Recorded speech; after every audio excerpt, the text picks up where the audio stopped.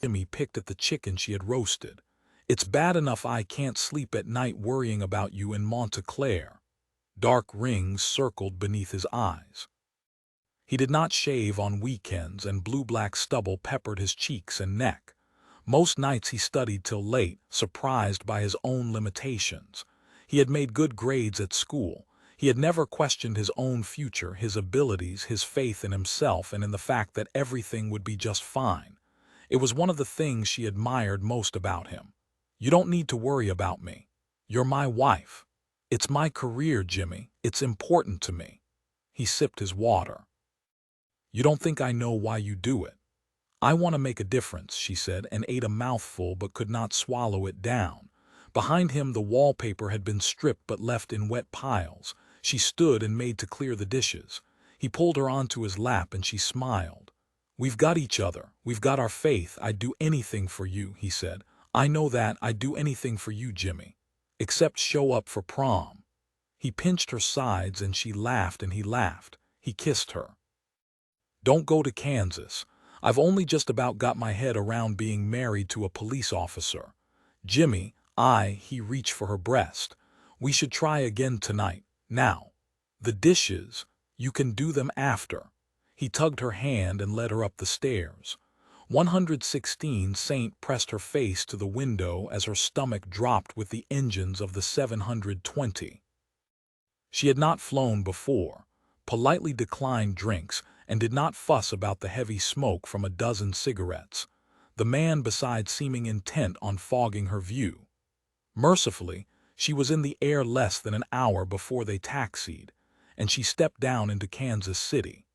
A car took her to the federal building, and inside she joined 73 agents and 43 support personnel covering the Western District of Missouri and the entire state of Kansas.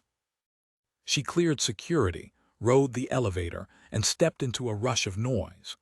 People worked phones in small cubbies with gray felt walls like a view would be surplus to the task at hand. A notice board showed faces, names and crimes ranging from murder to drugs to jail breaks. Rewards ran into the millions. She thought of Nix, of Monta Clare PD, a nervous flip in her stomach as she was led into a glass-walled office. She met with Hims, 2 decades older, with a title so long she lost it after executive. Plaques lined the wall, framed photos of him with various dignitaries she did not know. He ran a little history, from Eberstein to Bonnie Parker and Clyde Barrow. She wondered how many times he had told it, how many rookies had sat in her seat all wide-eyed and burning ambition. He homed in on the massacre in 1933, 4 lawmen dead at the hands of Adam Richetti and Charles Floyd as Frank Nash was being transferred back to Leavenworth Prison. He moved on to Ollie Embry, tucked a napkin into his shirt and broke a bagel in 2 and offered her the smaller half. She shook her head. "Thing about this job, you consume when you can. You never know when you'll be called out. With all due respect, sir, I still don't know what I'm doing here. You talk about being an agent, but I'm 2 years shy of your age requirement. We can recruit from wherever, so you're offering me a job. I think you might have made a mistake. You see, I'm a new." He set the bagel down, stood and dusted crumbs from his trousers. "We don't make mistakes. It's not a job, more like an assignment, and you can start. You're assuming I want it." He smiled at that. "I pulled your record, quite some background, the Eli Aaron case. I saw the photograph." Saint knew the picture. It had run on the front of the Post. She stood there small before the flames of the Aaron house, her cheeks dark with soot. A few hours later she would find Patch and save his life. "And you graduated valedictorian, turned down the Ivy Leagues. Is there anything you don't know about me? You're married." "Yes." She thought of Jimmy, how he had left the house before her, didn't wish her luck because he didn't want her to go. Hims picked up the bagel again, bit it, a piece of lettuce hung from the corner of his mouth. "Most of us were at some point. You're studying still, correspondence course, major in psychology with a minor in behavioral science." She had not told anyone but Jimmy that she was studying, and that was only because he found her papers. "Why?" he said. For exactly that reason, I'm interested in why. Nothing to do with a missing girl, name of Grace. He tossed a file onto the desk and she opened it, saw the body or lack of it, just the bones. Found by the Tensleep Creek, up by the Misty Moon Lake. But he turned the page for her. Her eyes scanned it and then settled on the photograph. She felt her blood cool as the air left her lungs. The rosary beads. Angela Rossi. Can't accurately date the death. One of yours though, right? Saint thought of Eli Aaron.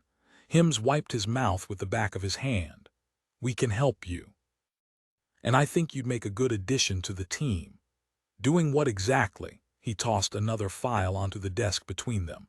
The lettering bold and black. Bank robbery. I don't understand, she said. The first page, the picture was grainy. The man wore a ball cap and sunglasses. How much did he take? She said. Couple $1,000. Hims handed her another 3 pages. 6 banks now. From Lawton to Austin to Kingsville. Almost got himself shot in the Merchants National. She flipped through interviews with tellers who all told the same story. He was calm and polite. Might not be the same guy, she said, the location's so far apart. It is. How? He pulls the same gun, she frowned. I'm sorry, but I'm still not making the connection here. Why you flew me out here when, all due respect, I'm green as they come. You've got people here, likely people that know something more than nothing about robbing banks. And he pulls a one-shot flintlock pistol, Hims said, leaning back on his chair and watching her intently. Likely a replica, real unusual. Her breath quickened a little. A pirate gun.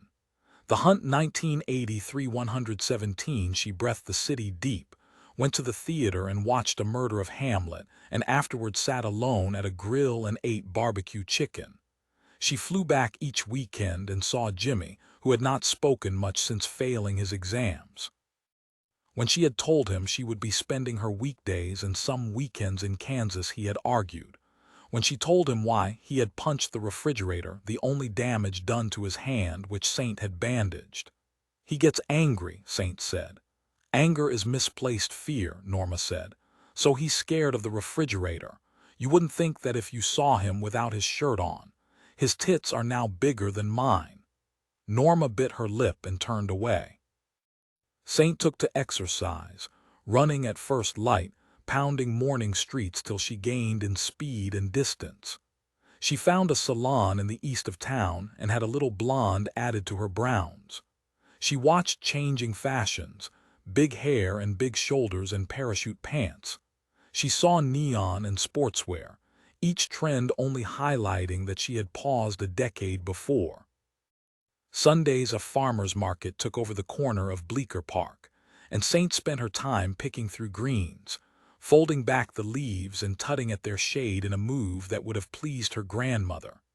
She weighed okra with her hands and prodded at watermelons to gauge their insides. Her sterile apartment soon filled with the rich smells of home. She cooked enough for a month, ate alone at a round table, and when she was done began the long cleanup. She took quiet comfort in having her own space, and if she were painfully honest, she would note it was mostly because Jimmy was not there. Sometimes she called and would get the machine. Other times she would ask about his day and he would fall mostly quiet and would not ever ask of hers. In the evening she settled onto her new sofa, closed the blinds, killed the lights and placed the tape into the stereo. She listened to Patch's young voice on the interview tapes. I miss her. His voice echoed around her apartment. The trade had been simple enough. Saint would search for him because Him said she had once found him when no one else could, and in exchange she could use the vast resources of the FBI to look for Grace. She would train with Him's team. Robbing banks is serious business, Him said, each and every morning, unsmiling as he ate a bran muffin. At lunch, Saint had finally asked why Hims cared so much about finding a man who did not take all that much. Some cases reach you. I have a daughter. I would hope if she were ever in trouble there might be a boy like Joseph Macaulay to help her. Saint looked up from her sandwich. And? Hims dipped a French fry in barbecue sauce. If we get him now, there's still a chance for him. He's ridden his luck. If you don't bring him in, someone else will put him down. 118 Saint drove 85 miles along Highway 177, past tallgrass hikers as she headed toward the red-roofed limestone Chase County Courthouse. She parked her sedan in front of the First Kansas Bank and saw Cottonwood Falls locals glancing her way. She was ushered through to a back office where she met with a girl no older than 19, toothy smile and thick brown hair. Her name tag read Dawn, and her nails were painted bold red like her lips. "You mind if I eat lunch while we talk?" Dawn said, unwrapping a sandwich so thin it couldn't have held much filling. She took a bite and frowned. "Sticks to the roof of my mouth so I might lisp my way through this." A tall man returned with a tape and handed it to Saint, threw a glance at Dawn and headed out. "He wants to date me," Dawn said. "His family owned farmland which he'll inherit. Fucking smell of those cows." "Can you tell me what happened?" Saint said, meeting her eye and trying to keep it. Dawn set her sandwich down and smiled. "Now that was a boy I could date." "A bank robber." Dawn clutched her chest, all theatrics. "He didn't rob nothing but my aching heart." Saint rolled her eyes. "I mean, it was a while back now, but I think about it each and every day. He came in and I was alone, which ain't unusual on a Wednesday morning, and he walked up to the counter and he smiled, and this wasn't no ordinary smile. I mean, it lit the place. He wore this cap, kinda like a flat cap, sort of khaki." "And what did he say?" "He said he was going to rob the bank," she said, smiling wide. "You weren't scared. You could tell he was decent, and I know how that sounds. He didn't even draw, just opened his jacket a little. And this gun was like it was beautiful, and his jeans were tight," and Saint held up a hand. "What else did he say?" "I opened the cash drawer and there weren't many bills, so I was scrambling for the key to the other, and then he looked past me at the photograph on the wall. You see it. It's my parents and me when I was small, the day they took the bank over from my grandmother. And this boy, he starts asking me about it." "Asking you what?" "I told him it was tough, you know. We're a family bank and we only hold local money, and the farming community, the slaughterhouses and feedlots, they're producing, but no one's buying. Wheat prices and all that. Kansas farmers don't feed the world no more." Saint saw the first hint of sadness beneath the glitz and the dits. "He just listened as I talked, and you know how boys just stare at your tits." Dawn glanced at Saint's chest and winced a little. Saint sighed. "I mean, this boy was listening to me. And he had this skin, kind of like gold, and his hair was a little blonde but darker, and I'll bet behind those dark glasses his eyes were. So you handed him the money and then called 911. Another smile, this time knowing, considered. "That's the thing. He didn't take nothing, just left the bills on the counter and walked out. He left the money, and me." Another sigh. "I wouldn't even have reported him neither, but they checked the tapes, you see." She followed Dawn into a small back office where the tall guy fed a security tape into the machine. "Y'all about to watch the beginning of a love story," Dawn said. When she saw him, Saint couldn't help but smile. She reached a hand out and stopped short of touching the screen. Her heart heavy, her mouth dry at the realization. She had known it, but seeing him like that. "What the fuck did you do, kid?" Saint said, quiet to herself. 119 She slept in a motel along Highway 33. Payne County and miles of green fractured by white-domed crude oil storage, the pipeline crossroads beneath her as she lay in a bath so hot she breathed steam. Outside, her sedan cooled, the engine ticked. Already she felt a little like a traveling salesman peddling the illusion of safety. The phone lay beside her, the cord stretched as she dialed. "Hey," she said. "Hey," Jimmy said. "How are you doing?" "I'm doing." "You can retake." He did not reply, and she could see him, sitting in his recliner. She asked after the animals, his parents, and if he had eaten. Saint heard SportsCenter, heard the ring pull of a beer. "I miss you," she said. "Come home then. The house and us, is it how you thought? Did you find a church yet, Saint?" "I'm still searching." She had not yet searched out a Kansas church to join. He breathed through his nose. "I love you so much, and I know that I've let you down, and my parents and your grandmother, but you didn't let anyone down. It'll be all right, Jimmy. You need to focus, and you don't think I study hard enough. Or maybe it's because I lay awake worrying about my wife and why she isn't home. Jimmy. For a while she listened and waited, and then she heard the cold of the dial tone. A minute later the telephone rang. Her calls were forwarded wherever she went, mostly so her grandmother could reach her. Norma had taken a fall, said it was nothing, but Saint had Nix pay a visit when Jimmy wouldn't. The two sat on the porch and drank so much brandy Norma had taken another fall. "Jimmy," she said, "there was a pirate named Francois L'Alanize." Saint sat up. "I mean, this guy was bad. He had a hatred for the Spanish that bordered on crazy. And I know crazy." Saint fought a smile. "One day he captured a Spanish fleet and pulled the still-beating heart from the captain, and he ate it. And he spared one of their crew so he could tell people what he saw. He sailed for maybe a decade before he was captured by the Kuna tribe. They tore him to pieces. Rumor has it parts of him were eaten. Lovely. There's poetry in karma, right?" She closed her eyes as the water dripped from her. "How you doing, kid?" "I feel like I'm getting closer to her, Saint." She breathed deep. It hurt. "Where are you? Do you wear the flak jacket with the yellow letters and the ball cap, or is that for the movies?" "Sammy told you." "It makes me feel better that you're out there on the right side, Saint. How's Jimmy treating you?" It's good. You know you deserve the world, right? Anyone that tells it different, I'll smack them in the mouth." She smiled and almost cried. The tap dripped. "Today I was in Cottonwood Falls, at the First Kansas Bank. Just the crackle of the line for a long time." "Right," he said, and she imagined him in a phone booth on the edge of the world, his forehead against the cold glass as he stared out at emptiness so vast he could not know if he was floating or just falling. "Dawn make you smile," he said. "You need to stop." "Yeah, you can't run forever, Patch." "I'm not running, I'm searching. I give people the means to search too. The net widens each time, not just for her, for every grace lost." "Are you eating?" She imagined his eye roll. "Yes, Ma. I ate a hog just last week." She sat up, the rivulets gathering, her mind on the clearing, on his small body that clung to life so resolutely. Her grandmother would now say there was renewed purpose for him. "I saw Misty," he said. "How is she?" She's perfect, you know. I remember. She told me you wanted to talk to me," he said. "I asked her mother. She told me Misty had long forgotten you, but I made her promise just in case. Covering bases. I need to see you. I need to talk to you in person." "I'll bet you do." Fed. Silence. And then he spoke, and this time he was quieter, less sure, the Patch only she got to see back when they were kids. "So this is it. It's you looking for me."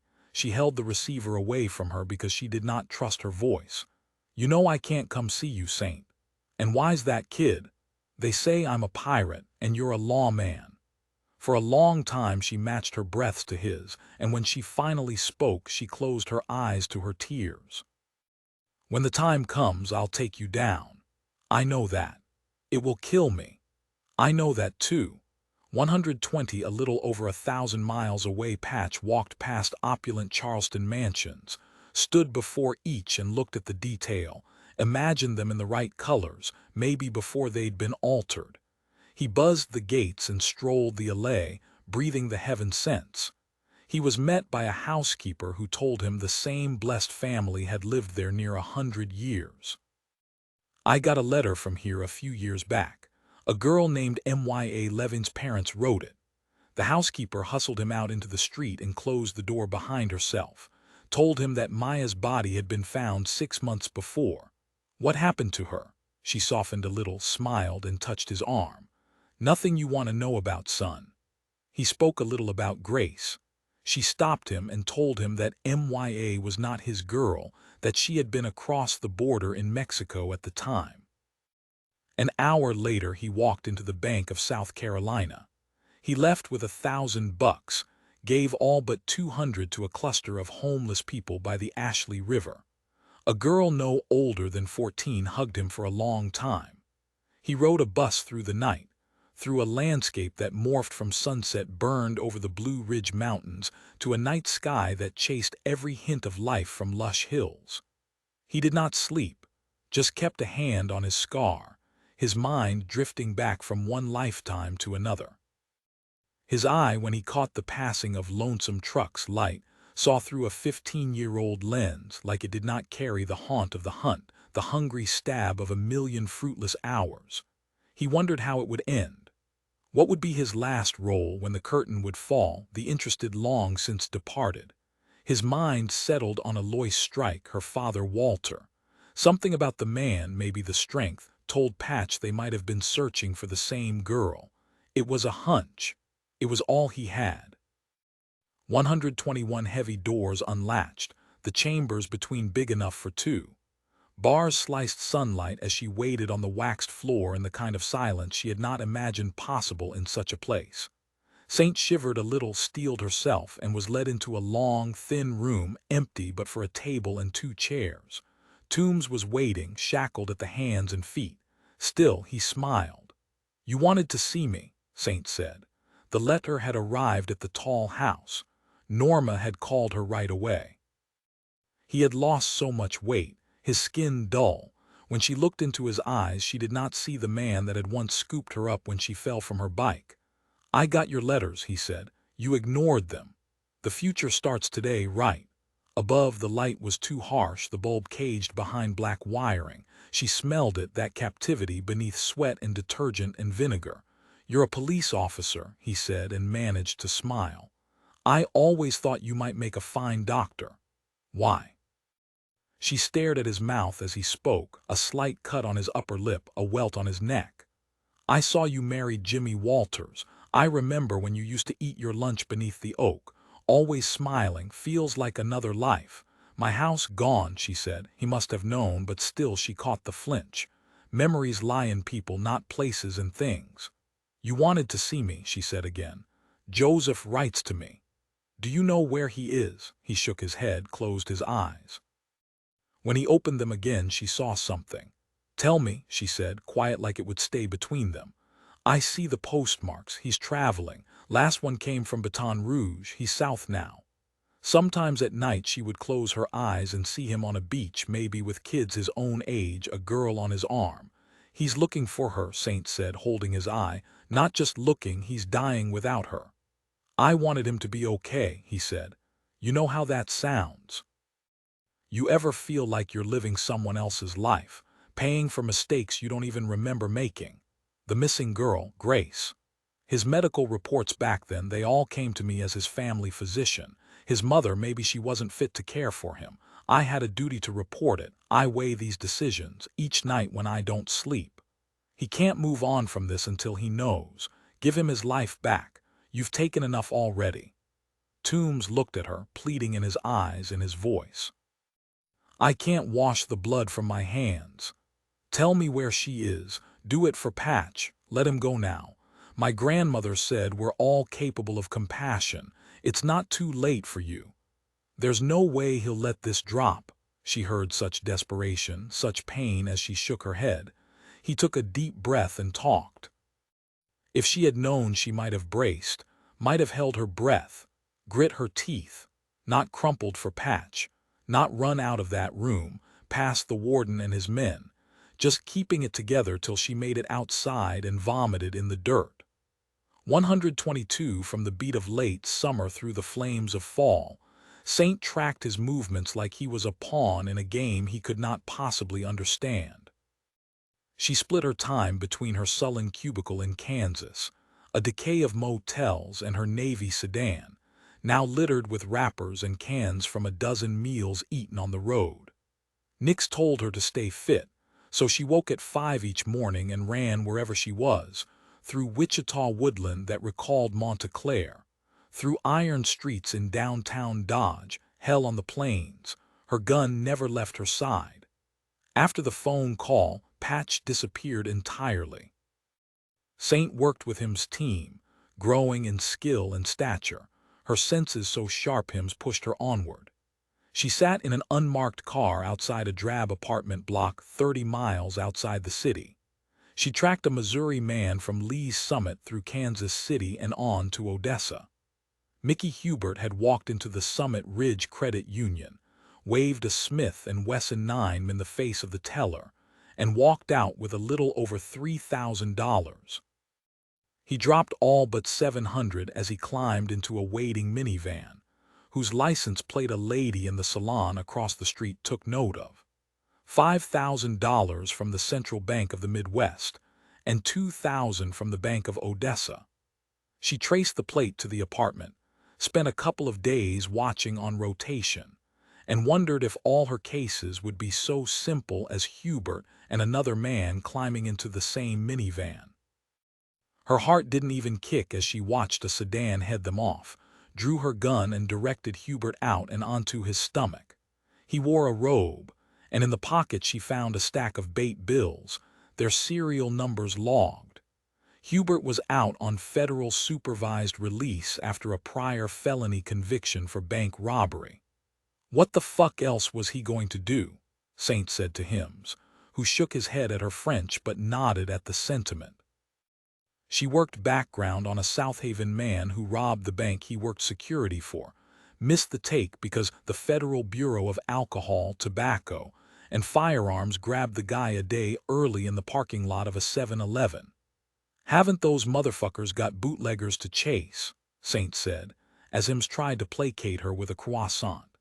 She drifted further from Monta Clare, from the life she was supposed to lead from Jimmy. Sometimes they went days without speaking. Jimmy's mother called her, told her she was worried about her son, told her Jimmy had missed church, that he wasn't used to failing at anything, and that maybe it was a little because of Saint, because he could not keep his focus while his wife was not living in the marital home. When she did return, he alternated between attentive and sullen, passionate and cold. She saw flashes of the boy who loved her, of the man growing tired of the woman she was still becoming. She settled into the rhythm of the unit, slept with files at the foot of her bed, and took each case so personal it was as if every dollar had been stolen from her own checking account. She leaned on a pusher pulled in on the floor below, who gave her the name of 7 others who were casing the Standard State Bank in Independence. She flexed muscle and budget, and under the eye of him set up 2 surveillance vans and bugged the back room of a bar on Southwest Boulevard. The night before it went down she did not sleep, in her stomach that cold pain she'd been searching for. All 7 taken, she made page 2 of the Kansas City Star. $500,000 saved, and they gave the front page to motherfucking golf, Saint said. Closest since the tie-in, Saint shot him a look. Hims turned back to his burger. 123 Thanksgiving she went home for 2 days, sat in the back of the church as her grandmother attended Mass.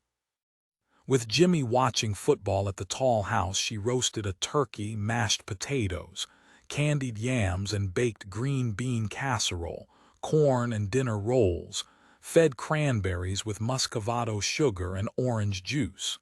She laid the table, and the 3 of them ate together among the mountain. "You want buttered biscuits," she said. "If I eat a tenth of what's already here, I'll likely die," Norma replied, and then cast an eye over Jimmy, who wore the reddened eyes of a man who drank a couple of beers before lunch, and then a couple of vodkas during. He had gained weight, blamed it on Saint not being there to fix his meals, so he had to order in most nights. Norma yanked the plug from the radio before the news played out and took her brandy to the back porch where Saint wrapped herself in a blanket and sat beside, her head on her grandmother's shoulder as she warmed the frigid air with the float of cigar smoke and swirl of her glass. "You don't call," Norma said. "I'll do better. Come back one weekend and I'll take you for ice cream at Lacey's Diner." "I'm too old for ice cream." "I'm worried about you," Norma said. "I carry a gun, Grandma." "I worry about Jimmy and what is happening to him. The male ego is fragile, an affliction. They know how to find the good in themselves, the decency and the respect, but sometimes they lose the compass. Love is a visitor." Norma took her hand. "Did you marry him because I told you to?" Saint did not meet her grandmother's eye. "I don't do anything you tell me to do." Through the starlight she saw the shape of the hive. She remembered that time like each moment was a pearl of summer, perfect and without blemish, light till so late, beginning so early like there was scarcely room for the dark. It was hardly night when I was a girl, Norma smiled. Must take its toll being surrounded by everything bad. I pray for you, you know that. I do. He gives us the tools to be better, to build better. And if we turn around and use those tools to hack at others, to undo whatever good has been constructed, then we may turn back and accuse him of not doing the building for us. Saint took Norma's glass and breathed in the warmth and the spices. I pray for Joseph, the old lady said. There was so much written in each line of her face, so much pain and sadness hid completely by the greatest smile Saint had ever known. I need to see him, Saint said. Norma wore an old purple sweater that Saint had once knitted for her. I wish the newspapers hadn't called him Patch all those years ago. I keep the cuttings, when they said you were a hero. I wasn't. Hush now. Norma took the glass back. When you kept the bees, I used to come out each morning before you woke to check for the dead and remove them. Their friends used to get together and attack me. Saint smiled. And you know why I did it? Because your day would be ruined, because you take the problems, the flaws in design, and you take them so personally. He's still a kid. And what does that make you? He knows right from wrong, and he knows how to paint. God, that boy knows beautiful. Saint looked up. You haven't seen it. 124 they left Jimmy sleeping on the couch. Saint wore her old fur-lined hiking boots. They walked past a cluster of revival colonials, and in the window of each Saint saw Christmas scenes straight from the front of a greeting card. Big trees and candelabras and the soft hue of fairy lights as they headed up a frozen main street. Only one store carried no decoration at all because it was not needed, and Saint smiled as she saw his new painting in the window. Saint spent a long time just as lost as the girl in the painting, unable to move away. Sammy came to the door. He wore a tux, his bow tie loose. Special Agent St. Brown. How are you, Sam? Warm and wealthy. Norma walked on slowly. The two stood in silence a while, staring at the colors. Can you just leave him be? Sammy said, for a moment clear-eyed like he knew the weight of the ask. Do you know where he is, Sammy? Sammy said nothing. Maybe I'll have someone take a look at your taxes, see if that jogs your memory. He shook his head, disappointed. You're bringing shit to a pissing contest. Do you know where he is? Sammy nodded at the girl in the heavy gold frame. Her name is Eloise Strike, and most nights when I lie down to sleep I see her face as soon as I close my eyes. Do you know where she is, Saint? Saint kept her eyes on the girl. Sammy spoke quiet and without challenge. Anna May, Summer Reynolds, Ellen Hernandez, you know where any of them are? No, Sammy, I don't know where any of them are. So maybe you and the rest, you look for them first. And then after you find the girls, you look for those soulless ghouls that took them. And if there's anything of you left, then you go after the boy. But I hope I'm long dead before that happens. Do you know where he is, Sammy? Sammy looked at the canvas. He had turned down $30,000 from a deer bank collector who traveled halfway across the country just to view it. I don't. She too kept her eyes on the painting. But if you did, then I'd be the last person you should tell. He nodded and might have told her he understood her pain, but she did not need his compassion. So she followed her grandmother to St. Raphael's, and in the cemetery she stopped beside Ivy Macaulay's grave for a moment before heading into the cold church, where she lit a candle, then sat beside Norma on the front bench. Last time you prayed here, Norma said, I felt just as desperate as I do now. You don't ever need to feel that way. Saint closed her eyes. But I sit here and I don't feel anything but fear. I don't hear anything but silence. The bad are the few, but often they shout louder than the many. Don't mistake silence for weakness. And so, beside her grandmother, she gave herself over. Saint closed her eyes and prayed to God that she would not catch Joseph Macaulay. And when she opened them, she turned to her grandmother. I'm pregnant. 125 people came and went. Hitchhikers bummed a ride from a driver too kind for the route. An old couple bitched quietly, seething at the interloper. Patch closed his eye to Hamilton County. opened it to the midnight lights of a Tennessee paddle-wheeler. At the break of a new day, he watched a woman on horseback, the sun behind her. Another bus and he made it to Stillwater, and from there, the bus filled with so many Patch gave his seat to a girl not old enough to carry the life that grew inside her. He traveled 5 days across 3 states and more than a dozen counties. In Oklahoma City, he sat the whole night at a bus station, found a pay phone and dialed. "I was thinking about Callie Montrose," he said. "Yeah," Saint said. He leaned back against the glass, cool through his shirt. "She was like us, right? Same age. Could be that she had a friend like me, and they hung out and hunted and fired cap guns in White Woods. I'm begging you to stop now. You're getting reckless, kid. And Marty Toombs just killed her. For what? I don't know. And Eli Aaron, all those girls just like you, just like Grace. I need to see you. I need to see your face and talk to you and tell you something." "Is it good?" he said. Are you pregnant? You'd make the best mother, Saint. Better than mine, you know. You'd raise a good kid. You're a good kid." "I'm not, Saint. No matter how you look back, before and after, I was always on the edge of something, always close to falling in. You held on to me, right? You and Misty, but I was always going to fall. You're my friend, Patch. Sammy says I'm a hustler, but it's not a bad thing.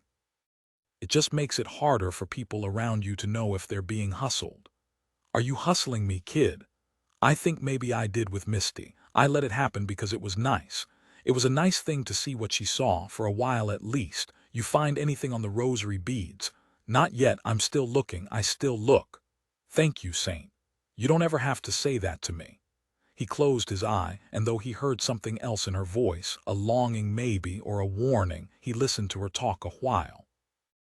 And she told him of Monta Clare and Norma and Chief Nix, and then he told her good night, and she could not find the words to say it back. He did not know that at the other end, Saint had traced his call.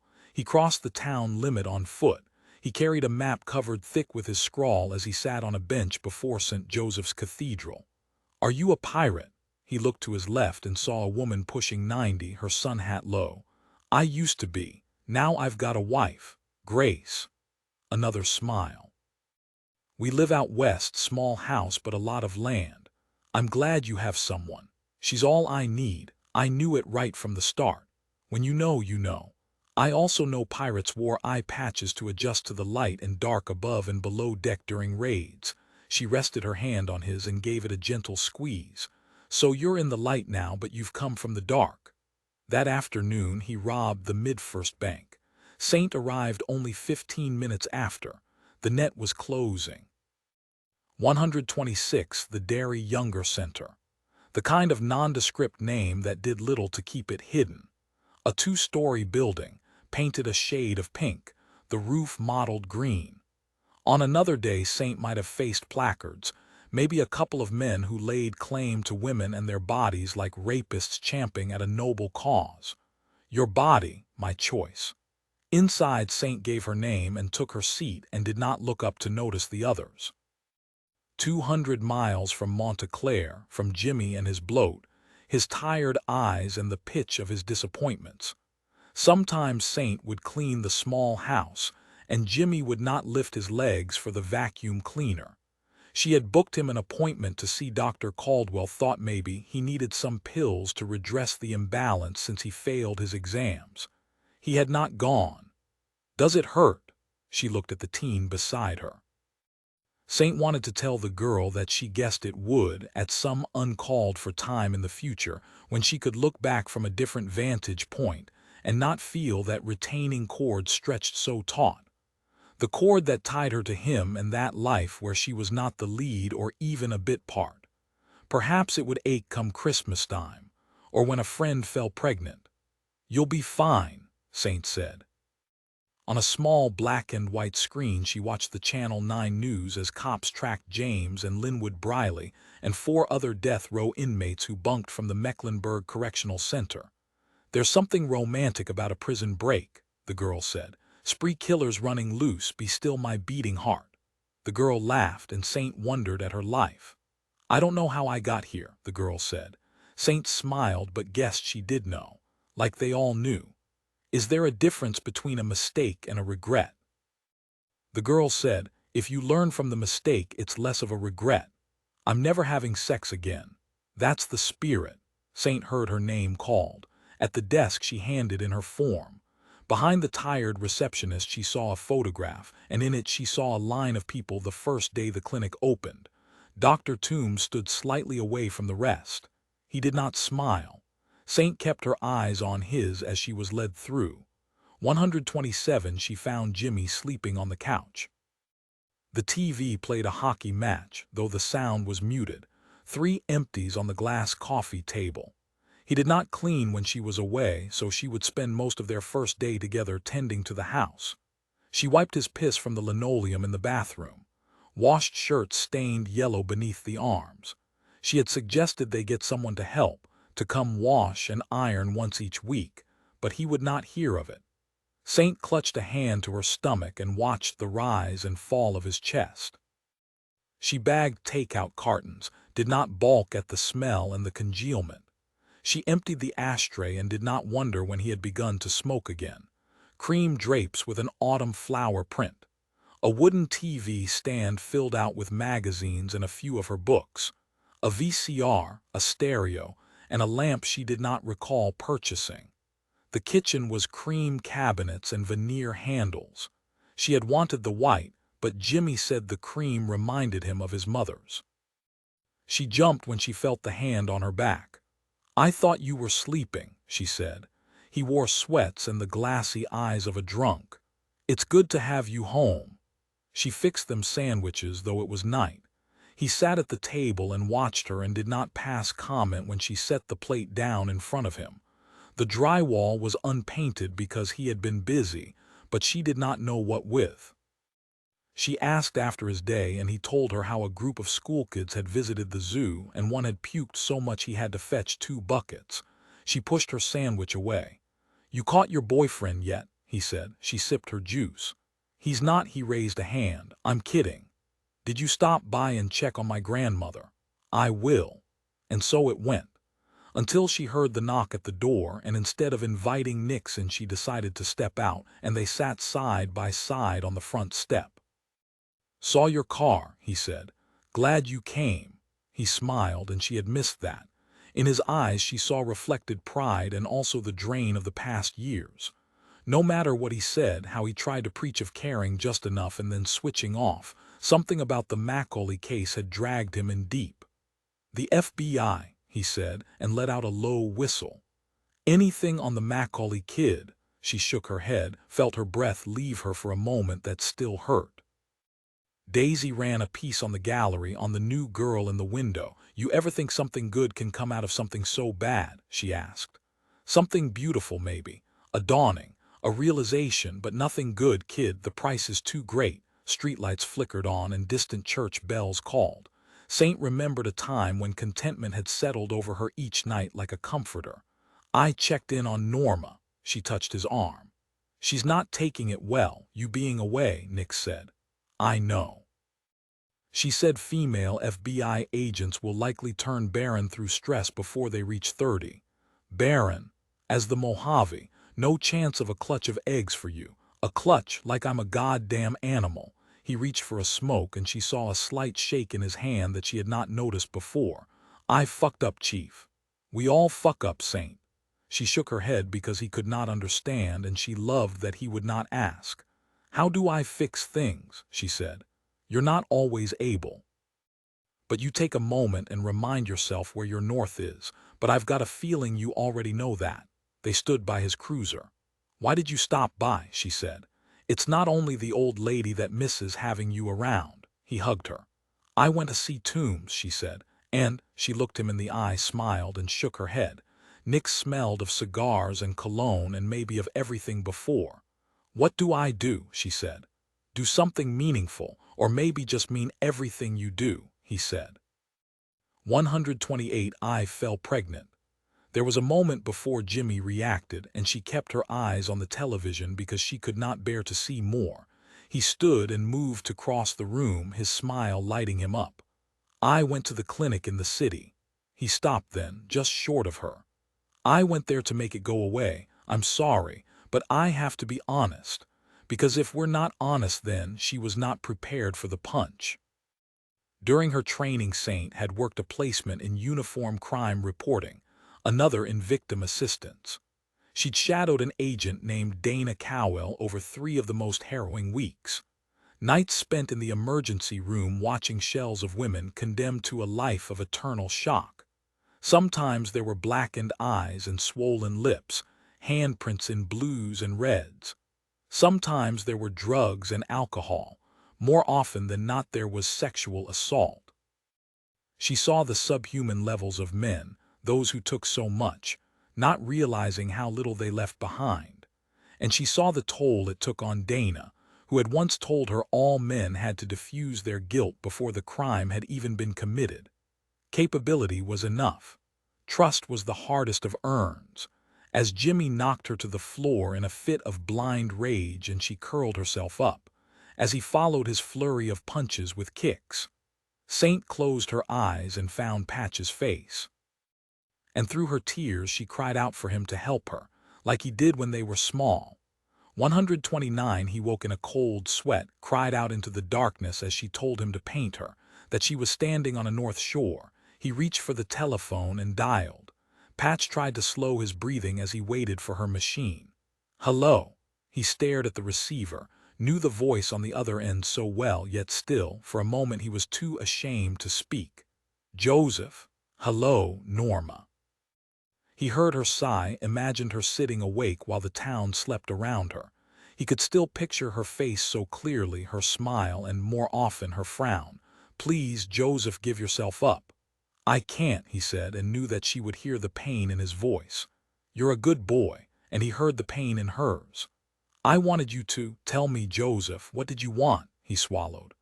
I wanted you to be my family, you and Saint. I wanted it's not too late for you. You come back and I'll take you for ice cream at Lacey's diner. He smiled. I miss you both. You're breaking my granddaughter's heart. His voice caught. He wound the telephone cord around his finger, blinked back his tears, and tried and failed to answer a statement he knew to be true. I'm sorry, he said. You have to let her go now. Joseph, Saint doesn't need you anymore. 130 Saint sat in her small apartment and stared at the map. It was large, covered half the floor, and she stepped carefully around it with bare feet. She had not slept or eaten, just climbed into her car and made the drive back to Kansas, where she stepped beneath a warm shower and did not dare look in the mirror. You didn't come see me, her grandmother said on the telephone that evening. Norma could not see the swelling around her eyes, the torn lip and the cut by her ear. The way it hurt to sit, to speak, like Jimmy had dragged from inside each thing that made her. She still tasted blood. I had to get back to work. You don't sound like yourself. I have a cold coming. You work too hard. I know, Grandma. Saint looked at her nails, short, functional. In her bag she kept mascara and lip gloss and a light perfume she'd bought for her last birthday. She thought of her tree in Norma's yard, how she would sit beneath the threadbare canopy and let the rain speck her coat. Where she had once jarred her honey and completed her schoolwork and dreamed of other kids coming over so she might dazzle them with her facts. She tried to see it but knew now that nothing would be alike. No memory would be clean because her path had led her so far from home. She knew of cognitive dissonance. She knew that negative associations could be unlearned and unlinked. She knew so much. Are you okay? Norma said. I am. When you come by, I'll take you for ice cream at Lacey's diner. Saint smiled and felt the sharp ache in her jaw, her tooth still loose. I'm too old for ice cream. 131 Saint did not leave her apartment for 2 weeks. She checked in with him and told him she was tracking the pirate. She listened to hours of interviews, pored over transcripts and tapes from her grandmother's answering machine, and plotted his route like there was some kind of method in reams of madness. She ate little, slept on the sofa, took comfort in Patch's voice as she shut out all the light and cranked the volume on the small stereo beside the television. She told me about the sky at Baldy Point, how Lake Altus spills from the dam, crashing its way along the Fork Red River. You think she's from that way? I just know that she saw it. She knew places I never heard of. How could I know this if she wasn't real? Saint brought her knees to her chest and took her pen and marked the spot in Oklahoma on her map. She told me how the sun sits on Fort Sumter before dropping into the Charleston harbor. In White Point Garden you can smell peach and violet. You know it's haunted, right? They hung 30 pirates in the marsh beside it. Stede Bonnet. She even knew more about pirates than me. Saint marked that point in South Carolina. She ate cans of soup. Did not let the sun in at all. Just broke from herself and moved into his world so she did not have to face her own. 40 hours. She was back there, her mind in Monta Clare, patch 14 again. She made it so I could see the mining villages, those elegant Victorian buildings. I could hear the stampede of bison, see the view from the mile-high step at the state capitol. Saint marked Denver.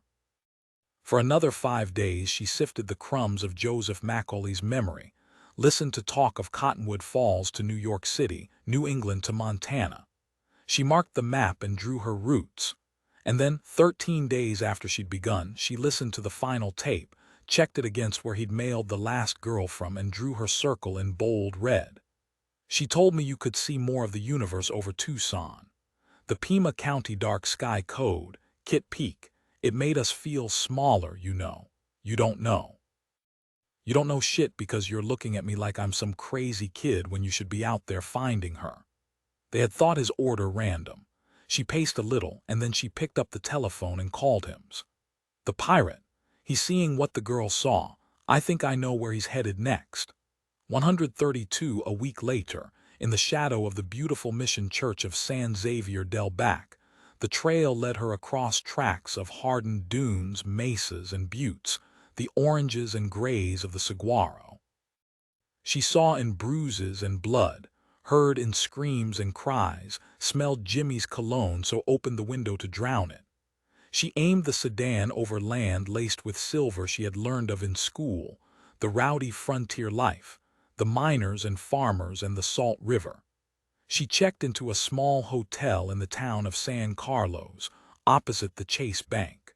For 3 days she sat by the window, the sun deadened by the faded awning. She gritted her teeth, slept in fits in the old armchair, sometimes saw Jimmy's face so real she rubbed at her eyes till only colors remained.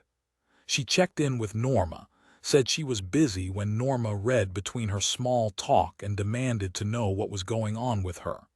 And then, in the vacancy of a Tuesday morning, as she stepped from the misted bathroom, her radio blasted. She sprinted down the stairs and out onto the street. Saint made it there clear ahead of the local cops, spoke to a shaken teller who told much the same story she was used to. Only this time he had followed the kid out front, watched him climb into an aging Chevy and head in the direction of the Apache Trail not 5 minutes before. She climbed into her sedan and gunned the engine, climbed through the gears, and opened the window to the lure of the superstitious mountains. Saint gripped the wheel tight as the road twisted and climbed drop-offs so steep her stomach flipped. Her radio crackled as she passed a steamboat on Canyon Lake, but she tuned it out, her eyes locked on the trail. Through Tortilla Flat and the Spirit of Outlaws, the smooth of the road ended at Fish Creek Hill, and she bumped away, slowing little despite the sheer falls, the barriers missing. And then, 10 miles from anywhere at all, she pulled off the track and parked in the dirt behind the pickup. He stood in the sunlight, the world unfolding in front, his back to her, but she stayed far enough from him. The road drops 1,000 feet up ahead. A couple switchbacks, he said, and then turned. And for the first time in so long, Saint looked into the handsome face of the boy she had given everything for. He looked taller, tanned, his hair touching gold. And when he smiled, it took all she had not to return it, absolutely all. "Hey, Saint." She drew her gun steady, her mind on her training. "Hey, kid." He stared at the barrel, the smile replaced by such sadness she almost broke again. "I like it when you call me kid. It makes me feel like there's still time." "There is. I'm getting closer," he said. "Eloise Strike. I think she might be my Grace. The The name and the look in her eyes, her father listens to Johnny Cash. Just like Callie Montrose's father. And 100 million more, she said, feeling the cold of her words, but still he smiled. In the distance, green hills erupted through the orange face of rock formations, the sky a blast so clear she almost could not breathe in the awe. You see those families at the lake, Saint? Sure. Kids with treasure maps looking for Dutch gold. I notice smiles. Maybe I didn't see them before. I need to see her smile, just once, and then I'll get on. I'll keep my head low and I won't trouble anyone again. I just need to see the smile I used to hear, because if she can manage that just once for me, then I'll know right. I have to bring you in, Patch. He stared past her. I didn't take more than they'll miss. These charities, Saint. That don't have enough. They won't find her if they don't have enough. Doesn't work that way, kid. The sun gilded him. I saw you a couple miles back this road, he said, and scratched his head, his shirt riding up, the stomach muscles lean. He wore a blue eye patch. She did all she could not to see the child, how they had run together the day he taught her to track whitetail tracks. Her badge burned hot. He took a step toward her. Please, she said. He saw her face then closer. Jesus. He spoke with such care, such worry. She found she could not lie to him. I told Jimmy I aborted his baby. He looked at her, the bruising and swelling so stubborn, no matter how she numbed it with ice, like her skin was too fragile. And he did this to you. She saw that dark in him, raised a hand to call him back. I deserved it, the apportionment of dues. It's what keeps our world in check. Saint, his hand rested gently on the back of her neck. She felt nothing but warmth. She stepped into him and closed her eyes, and for the first time since felt close to something, to home. They stood there together, and she let him hold her, and she thought of what she had done and sobbed into his chest. Above them a red-tailed hawk circled, and as it called she pushed him back. You have to turn around and put your hands behind your back. Her voice held. The track gets bad. You can't drive it fast, not if you give a damn about your life. You deserve everything good, Saint. Turn around and put your hands behind your back. I can't do that. She's dead. He watched her. Toombs killed her, he told me. He buried her in Thurley State Park. Won't say more than that. You're lying. Her tears fell. You know that I'm not. They'll add it to his sentence. He's dead anyway. He shook his head. Liar, please, Patch. I can't leave her again. I won't. Please, she said under her breath. If it's not me, it'll be someone else. Someone who doesn't see you. Just the things you've done and might do again. You're strong enough. You do what you've got to do. He smiled again. This time it was less, and in his face she saw so much that he had lost. She thought of Misty and the kids in their class, kids that had gone on to college, to jobs, to family, and everything he deserved. She whispered, please God, don't make me do this. And then he turned and he broke for the car. Saint held her breath and pulled the trigger. Fate 1990-133, Saint stood in sunlight despite the frost, crystals that sheen the lot like jewels on that most precious of mornings. She drove a year-old Bronco, the thing so big her grandmother told her she looked like a raisin atop a monster truck, but it made shorter work of their white street as record snow fell. The James Conner Correctional Facility sat in tracked soybean fields, built low so it could not be glimpsed from the highway. Heavy locks turned and he appeared. She smiled. He smiled. Patch walked with a slight limp. The bullet had passed through his thigh, nicking the bone but missing every nerve and major blood vessel. The surgeon had said he was lucky. Patch knew that luck was born from her hours spent at the shooting range, hitting nines with her eyes closed. Hey, Saint. Hey, kid. He opened his arms and she stepped into them, pressed her head against his chest and squeezed till he called for mercy. He wore a khaki shirt, his hair close cropped, his eyes still bright. She wore perfume, a little makeup, her glasses exchanged for contact lenses. They rode those miles on Interstate 44 with Patch watching passing trucks and gas stations, leaning water towers and distant silos iron against a pale washed sky. Now and then she looked at him and fought the urge to ask if he was okay, because she did not know how you could spend 6 years caged and leave without bearing some kind of difference. They ate lunch in a diner of ragtag patrons by the Will Rogers Turnpike, where they ordered burgers and fries, and she could not help but think of every major and minor thing he had missed. He had lost a little weight, still so handsome the waitress added a smile as she fetched their order. "How's Norma?" he said. "Still there." Saint had tried to visit him more than a dozen times, though Patch would not see her, or return her letters, though still she wrote them. 100 pages of nothing, of telling him of her small life, of how she had moved to supervisory special agent, which didn't mean all that much more than she could afford to rent a bigger apartment to rattle around in. How she had moved departments, worked fraud for 2 years, wrapped a major case, handled dozens of indictments and pleas. How she walked up the stone steps and into the courthouse on State Avenue and watched a young judge hand out sentences that would lead many to die in prison. How she knew she had done a good thing but felt a cold detachment. She wrote of how she thought of getting a pet, maybe a Maine Coon or a rag doll, but settled on a small aquarium. How she played piano again. Looking back, she was not surprised he had not replied. A couple of 100 yards from the Kansas line, they broke the swells of a snowstorm that slowed them into Missouri. "I saw you in the newspaper," he said.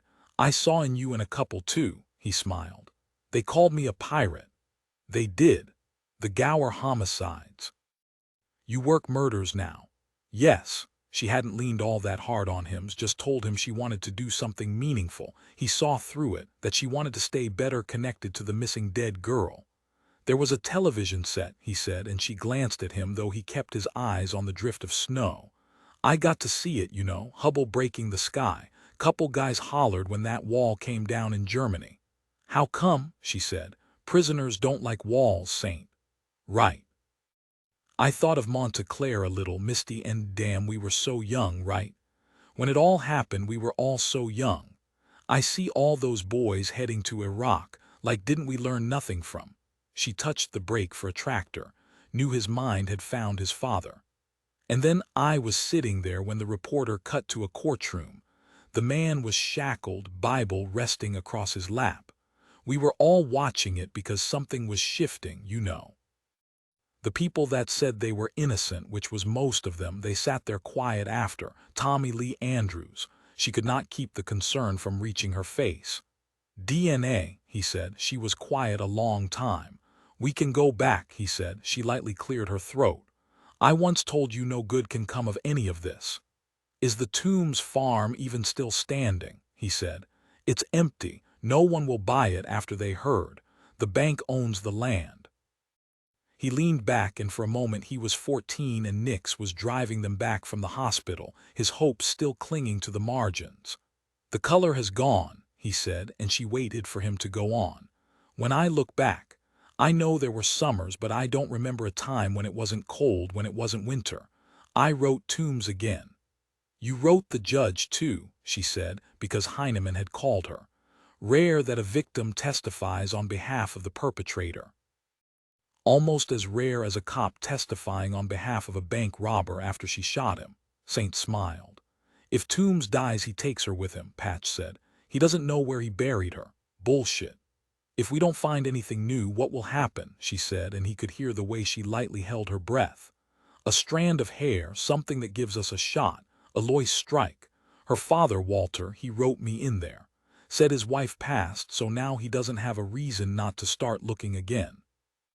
"What will he find?" she said. "Maybe nothing. Maybe it's what keeps him from dying too. Hope is expectation. Anyone that tells you less is lying to themselves." As they drove into Monta Clare, he stared at the streets like he expected something to have changed. "My grandmother tended the yard, and we painted the windows last summer," she said, quiet as they pulled onto Rosewood Avenue. He took her small hand in his. "What you said during the trial and all, and after what you'd been through.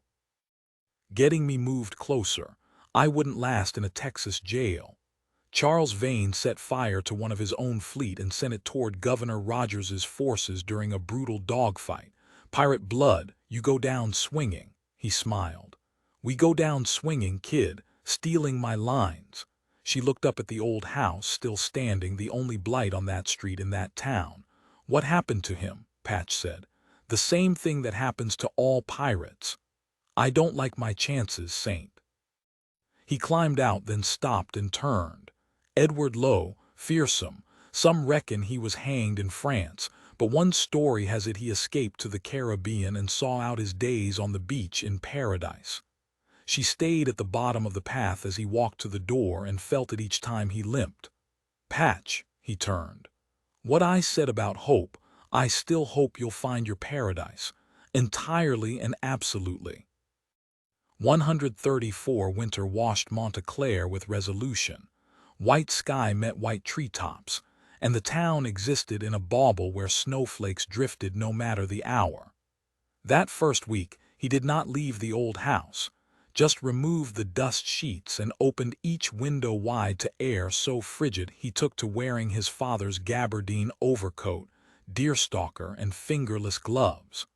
"What the fuck do you look like?" Sammy said, as he pushed his way in and decanted a bottle of Glen Grant he'd been saving into 2 glasses. In the tired living room, Sammy looked around. "It's so fucking dull in here. If I had a gun, I'd blow my brains out just to color the decor." "I'll go fetch my father's Smith," and Sammy sat on a wicker garden chair and crushed it fully, cursing as it imploded, his feet kicking up as he landed on his ass, while he made a decent production of keeping his glass level. Patch laughed so hard he had to head into the yard to ease the pain in his stomach. "You need to buy yourself some furniture." With that, he pulled a check from his pocket and placed it on the kitchen counter. "I sold a painting." Patch moved to protest, but Sammy held up a placating hand, the middle finger raised in case there was any room for discourse. "You said take care of the house, taxes. What did you sell?" "Relax. None of the girls. I sold the ice." Patch closed his eye and saw it, the 2 figures shapeless, serious, casting the only light on the frozen lake as a dozen colors rained around them, the brightest emerald to the coldest cobalt, though the 2 could see only each other. "Who bought it?" "Same woman over in Jefferson City. I had 7 bidding." "You reckon one day I can buy it back?" "No, you paint another." He shook his head. "Then you at least come collect the mail." "Sure, Sammy. And this shit." Sammy nodded toward the 2 large bags he had carried in. "Videotapes. News taken from the past 6 years." "You made these," Patch said. Sammy waved him off. "I was fucking the girl from Channel 7, archives, had to take her to dinner, Jesus." "Thank you for your sacrifice," Patch said. Sammy stood, rubbed the base of his spine, and aimed a curse at what was left of the chair, another at Patch. "How was prison? Your asshole still intact?" Patch frowned. "You get the package I sent each Christmas," Sammy said. "Guards took the cheese." "Beaufort Date, the Prince of Gruyers. What about the sashimi?" Patch shook his head. Sammy threw up his hands in despair. "The fucking Wagyu then. You know they don't let you cook your own, fucking warden. I furnished his feast 6 years in a row. Almost feel bad for adding it to your debt now." "Almost." Sammy drank 3 glasses. Patch followed him to the door. Sammy cleared his throat. "It's good to, I know. I mean, this town without, yeah." 135 Patch strolled when the town eased quiet and soft snowfall froze solid. He avoided Main Street, kept his head low, and breathed that free air so deep his chest burned with the cool. In prison he'd sat with an old man named Terrence Roots in the weeks leading up to his release. Might have served the full 14 years had Saint not shown at the parole hearings. Smart in her suit, impressive with her title. Patch had not left his cell, but Roots broke it all down, and then prepared him for re-entry, like he was about to tear through an atmosphere so inhospitable he would likely seek solace in a return. He was taught of seeking mentors, core relationships, locating resources, and serving others. Roots spoke of developing daily routines, like the couple of 1,000 days of habit had not ingrained. Finding help, avoiding trouble. Patch nodded when he had to, wrote down what needed writing down, did not tell the man, or the judge, or the parole officer that they need not worry about him, that his purpose had died hard that first year, as he lay awake each night on his bunk, reached out his hand but could not find her at all. He had mourned her death quietly and completely. Saint phoned each evening, and he made enough time to tell her he was doing just fine, smiled as he spoke because one of the men he bunked with agreed you could, in fact, hear a smile. He worked the driveway, cut a path in the ice, then began cracking it down with the heel of his boot. Saint stocked his freezer with dishes and clear instructions of how to heat each of them. He ate fried chicken, salmon patties, meatloaf, smothered pork chops, and banana pudding. Sammy showed with another bottle, this one a 1950 Martell very old pale. He poured 2 glasses and drank both down, then opened a bottle of Courvoisier for Patch and finished off the Martell himself. You wouldn't taste it right with your waxen prison tongue. So drunk was he, Patch helped him back to the gallery, his first trip onto Main Street, which had not changed all that much since he had been away. A couple of stores exchanged for newer models he did not know. He pulled his collar up and stepped through the door as Sammy collapsed into a scroll wingback and passed out cold. It was only when Patch turned the harsh lights on that he saw them. Each girl against the brickwork, framed and hung with such care and flair for a long time he did not move, just stared like they had been dredged from a long sunken shipwreck of memory. He walked around, afraid to cast an echo, 14 again. Sammy had not parted with them, had not made space for paintings he could sell. Patch moved from Anna May to Lucy Williams, Ellen Hernandez to Mya Levin. Only at Alois Strike did he stop and stare into her eyes and search out his grace. And at Callie Montrose did he reach out and stop just short of stroking her hair. For 2 hours he moved through prints that spoke of more than a decade of his life. And then he saw the sack of mail, sent to the gallery that held his paintings, from the parents of the missing, desperate to reach him. He grabbed a silk twill blanket, the Diamante print from some fabled Italian archive, and gently draped it over his friend. You did a good thing, Sam, but it's over now. 136 in the old house. He sifted through a collection that screamed of his madness, items he had not seen in 10 years, that used to bring him closer to grace. The shelves bowed with time, local newspapers and cuttings. The walls papered with old maps, streets colored in marker pen, and beside them clippings from a dozen catalogs, Junior Bazaar, Mrs. Fashion, Sears.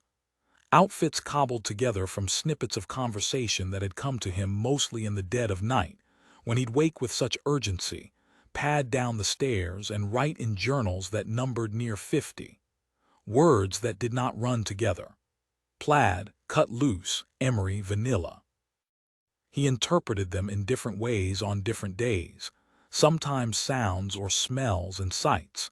He cut faces from magazines, joined them to hairstyles from newspapers, sometimes changed the eye color with the shade of a paintbrush. He did not know if it was that leaden certainty that she was gone, or that he looked back at his folly from a mind recused, but he gathered the assemblages, tore everything from the walls of his old bedroom, and filled a metal trash can in the yard.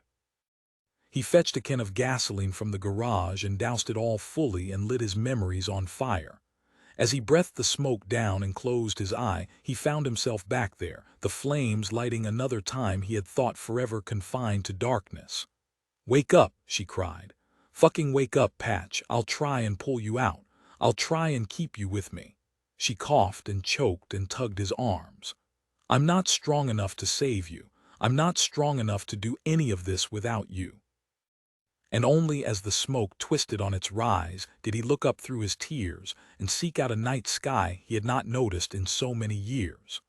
137 Saint returned to Monta Clare and dragged him out of one old house and into another, where he sat with her grandmother on the porch and listened to the old woman alternate between blowing her harmonica and sucking on a cigarette, one time losing her rhythm and sending a plume of smoke through the mouthpiece.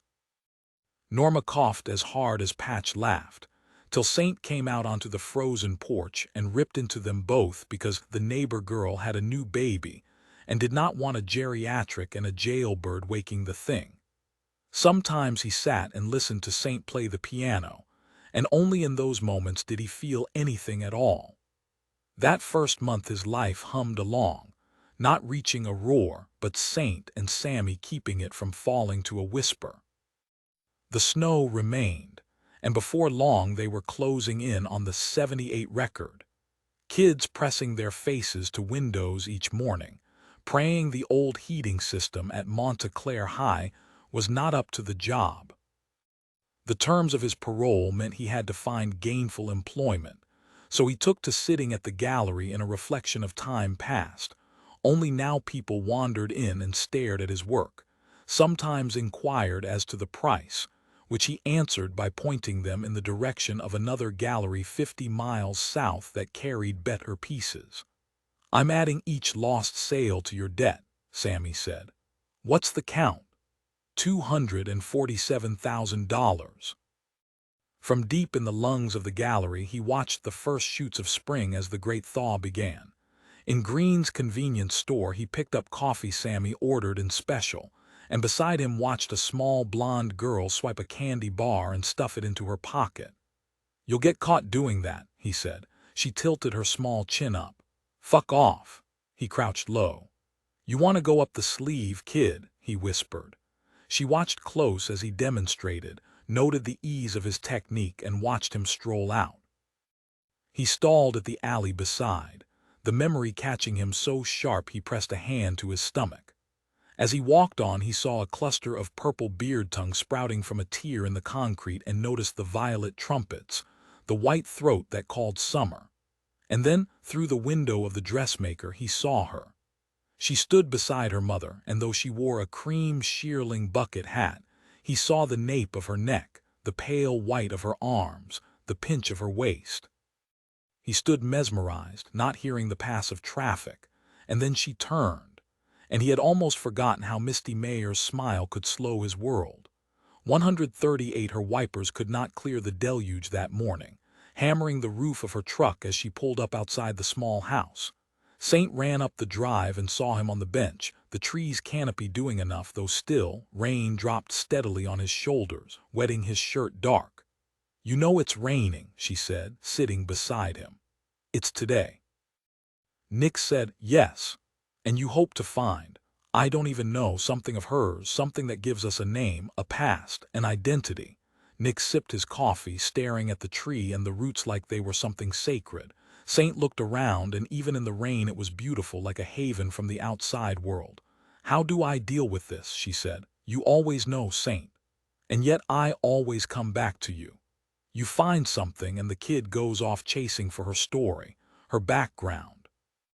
You don't, and he'll find some other way of keeping it spinning. I used to think it was crazy. And now I think if he loves her, if he cares that deeply, ain't even a choice to make." "You ever get lonely?" she said. He watched the sky through the trees. "The memories are enough. Maybe you tell the kid that. My grandmother says you pray an hour each week, before the service begins. What do you ask for?" He sipped his coffee, and she smelled caramel and flowers and bit her smoke. "I ask for understanding." "For what?" "The bad things I do." She could not imagine him doing a single bad thing. "I don't see you at church anymore," he said. She smiled, but it was small. "I'm not sure that I'm ever welcome. Jimmy Walters doesn't decide who belongs, Saint." Jimmy's mother had told the town of Monta Clare her secret, that she had terminated a life, that she had broken a pact with God. Norma had not spoken to her much that summer. "I pray at home, sometimes by the lake. I don't kneel or clasp my hands, but I say what needs saying," she said. He reached out and patted her knee. "You're a good person, Saint. Tell that to my grandmother. She loves you. She does, just less now." "That can't I test her faith," Saint said. He smiled. "The great ones always do." 139 at the mud trails, Saint saw a single white van. 3 women stood pulling on forensic suits. Pat showed, though she had told him not to, and he stood far back between trees still sparse from the hangover of winter. The old Tombs farmhouse stood strong. It had weathered greater storms than errant owners. Built a year before the 1896 St. Louis tornado took a couple of hundred lives. Saint had pulled the title for no better reason than tombs seemed to care so damn much for a building, and so damn little for human life. Distant land had grown wild, florets spiked. In the distance, big bluestem reached 7 feet before thinning to white birch, trunks like milk that raised arms already beginning to color. Saint stared at the house in wonder, the grain boards dark like they'd been freshly stained. The immediate acres still appeared tended, like someone was waiting on the return of life to ground made fallow by the saddest story. She did not follow the team into the house, stayed back and let them work. She knew of a rising tide of convictions being overturned. 7 on death row had their futures reinstated thanks to strings of sequence she did not fully understand. Hymns told her of double helix, genetic instructions, and molecular markers. They worked the best part of that day before moving to the underground store. Saint sat in the Bronco, glanced in the mirror and saw him still there, but did not summon him, his presence alone a flag that could one day be raised should anything come. She did not know how they sifted through so much human debris, allocating hairs to heads, skin to bodies. When they were done, she watched the van press the gravel deep as it followed the trees and curved out onto the road. "You stood there 7 hours, she said, as he walked over, that slight limp still catching in her throat. "When will you hear?" She shrugged because she did not know. It was an act built on favors she would one day have to repay. They sat on a slick rock, knees touching as she poured coffee from a thermos, black and bitter, and drying their mouths. She leaned down and picked up a magnolia leaf, inspected it, and carefully placed it into her pocket. It rained too lightly to trouble them. "This could be it," he said, "if she's in the database, and if not," he cupped the plastic and breathed its steam. "I just want to say goodbye, maybe find her family, I don't know. I understand." He needed closure to a chapter already too long.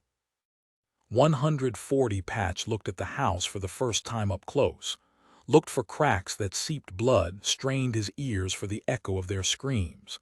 "I can't see any of it, and I know how that sounds, but have you seen Misty since you got back?" she said. "We're going out tonight." The week before his release, Saint had sat in the salon as the woman lightened her hair. She had been to the nail salon, bought new makeup and perfume and even some new dresses. She was fit, her body lean, her face clung to youth. She drew looks from men, comments from assholes. "I look out for her when I'm in town. Maybe she doesn't walk into Main Street anymore. They've got the department store in Palmer Valley now, fancy dresses and all that.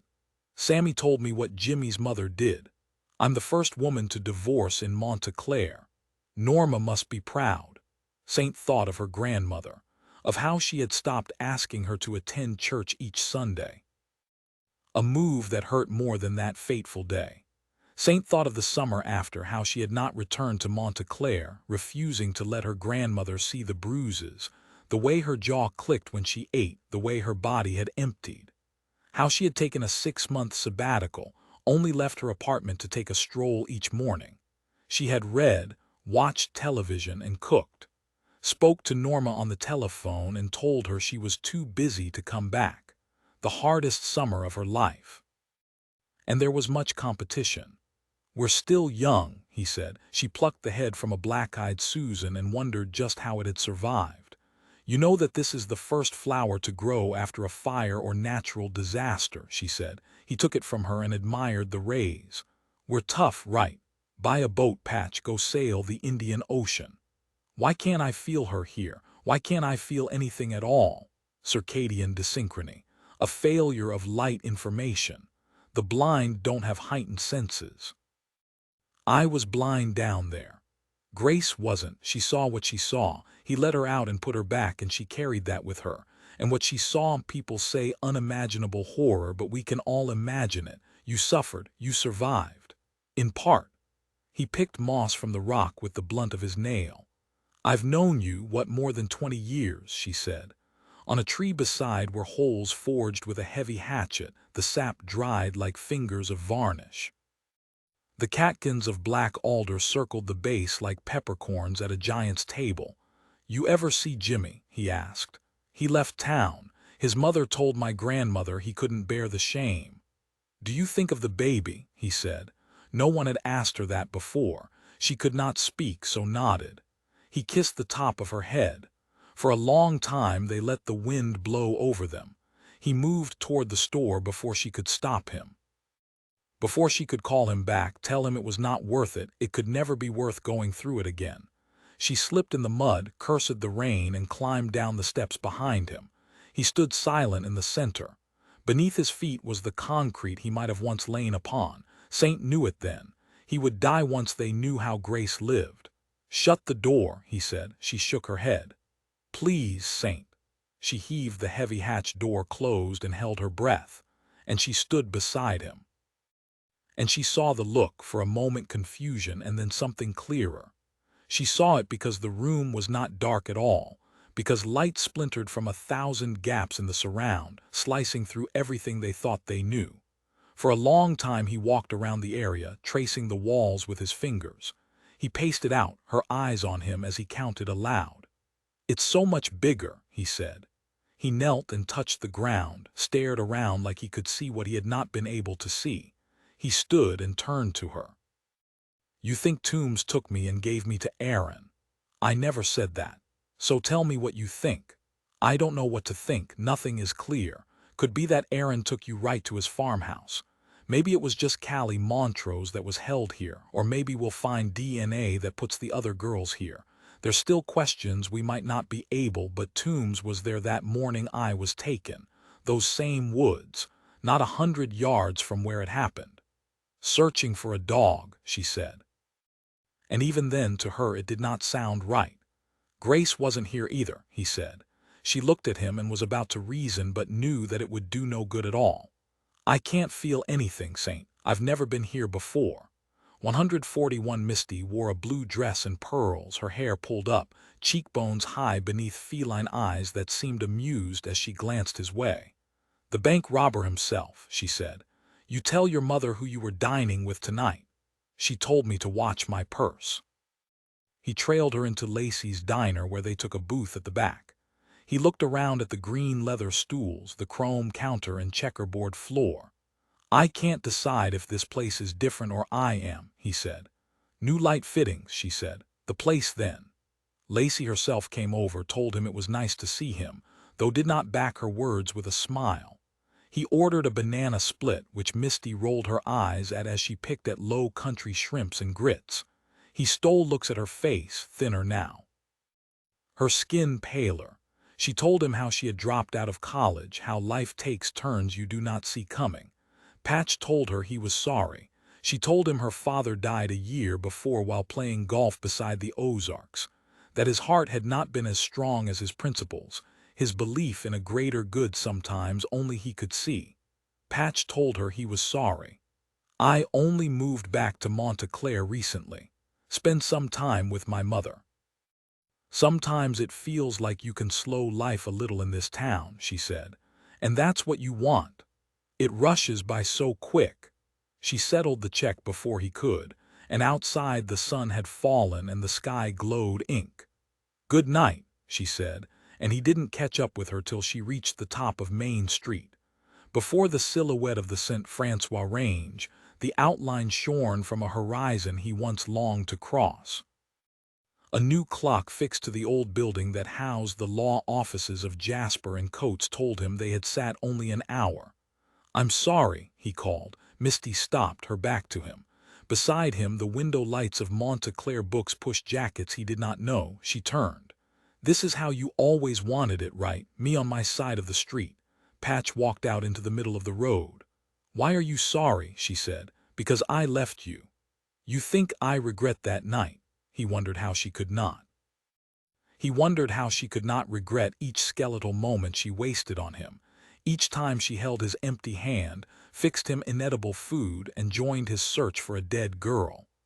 My mother, when she saw you were back in town, when she heard I was meeting you tonight, she told me what my father did. Behind her was a new store that sold ironstone bowls, earthenware plates, and metal skillets. He saw organic dishcloths and oatmeal linen, and imagine the couples that came there seeking to upgrade after their starter sets, slowly making the exchange from temporary, from light to substance. He knew then that what he had taken from the Mayers was more than money, more than a chance to give his mother what she chased. She stepped down onto the road.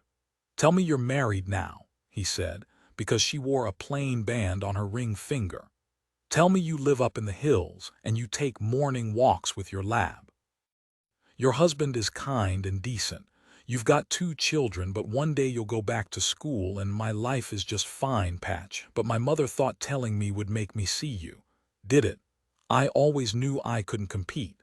It wasn't a 'you're right,' it was a shutout. I see that now. I mean, technically we both scored that night." She finally broke a smile. How can I stay mad at the boy that saved my life?" 142 Misty bought a bottle of wine from Green's, and together they walked up the hill to the edge of the road, sat back on the grass and looked out high over the light of Monta Clare to the dark of the mountains, lined up like an audience waiting on their encore. "I know it was a long time ago, but we loved each other, right? I need to know that." Above, they watched the showers, the lumps of rock that had traveled 1,000,000 miles only to die in their world. "Sure, Mist, we loved each other." She shivered and he slipped his arm around her, his finger in the gully of her ribs. She asked him about his life. He spoke for a long time. She gasped when he talked of being shot at by a guard in the Merchants National Bank, limping into prison and staring down a 12-year sentence. How he might not have made it through but for a prison guard who stopped it before it began, a man big in every way. He told her of life imprisoned. Some nights he saw flashlights beaconing the new toward isolation chambers because they'd tried it and failed and would now be watched so they could not try it again. At 8, he would leave his cell and see an old man mopping blood spilled from that freshly cut wrist. Into the communal bathroom where 40 men washed up, cleaned their teeth, tried not to breathe shit from the toilets. He told her how he ate oatmeal then worked the penitentiary's industrial laundry. 8 hours each day, each month tending 1,000,000 pounds of linen from surrounding hospitals and institutions. He learned the machinery, checked the filter screens and fill hoses, changed frayed belts and blistered brushes and wiped down gaskets. The menu changed with the seasons, food nothing more than fuel after a couple of rotations. And then he talked of grace, of those first years when he mourned, when each evening he read the books she had spoken of. From Heathcliff and Lost Love to Holden Caulfield and his rail against phonies. He would close his eye and drift by the tropical island watching the scraps of Ralph's savaged ideals, laugh at Scout and hear Atticus Finch in Grace's noblest rants. But it was then, when the lights cut and sleep would not come, that he truly missed her and Saint and of course Misty. "Did you paint?" she said. "I lost my reason to. I'm so sorry she's gone. I think about it and I can't see it, Tombs and her." Thurley State Park. Saint took the dogs there. A team. She drove back each month. "I want to go there and I don't.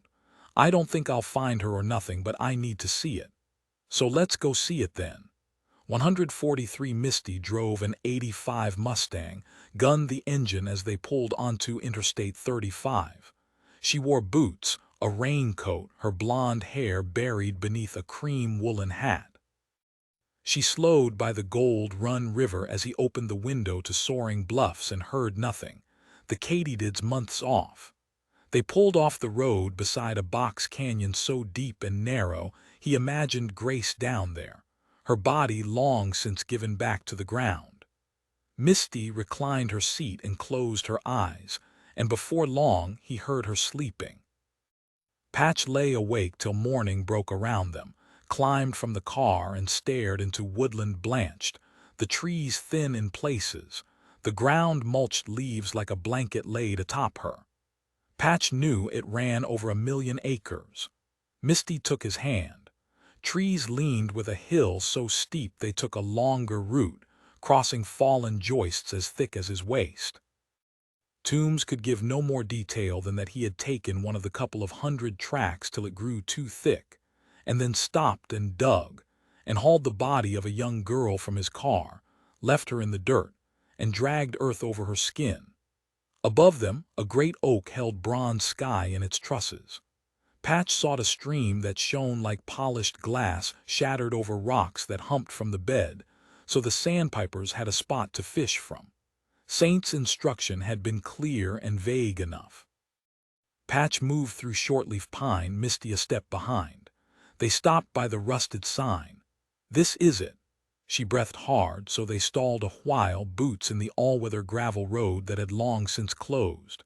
Saint had mapped the area, relayed everything Toombs said, and guessed at the route he'd taken from Monta Clare, the likeliest place he'd pulled into, the next access road near 70 miles along highways he would not want to travel. "The rooftop trail," he said. They walked slow. The track rose steep, near 500 feet above Dolomite glades ringed by American smoke trees that opened for a horizon of thick oaks, hickories, and walnuts. "No way he carried her this far," Patch said, without emotion. The thought so cold Misty pulled her hat low over her ears and hugged her raincoat around her. From there they walked back down, Patch stopping at each break in the trees. Each tableland before it rode the cascade of mossed banks slick with morning dew and knots of Joe Pye weed. For hours he stopped still in places, looked at the dirt like there was method to his madness. It was only as they came back in sight of the access road that Misty stopped. "This is the road by Turner's Breach," she said. He nodded. "There was a storm when you were taken. Took down tracts of woodland. I remember they didn't clear it till fall because the Danby Dam burst. My father owned land further up and took the Department of Natural Resources to court. It was in the Tribune."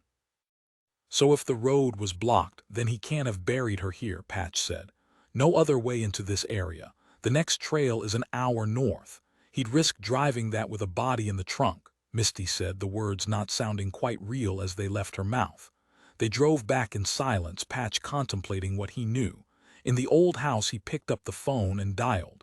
Saint answered like she'd been waiting. She made her checks and called him back. "Doesn't mean he lied, Saint.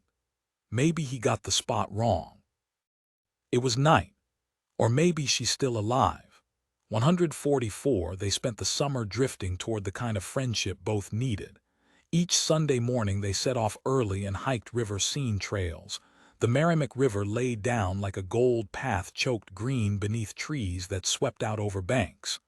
Misty told him of hydrotropism, her hair pulled back, her cheeks blush from the gradient.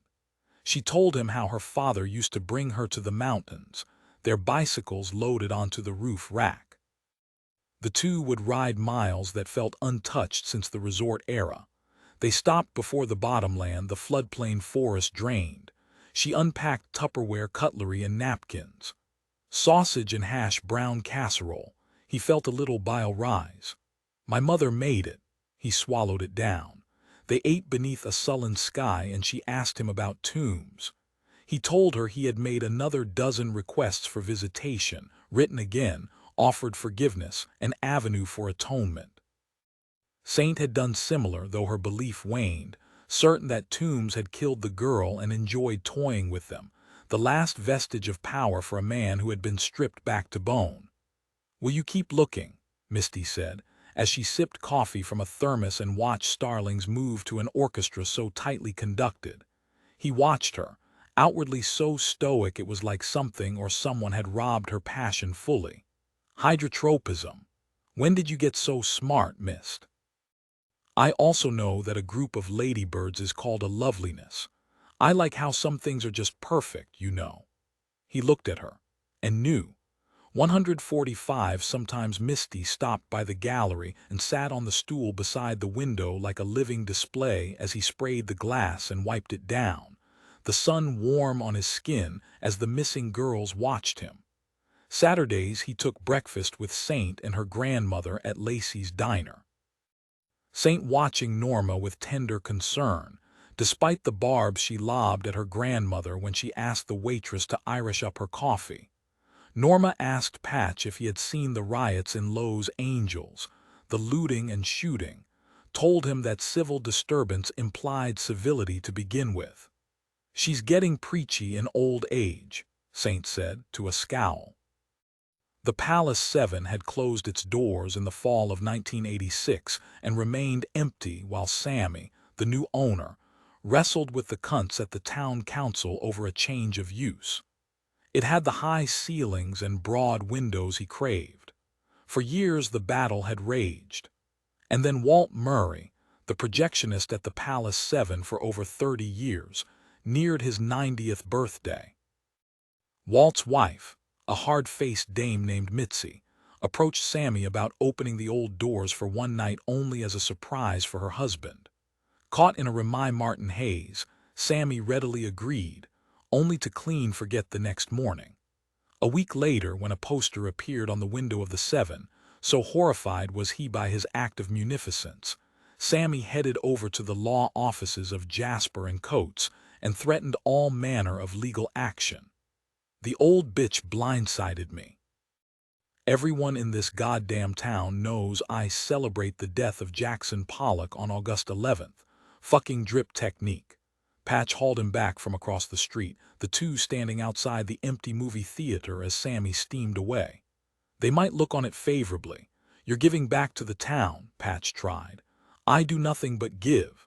People can walk by my window and transport themselves away from this bastard place with a single glance. Everyone misses the 7. The place ran at a loss. People would love you if you reopened it. Good karma, Sammy. The day I give a fuck what people think about me is the day I see hard proof that karma is real, that good things do happen to the good. Just for one night then, you can't back out now, Sammy, you just can't. Sammy shook his head in despair. What are they showing? It better be something with Catherine Deneuve. Patch looked at the window and then he saw the poster. Oh, Jesus. 146. They're showing Greece at the old Palace 7, Misty said, at least a dozen times on their next hike. Patch deflected with talk of alluvial, glacial meltwater and piping plovers. You know I still know all the words, she said. Want me to prove it? A lot of people mistake the Bell's Vireo for a wren. I reckon I can still fit into that yellow dress I wore the first time I saw it. One time in prison, a man shat himself in protest over the poor hygiene standards. The irony of it, Mist. She did frown at that one. I do love that movie, though, she said. He fussed with his eye patch, cleared his throat, and longed for a mudslide to sweep him away. Misty raised an eyebrow. Probably have a big cake for old Walt. Maybe Mitzi will make it. She used to own the bakery at number 14. My mother said her cakes were a slice of heaven. Sammy said she has the psoriasis. So bad he has me sweep the floor after she visits. Likely be a lot of skin in that cake, Mist. Her eyebrow dropped. They hiked another mile. Misty kept her head down, not looking up for the butterfly glade, the roadrunners, or the lush pastures. She did not touch her English muffins, even though she had not baked them herself. And then, finally, back at the car, he took a deep breath. So, I was thinking this movie at the I would love to go. Thank you kindly. 147. The town was Breckenridge, and Saint stood outside the old lodge in the shade of the 10-mile range, while Summit County cops guarded the scene in the kind of stone silence that accompanied only the death of a child. It was held for her, frozen in place by 6 uniformed cops who closed down the surrounding streets and taped off the woodland behind. She met the local chief, skinny with a horseshoe mustache, his pallor a little green like he'd spent the early hours bent over a toilet trying to purge the memory. She did not tell him it would not get easier. It would not fade. She wore gloves and zipped herself into white coveralls, bags over her shoes as she ducked beneath the tape and followed him down a steep slope to a flatland of felled trees, machinery and workmen a good way back, hard hats in hand as they watched her. New homes, the chief said. Saint saw the rounded aggregation of large stones and beside it hills of damp earth. The clothing had held up well enough. Beneath it were bones, and the reason she had come. With gloved hands she carefully removed the rosary beads. Saint held the marbled blue to the light and stared at the metal. The girl had been buried in her clothes and shoes and with her school bag. Saint plucked a purse from the debris and ran her thumb over the polyester shell and then carefully unclasped it. "You know her," the chief said. "I know all of them," Saint said. 148 that night she called him from a pay phone outside her motel, breathing the lilacs that grew 10 feet high. Lights sailed up high toward her as cars followed roads that circled the base of the mountain. She had spent a long afternoon in the Summit County PD, called him and faxed him her report, ate bad pizza and ran through her notes till the ink blurred and then made the call. "It's midnight," Patch said. "Sorry. Are you okay?" She could see him sitting there in the dark, not a single light on in the old house. "I'm at a town the locals call Breck, and from where I'm standing I can see a mountain that would put ours in shadow. If it just fell, if it would crush us all. I think Misty has a husband or something. Why? We just see each other early on Sundays. I don't know much about her life now. We talk about the past but nothing beyond." "You meeting the parole officer?" "Yes, ma'am," she laughed. "I worry about you," he said. "Stealing my lines. I thought about you every day, Saint. I thought about Jimmy and what he did."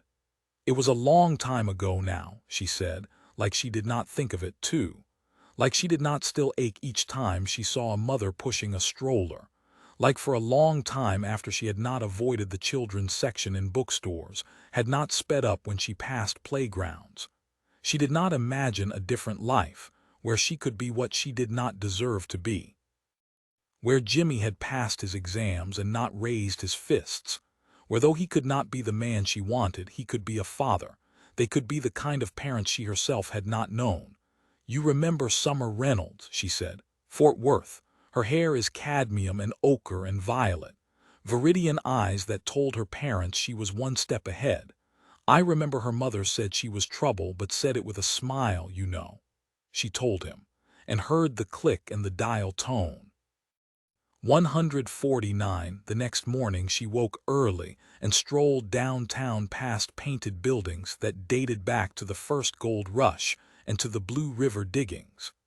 She raised her camera to the Chinese laundry house, the Pollock house, joined a trail and captured the Iowa Hill boarding house, wondered to herself what those miners would make of it all. They were laying the bedrock for a town that would shrug off wildfires, a call to modernize, a place where a young girl would lose her life at the hands of a man who remained out of reach despite all they knew about him. She found a horse chestnut case and split it, removed the glossy conker and placed it into her pocket. In a small toy store, she looked at a wooden train and studied it carefully. She stared at shelves of books on subjects as varied as outer space and fine art, American history and wildlife. And of course, storybooks from Dr. Seuss to Rudyard Kipling. Saint watched a mother and her son, the little boy aiming a smile and Saint smiling back. They selected Where the Wild Things Are. Saint made a note of the title. At her motel she saw the old Buick in the lot, Patch leaning on the hood. He looked beat, like he'd grabbed his keys the moment their call ended, driven through the night and much of the day. "Are her parents here?" he said. There was so much she could have said. Instead she simply nodded and led him back down Main Street to the police station. He carried a large package, and when he saw Mrs. Reynolds she broke from her place beneath the old clock and met him. Though many years had passed, she hugged him like he was family. She left them alone in the back office, where Patch unwrapped the painting of their daughter and gifted it to them. Saint had heard the numbers from Sammy, that it was a gift worth many thousands of dollars. She also knew it was a gift they would not ever part with. Over a long afternoon she sat with Patch in the Blue River Cafe as he mourned the memory of another girl he had not ever had the honor of knowing. "I got the DNA results from the Toombs farm," she said. "Lot of samples, but none of them matched. Doesn't mean she wasn't there. It was such a long time ago. It was likely cleaned with bleach. I don't." He hit the table with the flat of his fist so hard the cup smashed to the floor. Saint held a hand toward the waitress as she led him out, and as the afternoon burned off she made him promise to drive straight back. He had broken the terms of his parole. She would not offer the truth, nor would she lie for him if asked. Summer Reynolds, how long had she been there? He said. A long time. Callie Montrose, nothing on her. Nothing, Saint said, her mind on Richie Montrose. Last Saint heard a bar fight had gotten out of hand and Richie spent the night in county jail. Only got it squashed because of who he used to be and maybe because everybody knew. How many more of them, Saint? How many more of these girls I paint are buried out there? 150. Patch drove for 7 hours. So tired at times the old Buick veered across white lines till he opened the window and allowed the humid air to sober him. 50 million acres of darkness. He carried an old ordnance map, but most was lost to the marks he'd made. He glanced into the river but found nothing like those old miners had, no glitter in the silt, just a reminder that if his story had an end it would not be the kind he hoped for, where he found Grace, where she had lived a life filled with everything she deserved. He pulled off from Interstate 70 and slept fitfully. At the first sign for Monta Clare he remembered, his heart sinking. He passed by Rosewood Avenue and drove up toward Parade Hill, left his truck across the street and walked over. I missed the movie, he said. Misty nodded. I'm so sorry, something happened. It's nothing, she said, just a movie. He wanted to tell her but guessed that she already knew. Whatever the reason, she had come to expect it. To expect less from him because all those years ago he had emerged as less in every way. We could go out someplace. I need to stop now, Patch. Wherever we might have been heading, I can't anymore. Of course. I'll see you then, she said and leaned forward, stood on her toes to reach up and kiss his cheek and held there a while like the moment meant something he did not fully grasp. When he turned he saw it at the foot of her path.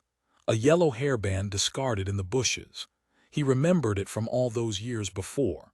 He bent and collected it, then turned and walked back up her path, not knowing exactly what he would say, just that it needed to be more. Patch was about to knock when light hit the window beside. And there, through it, he saw her, and he saw who she was with.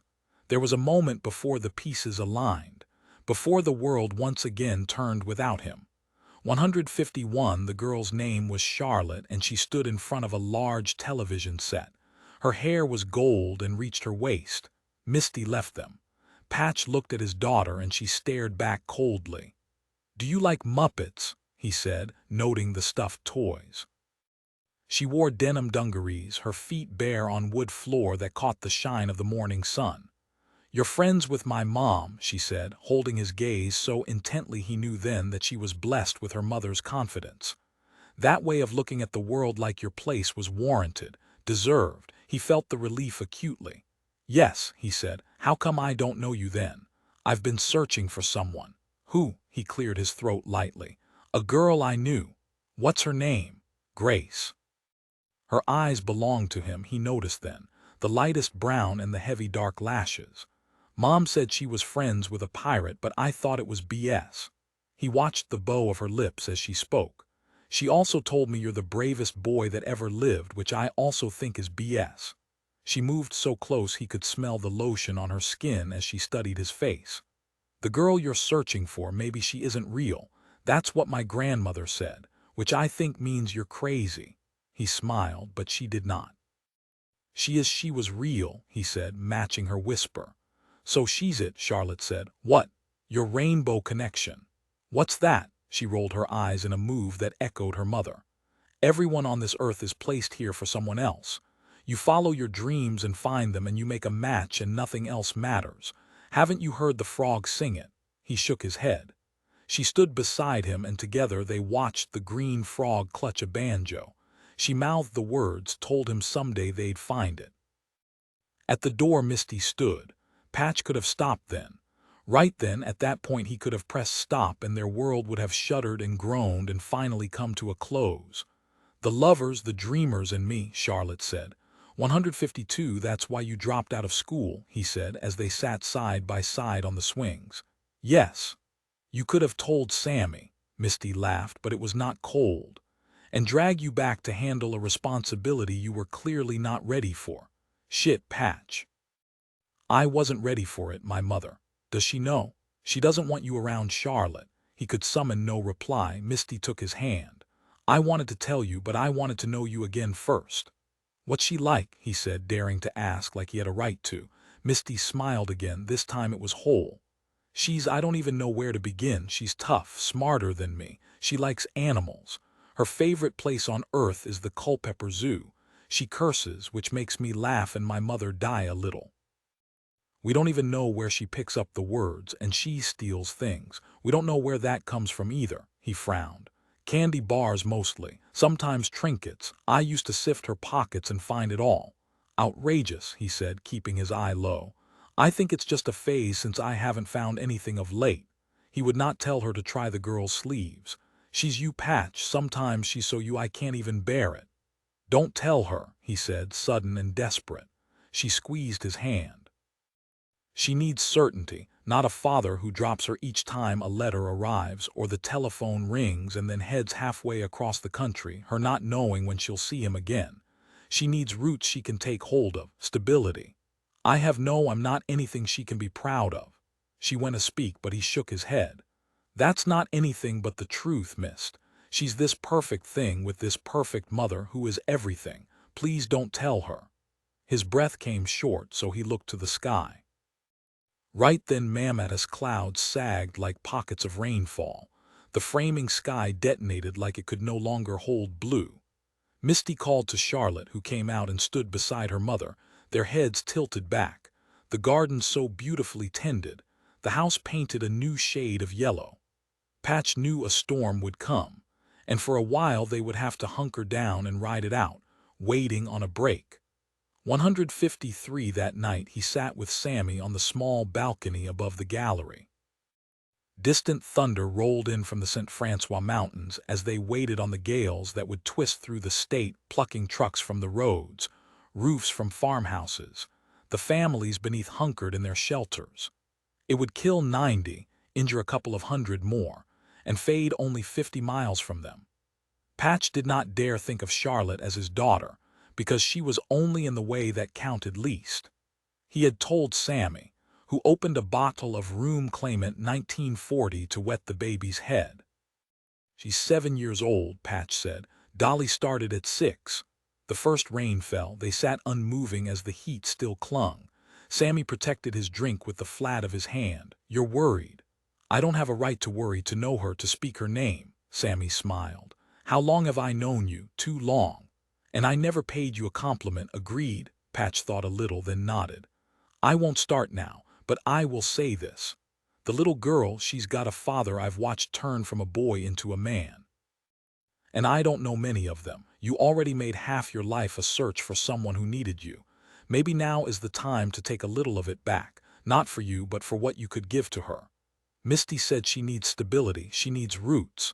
So you give them to her." Patch watched the rain. "I don't know how." Sammy drank. "You do, you're just afraid to let go. I think of her genes, of Misty's father and how he looked at me. Franklin Mayer was a cunt and not the gentleman kind.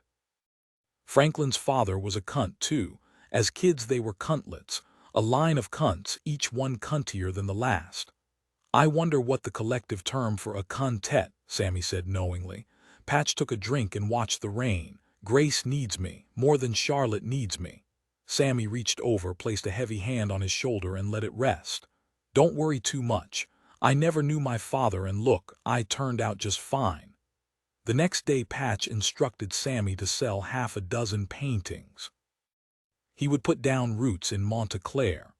154 summer climbed as Patch stripped off his shirt and began hauling furniture out into the front yard. The sofa and bookcases, small dining table and sideboard. It took less than an hour to rid the ground floor of their lives. His mother entwined in each object, the shape of her in cushions, the smell of her in the kitchen cabinets.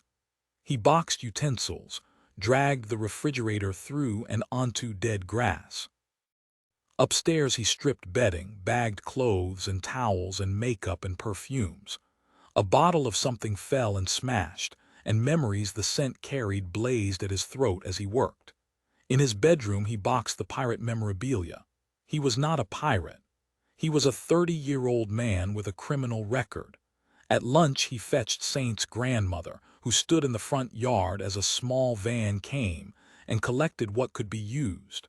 Norma talked of housing projects and charities. She lit a cigarette and watched as Patch returned from Monta Clare hardware with a sledgehammer and began to swing it. He tore doors from frames, ripped out baseboard and rolled up carpet. His muscles tight as he ran roughshod through the old house, heaving it up and down with brutality, knocking banisters from posts, splitting the kitchen counter to a dozen fractures. He smashed the porcelain bath and sink, took aim at himself in the large mirror and swung. The old house fought back, an errant nail catching his shoulder and tearing the skin, the drywall coughing out so much dust that by the time he walked back out into the afternoon sun he was gray. He stood there sweating and bleeding, caught his breath, then headed back inside for a second round. Saint joined her grandmother.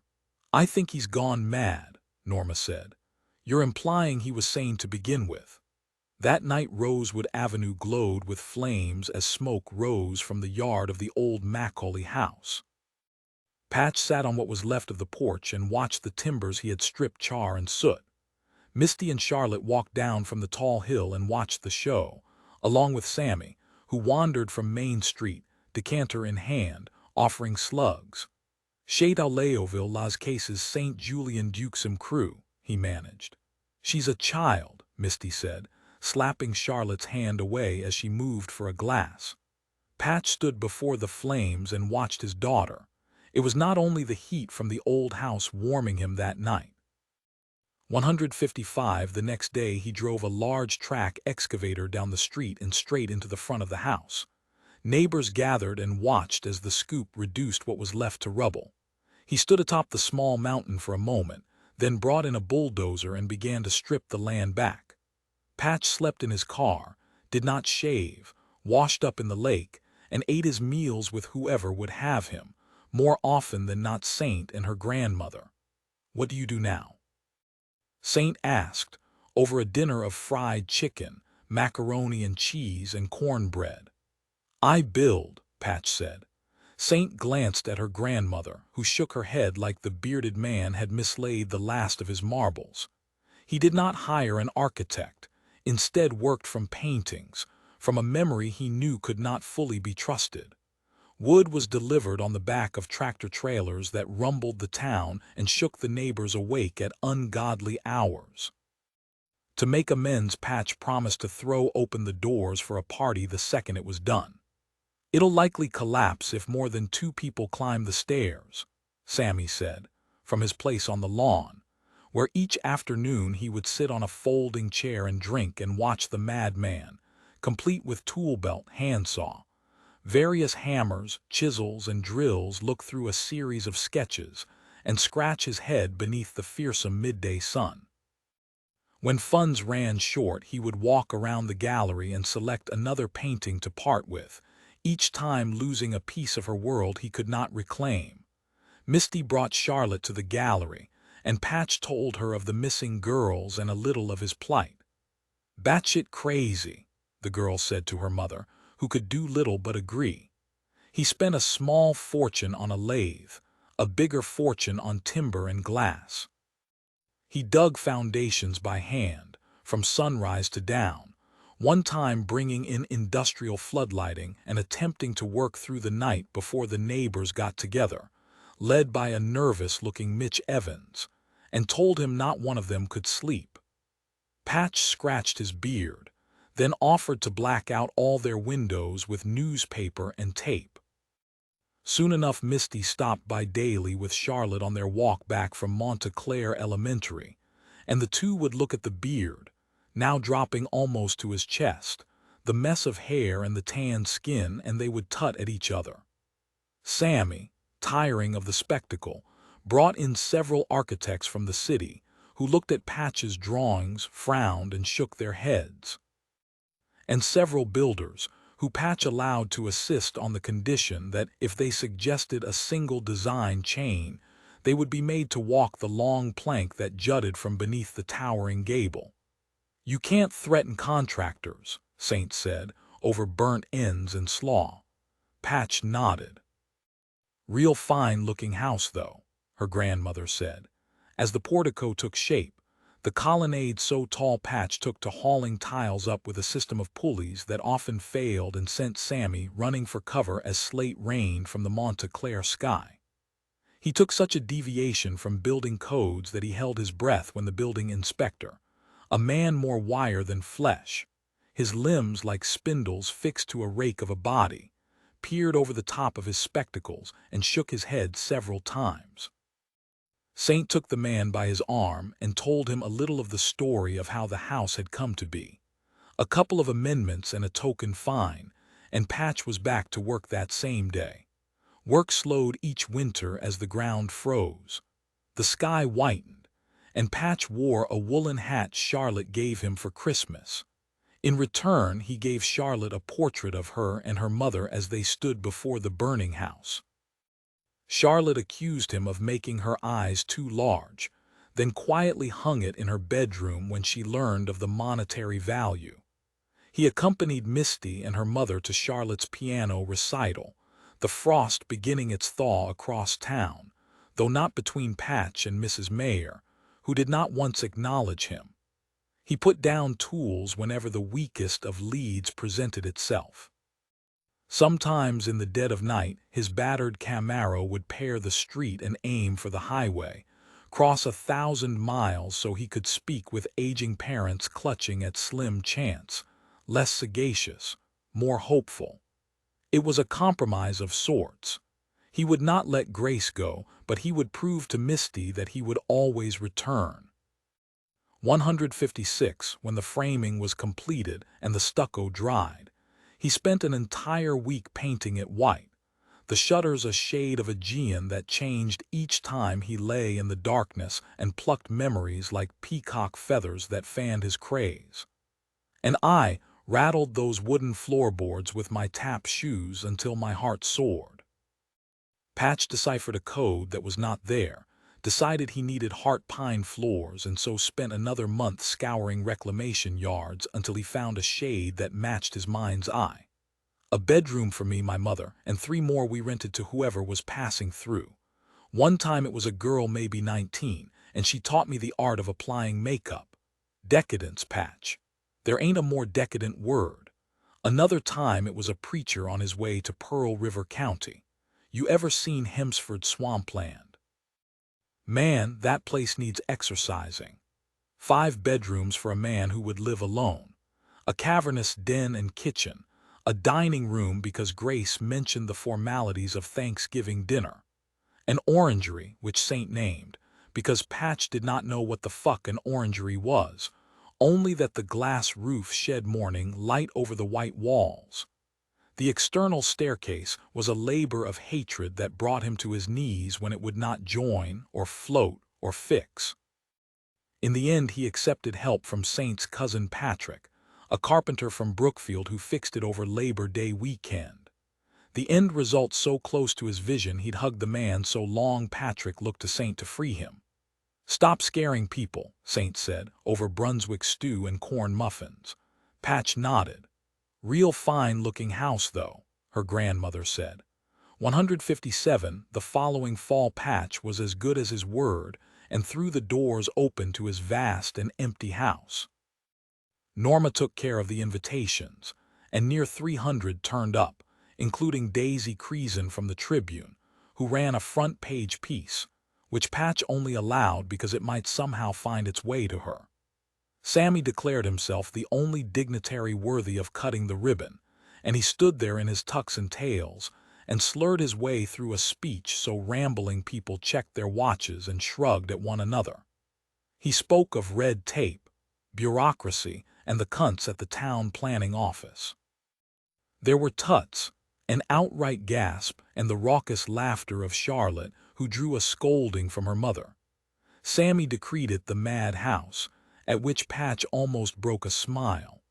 Misty took charge of the catering herself, leading locals to scratch their heads at creamed shrimp vol au-vents and turkey pizza. Sammy had decided to hang a couple of paintings, which generated a little buzz and led a handful of single ladies to seek out the artist, and ask him if he might get lonely rattling around such a large house on his lonesome. "Oh boy," Misty said, linked his arm in hers, and took him out through the French doors into the yard, where fairy lights had been threaded through hands of ninebark. They sat on a bench carved from a single piece of oak with a chainsaw Patch had discarded afterward for fear he might one day regain his sanity and begin hacking at the foundations of the mad house. "This house," she said, looking up at the turret. "What do you see, Mist? A purity of execution, it looks like the painting. Somewhere out there is a house just like this one, and inside it she lived. You think people like my pizza," she said. "How could they not?" He said the couple of slices she'd thrust at him now mulching in the flower beds. "Half our lives now," she said. Through the grand window they saw Chief Nix talking to Saint and her grandmother. "Why did you come back, Misty?" "So Charlotte could have what I had, so my mother could know her. Why did you come back?" He placed his empty beer bottle on the grass. "It's too big out there. If you lose someone, you'll likely find them again if they stay in one place, right? But both of you moving," Patch stood. "There's something else," she said. He turned, and from her face he knew that something was not good. "I'm sick, Patch. Sick." He looked at the shape of her, at the colors he knew better than any other. Beneath the moonlight he saw the delicacies that made her, the fine strokes and boldened shades. He saw her in mixes, her skin titanium and singed umber and alizarin, her Prussian eyes, her hair would be laying dark softened with sienna before light layering. In all her blinding glory, she could not be sick. The world would not allow such a tragedy, the kind of sick you don't get better from. He took her in his arms and knew he could use each color he owned painting Misty Mayer, and they would still not come close enough. 158, the Quartz Mountain State Park. Saint was met at the Cedar Creek Trail by a sheriff's deputy who wore a wide-brimmed hat and led her in stone silence. The sun-baked scrubs of wild land by Black Jack Pass trail trodden down. In the distance the granite face of Baldy Point rose, 300 feet out. She had passed through Hobart and Lone Wolf, and in her stomach was low-level dread because the deputy was skilled and could make no determinations at all. She saw a couple of climbers in the distance. "It'll be unbearable once the heat gets up," the deputy said. She could not read his age from his face, though guessed he was a veteran as he did not react when they reached the burial site. They had guarded it as best they could. Getting trucks in would not be possible. Saint knelt in the dirt and fell into the shade of the deputy. "A dog found her," Saint said. "Yes, ma'am. Wichita Mountain Climbers Coalition were setting new anchors, figured they'd worked on clearing a new trail." Saint stared at the skeletal remains. "Guess he couldn't bury her deep enough. Lot of rock, maybe hard ground when he did it. No clothes or bag, no litter. Just a single item remained intact alongside the bones." She looked at the fine detail. The metal blues, the pardon crucifix, the beads larger at intervals. "Same guy?" the deputy asked. Saint nodded calm, because she had felt it long before she knew for certain. "Same guy." 159 Patch was not prepared for the speed at which the cancer ravaged Misty's body. In the summer of 1993, he heaved her bed across the room to the large bay window so that she could watch the fall approach before winter swept colors into memory. He spent his time at the big house on Parade Hill, where he existed mostly in the background of scenes that began there dim. Charlotte curled beside her mother, sometimes reading from her school books, other times listening to Misty speak of their shared past, how Patch had once stood up to a bully near twice his size. "Chuck Bradley. Is he the bald guy who works in the Ford dealership?" Charlotte said. Patch nodded. "The same dealership where he took his new F-150 to be serviced." The television ran a background of an Amtrak train derailment that would claim 47 lives and leave more than 100 injured. Patch stared at the wreckage of the Big Bayou Cannot Bridge. The reporter was young and stood before the tragedy in a shock that quavered her words, but in them he heard something so familiar he held transfixed till Charlotte yelled at him to fetch her grandmother as Misty's fever spiked. Through the coldest summer and colorless fall, those hard-bitten months chased the promise of a Christmas where he could buy his daughter a proper gift.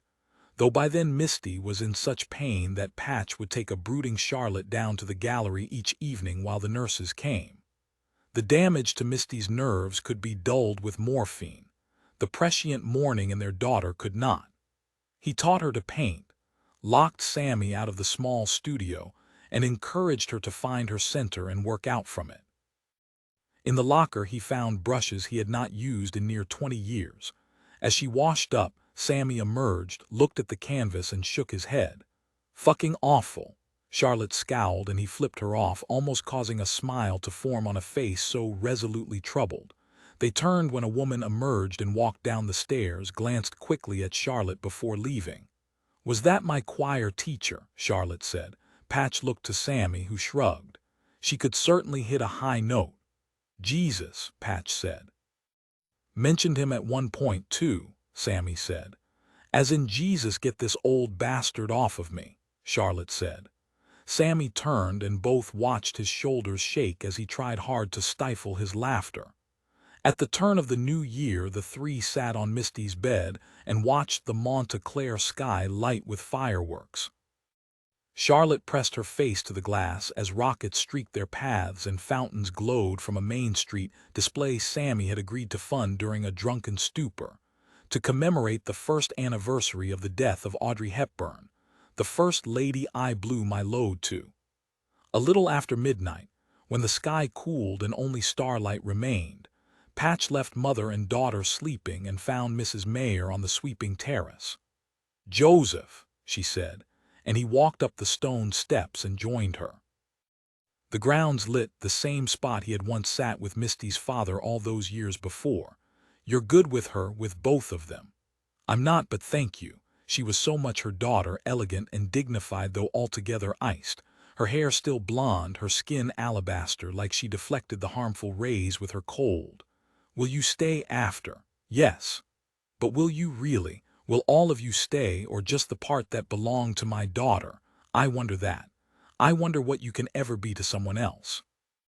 "Does that seem harsh?" He shook his head. "I don't miss him, Franklin. I know how that sounds, but the way he saw the world and the way he chose to deal with problems. It's a Mayer tradition, throw money at it and make it disappear." "I was a problem," Patch said. "Oh, the biggest," she said, adding a smile. "He never made me laugh, and I knew before I met him. I knew love and laughter and how sweet life could be." "You still married him?" She looked at Patch like he was a child, like he did not know how the world kept turning. "Sometimes people reserve so much of themselves. It's like saving a fine wine for an occasion that never materializes. So just drink it then. On a Tuesday when the sun is shining or when a storm cloud hovers, just drink it," he spoke, thinking of Sammy. "For so long it was just the three of us. Charlotte is everything she has to be. I know. I'm not sure that you do, but I hope in time that you might." 160. They drove to Lake Pine the day the freeze set in. Patch helped Charlotte with her ice skates and huddled beside Misty as they watched the girl turn pirouettes, picking up such speed Patch worried she'd corkscrew right through and he'd have to head in after her. "Thank you for not asking if I'm okay every 30 seconds, Misty said. "It's because I don't care all that much." She laughed, a sound he would commit to a memory already fleeting, his grip on their time fierce and loose. Charlotte grew taller, more beautiful and inquisitive and angry. "I want to tell her," Misty said, trussed beneath layers of blankets and a pink woolen hat. "No. Soon, though, she'll love you. She'll see how brilliant you are, Joseph Macaulay." "Hush now, you're too sick to make any kind of sense at all." Each week they drove to a facility in Alice Springs, where Misty had access to the finest facilities. 100 acres of Missouri greens. The sign told it was a private palliative care center.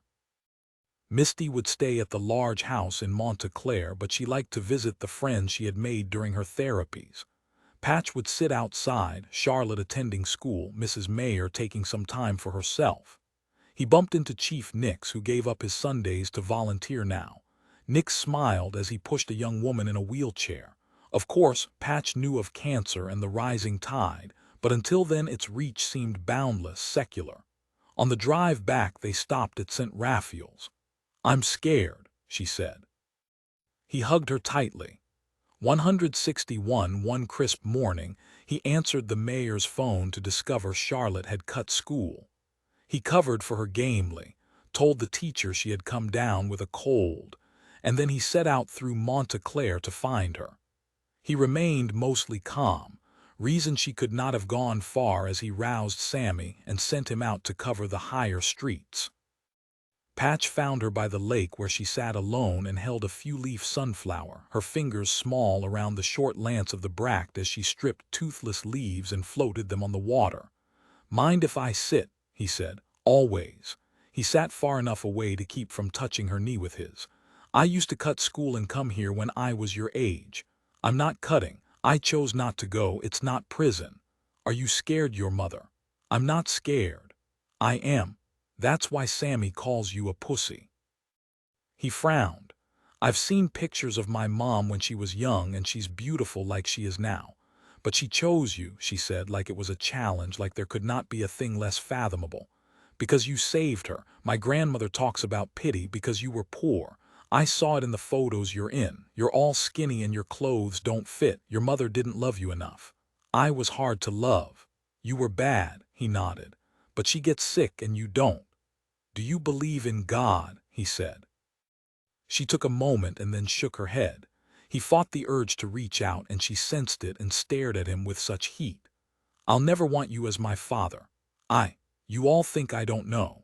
Behind her a bufflehead dove in concentric circles crowned until they grew too large, until there was no trace left at all. "You should know I'll never hold your hand, I'll never hug you, I'll never be yours in any way at all," he nodded. "It's not fair," she said. "It rarely is." She walked back toward home. He waited a while and followed, keeping her just within sight, far enough away so that she did not have to feel him there at all. 162, as Misty weakened, her mood soured despite her resolve to keep things steady for her daughter. At her grandmother's asking, Charlotte decided to put on a show and act out her mother's favorite movie on the grand terrace. An idea that struck Patch with a new kind of fear when she told him he would play the role of Danny to her Sandy, and that he better well fucking try. Patch spent a week rigging lights, building a crude set, and gathering props from the Goodwill store on Main Street. Charlotte wrote a script and berated without mercy when he could not recall lines she changed daily. On a perfect evening, Patch redefined shambolic, missing cues and falling over his feet while Misty laughed so hard her mother further worried for her health. Mrs. Mayer took the role of stagehand, aiming a spotlight as her granddaughter expertly belted out songs, moved between costumes and changed hairstyles. When it came to the final number, Patch swept Misty into his arms, tried not to notice how light she was, how his fingers nestled between her perfect bones. "You know I'm still hopelessly devoted to you, right?" she said into his ear. Another week passed. Misty was there. And then she was not. 163 Patch sat with Saint on the rear deck as the charcoal cooled, and a breeze he could not feel kicked up white ash from the grill. That morning Patch had walked into the law offices of Jasper and Coates, both now moneyed with their navy suits, salt and pepper hair, gold cufflinks and watches. He was unsure of why he had been summoned, and he sat beside Mrs. Mayer, who reached out and took his hand in an act of such unexpected compassion it could only have been born of tragedy. The days since had robbed her of something vital. Thoroughly beaten, she looked a woman who had outlived her child. The reading had been brief. Misty had left her estate to her daughter, of course. A small amount to charity, her trust would be nullified and eventually redirected and repurposed. She left a picture to Patch. And then Jasper had straightened a little, cleared his throat, and removed his gold horn-rimmed spectacles. Charlotte Mary Grace Mayer will be left in the sole custody of Joseph Henry Macaulay. Patch sipped beer, crossed his legs, and watched Saint in the kitchen, scraping their plates into the trash. She returned and settled beside him on the swing seat, her feet folded beneath her. I'll bet Mrs. Mayer had something to say, Saint said. She already knew. She's old now. Not as old as the woman inside the house. She glanced in through the window to where her grandmother dozed in a leather wingback. She can't give Charlotte the life you can. The girl needs to get out and see the world outside of this town. That's why she did it, Patch said. We both know the answer to that one too. The kid she steals. Saint bit her lower lip. Not like I stole, he said. Kids do stupid things. Like the time you fashioned me a new eye out of papier-mâché. That wasn't stupid. The protrusion. So you could see around corners. You can't think the kid would be better with me. You've seen the Mayer house, the life. Saint chased the errant flutter of a bat with her eyes. I saw it and you saw it, but seeing and knowing. Understanding. We all see you, Patch. We all tell you to move forward, but where exactly is forward? There's no other place we can go. To face the past is to momentarily turn your back on what is now. And when you do that, you miss so damn much. So what then? Misty is setting you free. And if I don't want to be free, then you see out your days in that basement trying to make sense of the dark. Patch exhaled. Tell me about the Oklahoma girl. Saint exhaled. Not on your list or ours. No way of knowing exactly how long she lay there. Mother is dead, another of Eli Aaron's. I looked into her life as best I could. No reason, nothing. We need a break. In all of this, we just never caught a break. A parking ticket, a stolen car. Anything, Saint. Saint yawned and stretched. Breaks tend to happen when you call off the search. This girl could be Grace, he said. Yes, but you don't believe that. No. 164 they buried her in the small cemetery beside St. Raphael, on a day when mist eddied in the hills and the sky unfolded somber grays toward the Cedar Valley, where only smoke from the John Deere factory over in Peckout reminded Patch people still went on during such a hateful day. Charlotte wore a navy dress and did not cry. Her shoes were patent leather sandals. He looked at her toes and her ears and the fine blonde of her hair. He thought he might take her to the clear spring lake, to walk the villages and maybe head out on the water to fish for walleye and white bass.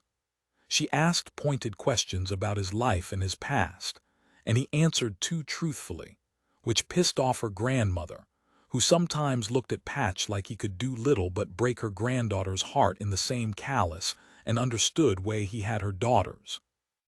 Patch noticed women who were once girls he had gone to school with, and they dabbed at mascaraed eyes. When the tall men lowered the polished casket, Misty's mother finally cried out. He wanted to tell Charlotte it would be okay. He did not want to lie. Patch followed his daughter, and in her small hand she clutched petals and tossed them onto the wooden box that held the body of her mother. You don't cry because it's over, you smile that it happened, she said.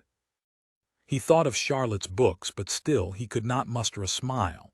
When it was done and Charlotte was led toward the small hall, Patch walked over to Chief Nix, who stood to one side alone.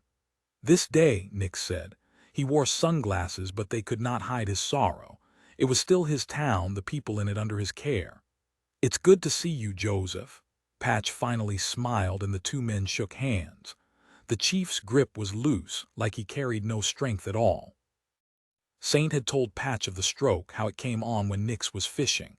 They said it was minor. They looked at the ground, the flowers in their abundance. A grosbeak called and both men watched it. Monta Clare any other day it would be beautiful, Nix said. I don't think it can be again, not in the same way. How are you, Joseph? Tell me you did something good, that it didn't bury you.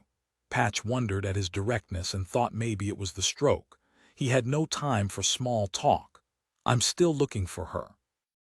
Nix closed his watery eyes and nodded, and when he opened them again a tear fell, but he did not move to wipe it away. Saint said you won't ever give up. Did you? Patch said. I never gave up on you. I never stopped hoping you'd find your way into another life. A better, he swallowed. My mother, she always spoke highly of you, Chief. Just Nix now. I haven't been Chief since that day, Joseph. Not really. Nix glanced back at the grave, crossed himself, and turned to walk away. Will I find her? Patch called and felt like a child. Nix turned. That day when it happened, you came out different. You were strong and focused. Patch thought about that often. The divergence. Sometimes he played an alternate version where he heard Misty scream and did not intervene. He imagined himself and the life he led parting ways, his mother still alive. The pieces of their lives gathered up like a broken vase, rebuilt so tightly that afternoon barely left a flaw. But your old self, who I used to come see sometimes, maybe it was him you left in the dark, and only him. I don't even remember myself before that day.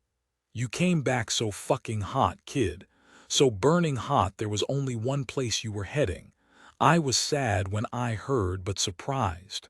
No. Patch looked back toward the town of Monta Clare, saw what Nix must have seen, a lifetime of decorous order, of being invited in for coffee, turning up at the elementary school and letting the children hold his badge. And then that day. You think people are good, Nix said, and there was nothing mocking in his tone. We're all capable of goodness. Yin and Yang were born out of chaos to exist in perfect harmony. That's a fable, Patch said. People think maybe the good and bad find a way to coexist, to keep balance, the bad reminding everyone of the need for a line. So Marty Toombs was just placed on this earth as a cautionary tale, Nix softened then. Marty Toombs is, he cleared his throat. Have you ever been to Yellowstone? A town called Cody sits in the flatland frontier image, the North Fork of the Shoshone. You go there, you see something so beautiful, you meet certain people and you feel it. What? That there ain't a God up there. It's all so perfect there's not a way he'd let us all loose down here to ruin it. I'm tired, Chief. You've got a daughter now. Take a little time for her. And when she doesn't need you so much, you go on back to your search. And I wish you the best life. There isn't a single person more deserving. 165 Charlotte arrived on the doorstep of the madhouse with a small white suitcase decorated with blue butterflies. Her grandmother stood at the end of the pathway and nodded to Patch, and in that simple gesture he understood the exact weight of his responsibility. She walked into the hallway and cast a critical eye over the detail. Down at the parquet floor, each strip laid by Patch in exacting lengths. Charlotte did not touch anything, kept her pink coat buttoned and her case clutched to her chest. She looked at artwork, which coated each wall, then at the Chesterfield, the hide rug and the heavy drapes. You want to see your room? Nothing here is mine. He followed her up the stairs. The bed was white, the frame ornate with carved roses and leaves. A pink canopy hung above in case she wanted to shut out the world. And to that end the white shutters he had made himself, adapted to louvers because her room faced south sky. He worried it would get too hot in the summer, so vented the frames, too cold in the winter, so tore down the drywall and added another layer of mineral wool before building it up again. He had painted several times, varying shades of pink that seemed right going on and wrong on reflection. A reading sconce because Misty said she had lots of books. A triple closet because Misty said she had lots of clothes. A dozen soft toys because she liked animals. She turned and headed back down, and in the yard she saw a large oak and from it hung a swing. She walked over to it, running her fingers over the larch seat. My mother's swing? Yes. She sat there in cool sunlight. He did not know how to be around her. It took near 3 hours for her to take off her coat, another to take off her shoes. 166 that first night they ate pizza that he made himself because he worried there was too much salt in takeout. You cook like my mother, she said and pushed it away. He fixed her orange juice but did not know to dilute it a little, so she left that too. You want a sweet? I could fix banana splits. What the hell is a banana split? He peeled a banana and added 2 scoops of ice cream for her and watched her frown and push it away. You might want to call it a banana shit. He ran a bath for her, then called Sammy because he did not know what time she went to bed. Midnight. Is that not a little late? He said. 11:30 then. Fuck, what do I know? He had picked up a new television. You want to watch TV? You have your own television in your bedroom. She stood abruptly and went up the stairs. He waited 15 minutes, then found her in bed, her small body turned away from him. You want me to tell you a story? Stories are for children. You want me to tell it anyway? She did not reply. He told her a story of a madman who drove the backbone of California, from Lake Tahoe through Mammoth Lakes to the Butad of the Badwater Basin, because a lost girl had once told him of tufa towers and a bristlecone pine forest that held the oldest living things on Earth, and of 100 hours on the Alaska Highway, sleeping outside of gas stations, waiting for them to open because the next fill-up was more than a tank away, and because that same girl once told him that the Muncho Lake was the exact same emerald as her eyes. He took a small wooden chair and placed it outside her door, sat and strained to hear her breathing change. Patch might have sat there all night had it not been for the knock. He opened the door to Sammy, who walked through the house and out into the backyard, where lanterns fixed to the double skin of brick, lighting the coping warm. Patch knew the routine well enough to grab a glass from the kitchen and follow him. They sat together as Sammy poured from a bottle of Blue Label. "You're not joining," Patch nodded toward the upstairs window. "Ah yes, the princess hath arrived." "Is there a reason for the Blue Label?" "New York calls," Patch sighed. "Grace #1. You don't want to hear what the offer is. Humor me. I don't much care, and you know that." "Does it stop now?" Sammy said. The question hung in the cool evening air. "I see myself in the girl," Patch said. Sammy blew out his cheeks. "So you've got some parenting to do." "I don't know how." "You once did not know how to paint." "You showed me." Sammy laughed softly, still disarmingly handsome though the years had added grays. "You must know that isn't true, but you don't believe anything is God-given." "To do that I would have to believe in God." He lit a cigar, and Patch looked up to make sure Charlotte's window was closed tight. "Do you ever think of Marty Toombs?" Patch knew the appeals were running out, the stays, the pleas. Before long, the only person who could lead him to her would be gone. "They got a new governor today," Sammy said. "His name is Mark Conrad Bracklin. People are tired of walking their dead men. It'll be a bloody time under him. Toombs should die for what he did." Sammy smoked. "I don't know where I land on that. It changes depending on how much I've had to drink. Will you paint again?" "No." "Well then, I won't ask again." That night Patch climbed his stairs and saw the low light from his daughter's bedroom. She slept deeply, the remote in her hand. He was about to cut off the TV when he saw the news of the young man who took a Mac-90 into an Air Force Base hospital and opened fire. 4 dead and more than 20 injured. Patch stood there and felt the acute weight of keeping another person alive against such ruthless and random odds. 167 They found the body at Iona's beach. Saint took the call late, still at her desk, Hims on the other end. She heard the tap of Newton's cradle, the sip of coffee, and finally Hims biting into something. "You can always eat," she said. "I can. Doesn't mean that you should. Or that I shouldn't." The facts took a while, Saint pacing her office as the images slowly emerged. "Pink sand," she said. "Something to do with the rock face and waves and blah blah blah. I like it when you get technical." 8 pages. She sat back on her chair and stared at the site dug out far and deep. Nothing but bones. In time they would find out the girl's name was Crystal Wright. Saint stared at the preservation of rosary beads. "He traveled," she said. "He did. How many more?" At that, Hims finally stopped eating. "One is too many." 168 Charlotte did not speak much that first month. He took her to the small public library, surprised that such a reader had not been before. "So other people have touched these, maybe even read them on the toilet, and then you just go ahead and take them home," she said. His surprise waned. She watched other kids with their mothers, awkward until he crouched beside her and made selections and ushered her over to the bean bags where she sat straight-backed for a half hour, the book closed beside her. He chose 4 books, from Louisa May Alcott to Robert Louis Stevenson, remembering Grace's favorites. At the madhouse she left them on the kitchen counter, and he took to reading aloud each afternoon. At first she declared him insane, told him to use his inside voice to shut the fuck up. He continued, bringing Jim Hawkins and Smollett to life, the Mutineers and the Hispaniola. Charlotte would not sit near him. Instead, he caught her reflection in the window as she curled behind the sofa and listened. The next day he placed the fine woolen rug down in front of the blazing hearth as snowflakes floated outside the window. She lay like a cat, unmoving, eyes closed, trying not to gasp when the murderer, Silver, struck. She would rise early like he did, and before breakfast they would walk down to the foot of their land in silence where she gathered the ash and he chopped it.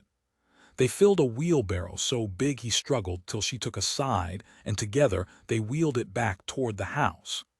She decided she liked the smell of birchwood better, though it burned quicker and the gum deposits were a wretch to clean. After breakfast they would walk to Main Street and spend a little time at the gallery, where Sammy would stare at the girl as if she were some kind of bull, flinching each time she aimed her horns in the direction of a painting, insisting she remove her boots before she came in, one time even suggesting she might like to wear white handling gloves after returning from the bathroom. Charlotte dispatched each request with a savagery that left Sammy quietly impressed. Patch set her up in the studio, lowered the easel and stool, and ignored the glowers as he squeezed a little oil paint onto the board and gave her his first brushes. "Jesus," Sammy said, biting a fist before topping up his glass. "How else will she learn?" "Fucking Crayola," Sammy hissed. Patch had not worked in a year, despite the calls, the endless haranguing from New York dealers desperate to maintain a long-distant wave. They took lunch at Lacey's Diner, where Charlotte tucked into new delicacies each time. Pork patty breakfast sandwich, home fries, corned beef hash, biscuits with sawmill gravy. "She has food around her mouth," Sammy said, a hand to his own at the horror. "She's a kid," Patch fired back. "I don't think I like this," Charlotte said, looking up from her beef chili. "And yet you licked the plate clean," Sammy said, still smarting from his attempt to teach Lacey how to prepare a croque madame. "I think the bechamel is mayonnaise," he said to no one in particular. Each afternoon Charlotte would spend time with her grandmother, while Patch sat in the yard beneath the cover of an ornate gazebo Misty's mother had once imagined her daughter marrying beneath. Sometimes Charlotte would head up to her mother's old bedroom and nap, leading Patch to question whether she was in fact allowed to stay up until midnight. Mrs. Mayer would pour them coffee, and they would sit in the grand kitchen, looking out over the snow-topped St. Francois. "You're doing well," she said, quiet. "She still hates me," he said, quiet. "She's angry, I'm angry. I worry that she doesn't talk about Misty," he said. "Have you tried? She changes the subject, she doesn't cry, she doesn't want to visit the grave. Time changes our ability to view the things that hurt us. But not the pain. No, not the pain." 169 evenings Charlotte sorted through recipes in a stack her mother had left for her, and he tried his best to work out exactly why Misty so taunted him from the beyond. Patch stood at the stone counter and scratched his head. Charlotte wore an apron and scratched her head. "So you bake it, even though it's ice cream, and it doesn't melt, and you make a sponge, and then you light the thing on fire," he said. "Yep, and it tastes like Alaska."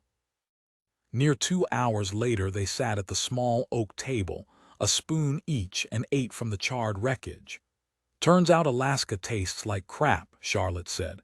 "Maybe we should store these recipes in the basement, in a locked box." "I didn't even know there was a basement," she said. He let her down and she stood before the walls, each covered in sketches and paintings and newspaper cuttings, letters and maps and postcards and photographs. He said nothing at first, just let her find her way as she walked around and took in the height of her father's madness. For an hour she thumbed through the past 2 decades of his life, said little before telling him she was tired and that she wanted to sleep. He gave her a while, then headed up, and in her bedroom she lay curled away from him, only the day glow of the starred ceiling keeping the darkness from total. "You want to come back down? We watch movies every Saturday night," he said. "The girl," Charlotte said without turning. He settled onto the floor beside her. Above he noticed Polaris a little out, throwing off the bear. "You remind me of her," he said. "I know that you saved my mother's life, That's a noble thing, isn't it? I don't know. Why don't you know? Because I didn't choose it. If I had weighed options and made the decision to go to help her out, then maybe people could say it was brave. But if you just do something, if it's some kind of innate reaction, can we be sure of its intent? She said I should be proud of you. I think I have to earn that, Charlotte.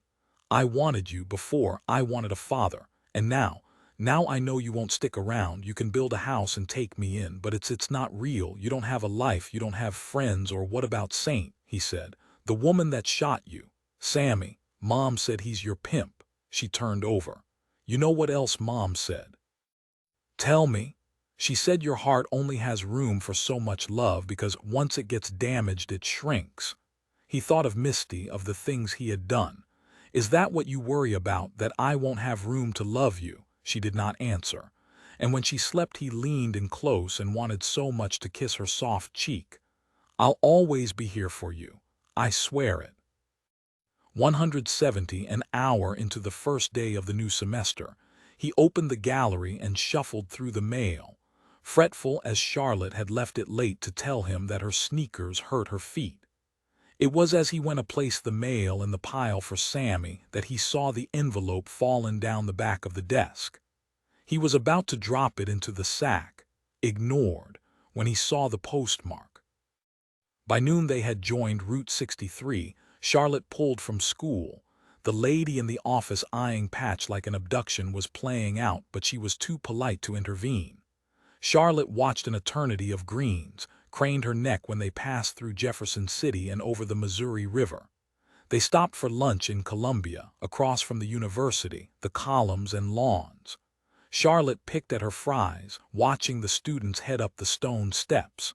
You ever think about what you want to be? He said. Maybe a writer. I'll tell stories and dazzle people with my words. I want to go to Harvard, like your mother, but I won't be a dropout. She was smart. And then you knocked her up. I know I was an accident, a bastard out of Boston. That could be your pen name. She ate 2 slices of pie, coveted a third till he caved, and then puked out the window beside the Finger Lakes State Park. I feel better now it's out, she said, and puked once more outside the Silver Fork Buddhist temple. Pretty sure that's a hate crime, Patch said, as he dabbed her mouth with a napkin. You have to purge before nirvana can be obtained, she said, and he questioned the library books he allowed her to choose. She slept a little, woke when the sprawl of Minneapolis unfolded on a horizon dying out. They threaded through city streets as office workers spilled from high-rise buildings, crawled in traffic by the Mississippi River, Charlotte watching the lights as he found the tree-lined St. Paul Street. The house was gray clapboard. The wire fence kept broadleaf weed from reaching the neighbor. They knocked at the door and waited, though it was clear enough the place had lain empty for a long time. That night, as she slept in their cheap motel room, he took the phone into the small bathroom and closed himself inside, the door jamming the wire as he dialed her. Where are you? Saint said. I don't know. How's the girl? I don't know that either. He smelled the mold, the pall of smoke woven into each fabric, and next door heard the light moan of a woman plying her trade. I got a letter, he said. I thought you were done with the letters. This one had fallen out like a sign, and it carried a St. Paul postmark. Grace once mentioned the way city lights bounce from the Mississippi River.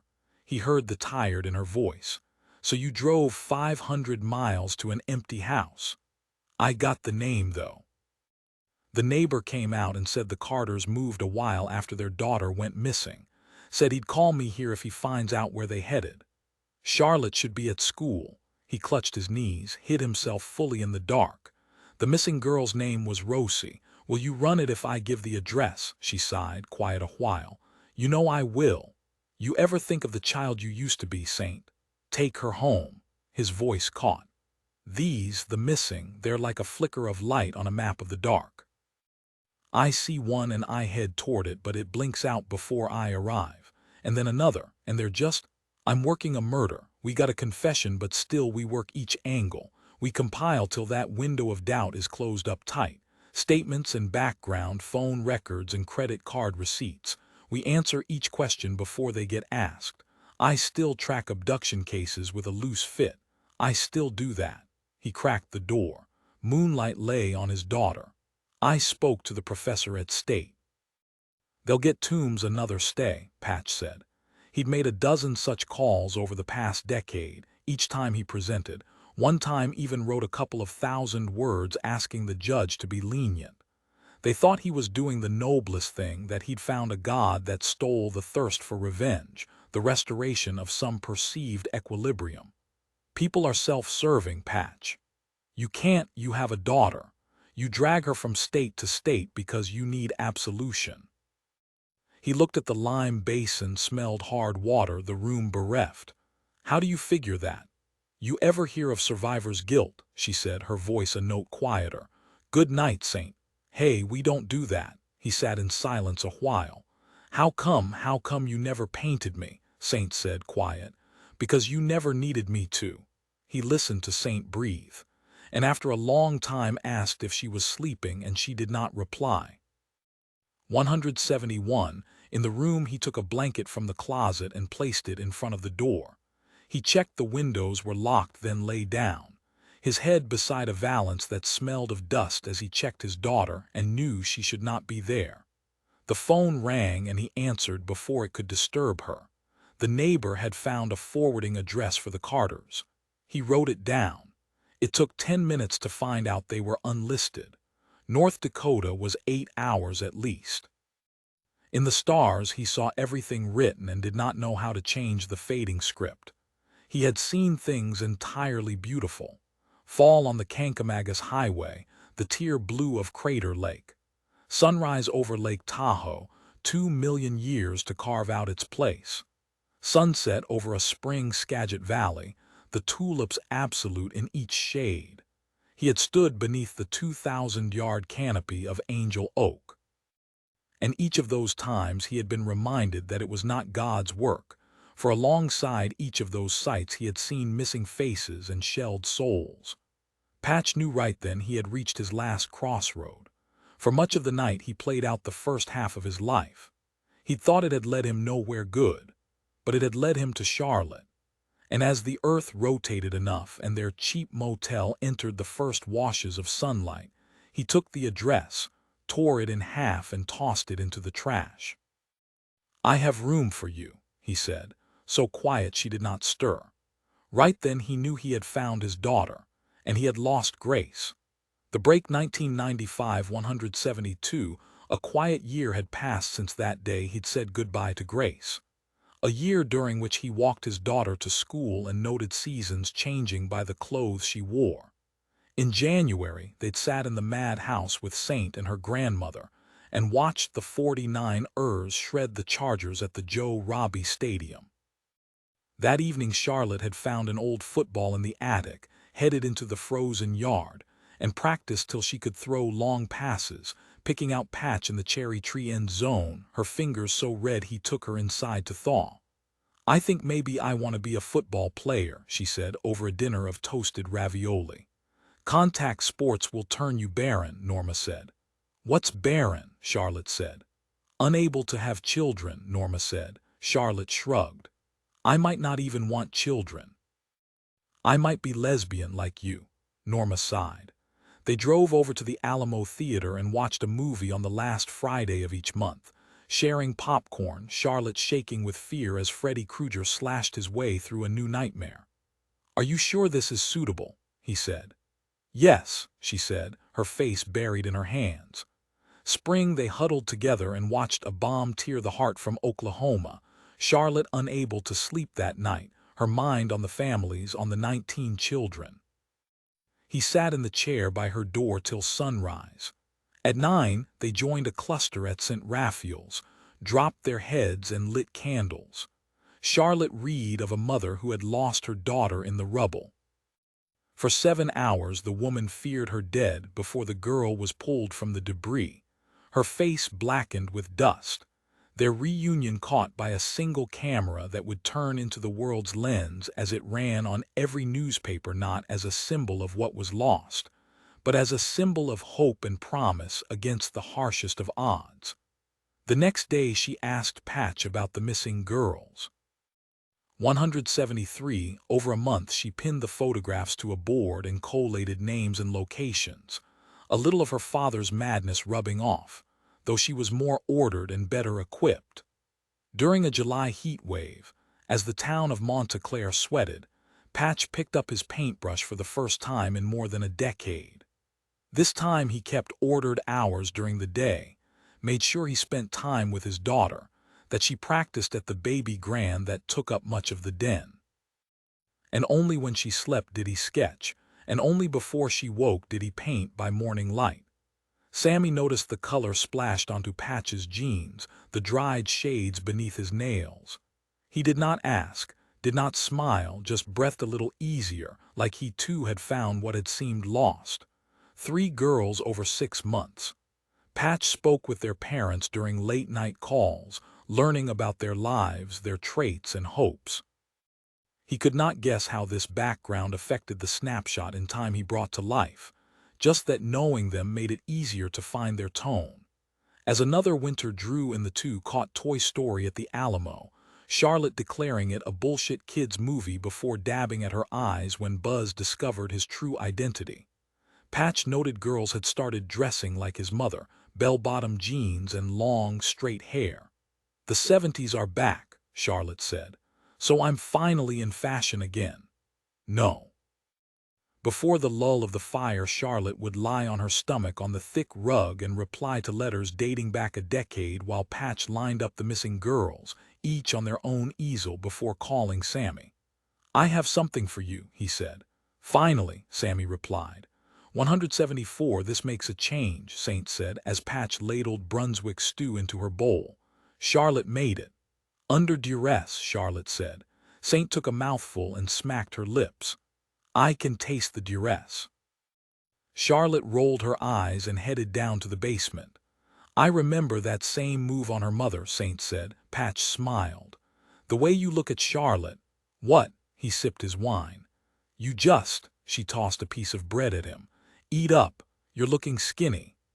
Afterward she left Patch to clear up and went down to the basement where Charlotte worked on her bulletin board, her small nose turned up in concentration, bare feet on the floor. Saint marveled at the detail, the scale of the map and the sheer number of names and dates placed on it. "What are the colors?" Saint said. "The blue girls were definitely abducted, the green ran away, the orange disappeared without a trace. From Texas up to the Dakotas, from Oregon to Virginia. And the red," Charlotte kept her eyes on the map. "Those are the dead girls." Patch joined them, handed Saint a glass of wine, and settled on the low couch. For a long time Saint just stared, the task at hand too much, growing too fast. She recognized some of the names. Saint moved forward and added Crystal Wright in red.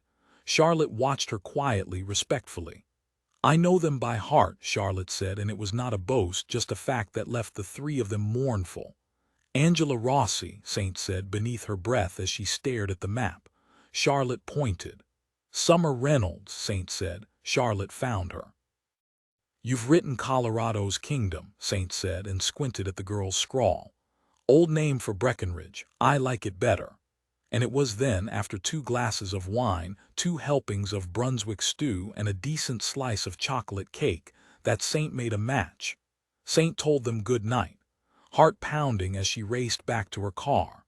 175, Saint played the interview tapes in her apartment, tapes she had not listened to in more than a decade. She sat there the whole night, the blind open to a waning moon and city sounds and the comfort of car engines. Her own map pinned to the wall. On the stereo the sound of Patch's voice, 14 years old, as he recounted verbatim each word Grace had said. "She told me about the sky at Baldy Point, how Lake Altus-Lugert spills from the dam, crashing its way along the Fork Red River." Saint marked the Quartz Mountain State Park and the burial site of Sky Jones. The Gold Rush. From California to summer in Colorado's Kingdom. Of course, it's not just precious metal buried in no man's land, but you get the idea. Saint marked Breckenridge, Summer Reynolds. She paced the room, head light as she breathed deep and tried to calm the adrenaline kick. "How long have I been here?" he said. 10 sleeps. It must have been more than your head is up in the clouds, Patch said. Yeah, but the peak of the clouds with the angel. You see the misty moon from up there. St. Mark the Tensleep Creek, fed from Cloud Peak. Angela Rossi, she paced again, sat through 2 more hours. Paint me, she said. I need to see you. I'm standing on a north shore, pink beneath my feet because nor'easters strip rhyolite so pretty I can't even bear it. Maybe it'll preserve me or something. 42 miles down with the crystals, mummified in pink. I hope to hell I keep my looks. St. Marked mile 42 of the North Shore Scenic Drive. By the pink beach. Crystal right. Saint sat back, the room spinning, still dizzy when she picked up the phone and dialed him's. Grace. What about her? He said. She was leading us to the other girls. He took the news with maddening evenness.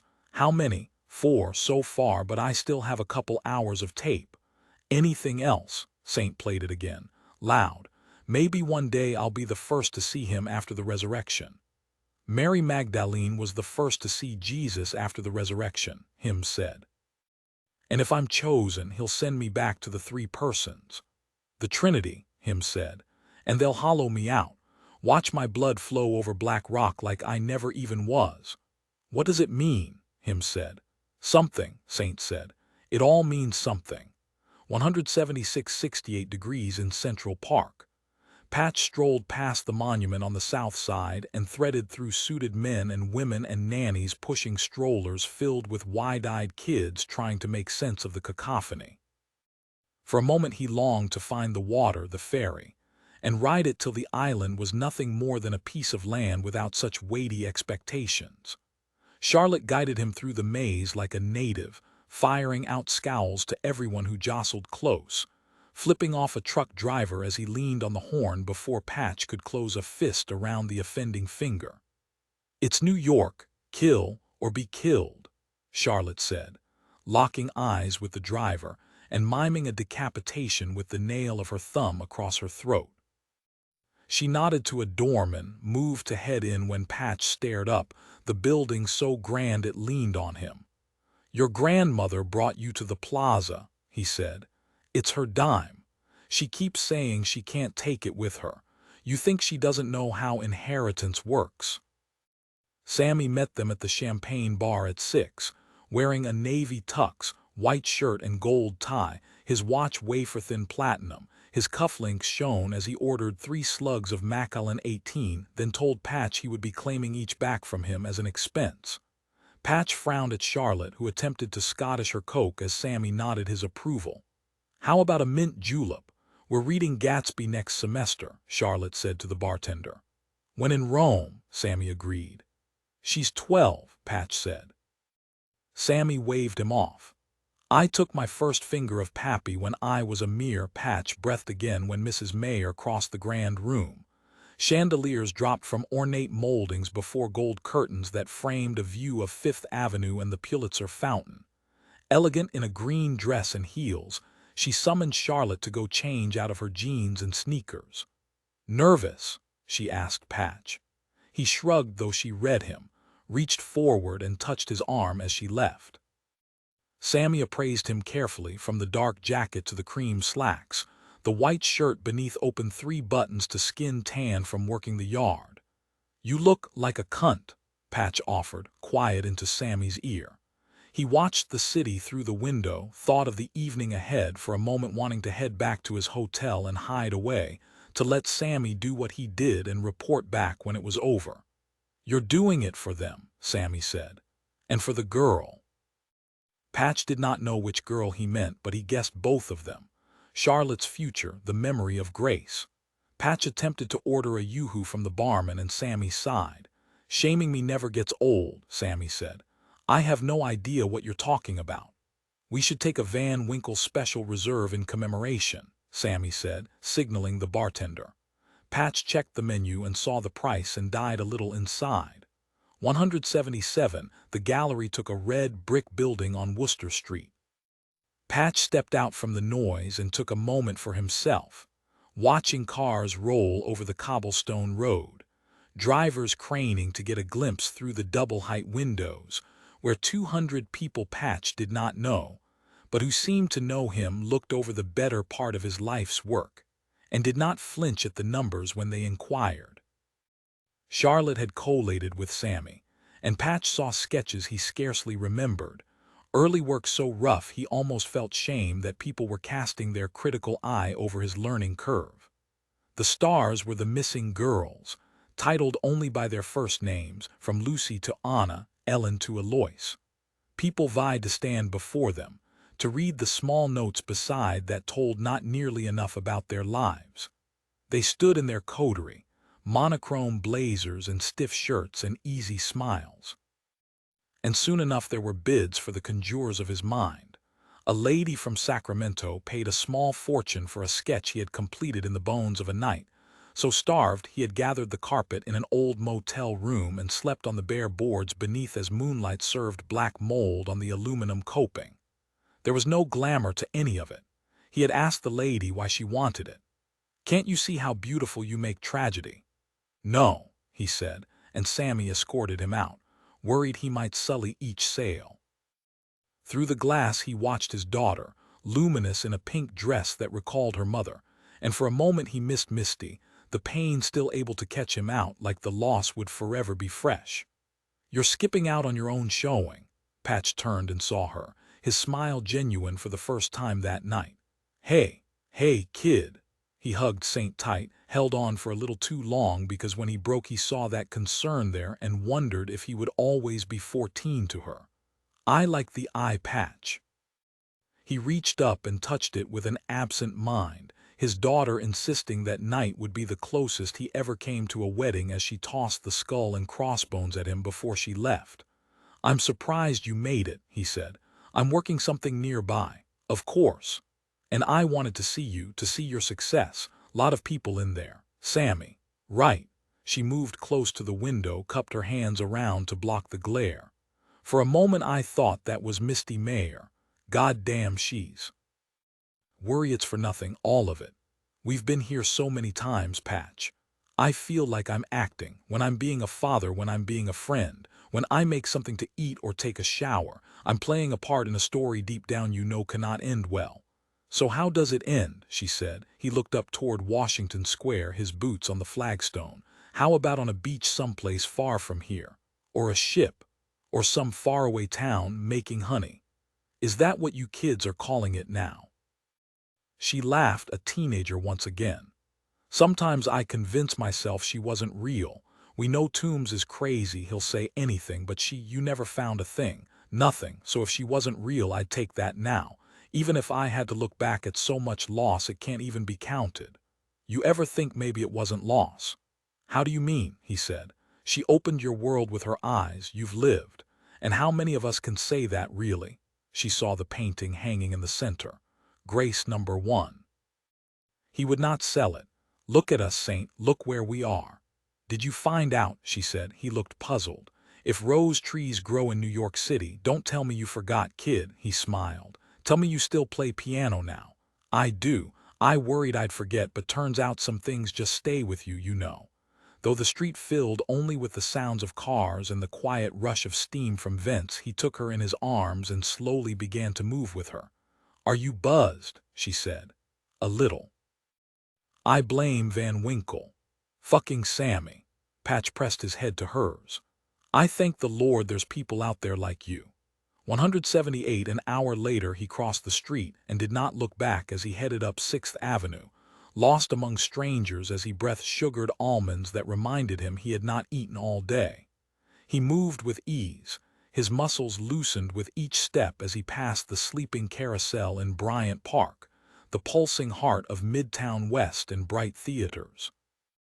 At 10 he found his way to a reservation in Barbetta and took a seat alone and ate garganelli in tomato and basil sauce.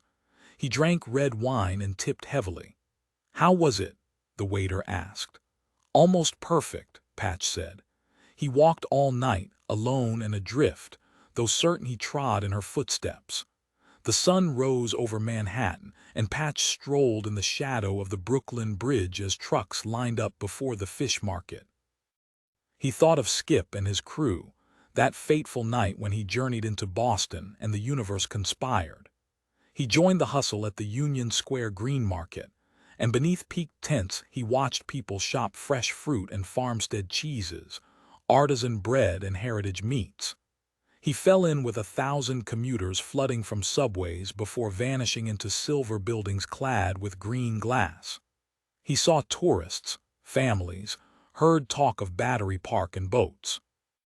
The Twin Towers, so prominent he stopped for a long time and committed the skyline to memory. When the hour was decent enough, he stepped into the plaza and found a quiet corner. Sammy was the first down, fresh enough because he had not yet been to bed. Together they sat at a white-clothed table, and Sammy told him they sold everything in the first hour. By the second, new buyers sought the old and offered them twice what they had paid. Sammy had not seen anything like it in 2 decades of dour sales. "You'll send the money to, I know, kid. I know." It was not a sum that would raise eyebrows in the art world, but it was a sum that would give the families of the missing girls a little freedom to search, to mourn, or maybe just to take some time for themselves. At 11, Charlotte carried a newspaper into the fabled champagne bar, where Sammy nursed a Bloody Mary beside Mrs. Mayer, who nursed one of her own. Charlotte spread the paper across the table, then turned to the arts section, where they saw the full-page spread, the photograph, the headline. "A Pirate Takes Manhattan." Charlotte turned away because she could not check her smile. Her father had made it into the New York Times. 179 the Long Island Expressway. The heater blew drowsy air, and Saint cracked the window of the rental car and watched the buildup of traffic from the Queens, Midtown Tunnel and out. Through Nassau County and Suffolk the grays greened, and she felt a low knot in her stomach tighten as she met Woodland toward Riverhead. Patch's voice spoke through the stereo, like it did on every journey she had taken since. She needed to hear Grace's voice one last time to make the journey worth it. "Maybe one day I'll be the first to see him after the resurrection. And if I'm chosen, he'll send me back to the 3 persons. And they'll hollow me out. Watch my blood flow over black rock like I never even was." Saint threaded her way through small towns and beach communities long since bared for the winter approach, the summer gloss scraped off by bracing winds. She parked a good way from the church and turned her collar up as she strolled a wide lane of skeletal trees and dormant grass that ran to family homes, most already shuttered. The town was Black Rock. She stepped back and looked at the sign. St. Mary Magdalene Trinity, Road 180. Saint took in the steeple rising from a turret dark like iron, and beneath that loggia through arches capped with fine mosaics. Through the main door and into a vaulted nave, so stunning for a moment Saint could do little but wish her grandmother could see it. She thought of Grace, of why exactly she had led her to this church, in this town. Saint wondered if there had been another girl buried here. She had searched the archives 4 decades back but could not find anything close enough. Through a maze of rooms and across a rear courtyard, she moved into a smaller building where books rose from hardwood cases stained black. A woman sat behind a cash register that Saint guessed did not see much action. Her name badge read Sister Isabel. Outside, Saint circled to the building behind, the children's home, the concrete beside colored with chalk lines and numbers and smiling faces. She saw a perfect feather and held it up to the light, the gray of a mourning dove. Norma had once told her it represented protection and love and guardian angels. She placed it into her pocket. For 2 hours, Saint tried to decipher a code that was not there. She stopped locals and asked about the history, strolled the graveyard and checked each of the stones. She showed file photos of Eli Aaron to the nun at the register, and then to the old men gathered at the church door. At the pulpit she traced Latin, ran her fingers over the carvings on each of the benches. "What are you trying to tell me, Grace?" she whispered before the chancel. Saint stepped to one side as the sisters passed. Though she kept her head bowed slightly, she noticed the way they walked, the reverent way they carried themselves.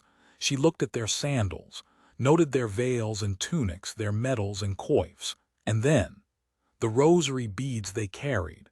181, show me, Sister Cecile said. Saint removed the bag from her case and carefully set the rosary beads down on the desk. Yes, Sister Cecile said. You can purchase them, Saint said. Not on display, not enough shelf space. People go for the cheaper options now, but these are cedar wood, black glass. Sister Agnes made them, and she had an eye for the beautiful, the metal. It's Mary Magdalene, the patron of penitent sinners, Saint said. In my experience, there isn't another kind of sinner, not come the end. Saint's mind ran to Marty Toombs as she took out the file photographs of Eli Aaron and placed them down on the desk. Sister Cecile replaced her glasses and stared. Robert, he was an altar boy. I remember them all. Robert, Saint said. Robert Peter Frederick, I haven't seen him in. He went missing, likely died. She took the news without shock. And you found the rosary beads on him, of course. Why would you say that? Robert was challenging. He took the word as gospel. That's what you're taught, right? Sister Cecile smiled thinly, like she was dealing with a child. We teach forgiveness. Ours is not a vengeful God. Robert would have been in the care of Sister Agnes before she passed. She gave them to those she believed needed saving. So why did Robert need saving? Saint said. Sister Cecile cleared her throat. A local woman fell pregnant, unmarried, and she came to confession, and Robert overheard and followed her home. Saint stared at her. The first hint of color in the older woman's cheeks. Nothing happened. You told that to the police, Saint said. The woman was unharmed. She didn't wish to file a complaint. And Robert left shortly afterward. We know him as Eli Aaron, Saint said. Sister Cecile sighed. And he stands in judgment. How did you, Eli, son of Aaron? He officiated in the judgment seat, the Old Testament. And what happened to him? He was let down by his children. He did not punish them firmly enough when they sinned, and so God cursed him. He was not harsh enough, Saint repeated. Eli Aaron had been raised in a children's home. He traveled. There were likely more graves out there someplace, more missing that would never be found. She followed her back into the bookstore, where the cash register stood unattended. Sister Cecile moved to a drawer where she retrieved the last set of rosary beads. Saint took them and was heading out when she ran into Sister Isabel. The two almost out into the cold air when she heard it. Second set of those we've sold this year. Saint stopped, cold, and turned. Who bought them? Saint said. Sister Isabel was maybe her age, her face weighty, her skin smooth and unblemished. A man. Saint paled. It can't be, Sister Cecile said. How did he die? I set him on fire, Saint said, reaching for the photograph. There was a moment when she knew, despite the time that had passed. She read the look in Sister Isabel's eyes. The look of a woman who had just seen a ghost. 182, there's a chance she's mistaken, him said. I saw it in her eyes. They sat together in a cafe outside the federal building, a place they went when they needed solace, to forget, or maybe to remember why they gave so much of themselves. Saint had spent the week digging into the life of Eli Aaron. With a little more to go on, he'd found a ledger that gave the date he arrived at the home. Only 6 years old. His mother had a record, a woman who sold her body for money, addiction, overdose. A tale so played out she had not flinched as she read. She got the name of the woman he had followed home from confession a lifetime before, got no more from her than Sister Cecile had given. I really thought I killed him, Hims. He's already dead, Saint said. So he purchased more rosary beads this year, Hims asked. Yes, Hims picked up his burger. You know what that means? She closed her eyes. It means you have to kill him again. 183, can I see the place where your eye should be? Charlotte asked. I can think of better gifts to give you. It's not every day a girl turns 13. The build-up had begun a little under a year before, with Charlotte claiming that hitting her teens would likely change her beyond all recognition. She told him she would need a new bra, the kind that gave her cleavage. He had called her grandmother immediately, and she had appeared at the door that afternoon and whisked the girl into town to see Miss Delane. Fittings ensued, purchases were made. Patch hid himself in the yard until he was certain the matter had been handled. Charlotte also claimed she would need a key to the mad house, which he duly had cut at Monta Clare Hardware. She would need a dress for the day and another for the evening. Another trip to Miss Delane. This time Patch stayed out on the sidewalk as the girl and her grandmother attacked the racks with ferocity. "And I'll need to throw a party," she said over a breakfast of muffins and bacon. Patch looked up. "What kind of party?" "Elegant, extravagant, wild in a way, and opulent. They need to change the reading list at your school. There should be a tray of prophylactics should things get rowdy." "What, like antibiotics?" "No. But picking up some penicillin isn't a bad idea." He kept her back from school on the day, spoke with her teacher, Miss Lyle, who frowned and pointed out school policy, and also that she had seen his work hanging in Sammy's window. Patch agreed to come teach an art class, and a trade was agreed. At 6 he led her down to the kitchen where a jewelry box sat on the counter. She removed the necklace and held it up, a single stone hanging from a chain, the same blue as her eyes. "Like Mom's," she said, for a moment quiet before she rallied. "I mean, it's not what I'd choose, but perhaps I could pawn it one day, keep me from doing actual porn. It's all I ask." And then he handed her the piece of paper, the sketch he had completed near 14 years before as her mother slept. The sketch Misty had bequeathed so that he might remember that in their world, in their life, something special had happened. Charlotte stared at it for a long time. "I drew that the day you were conceived." "Fucking gross." Saint showed up like she could smell the muffins, and outside on the driveway beneath the flutter of fall leaves she left a trailer, and on top of it was a 7-comb and a cedarwood hive with observation window. Charlotte circled it. "Beautiful. What is it? Some kind of mobile meth lab?" Saint talked high-temperature waxing, auto-flow combs, and honey keys. "Way simpler than the one I had." "You doing okay, Special Agent Brown?" Patch asked.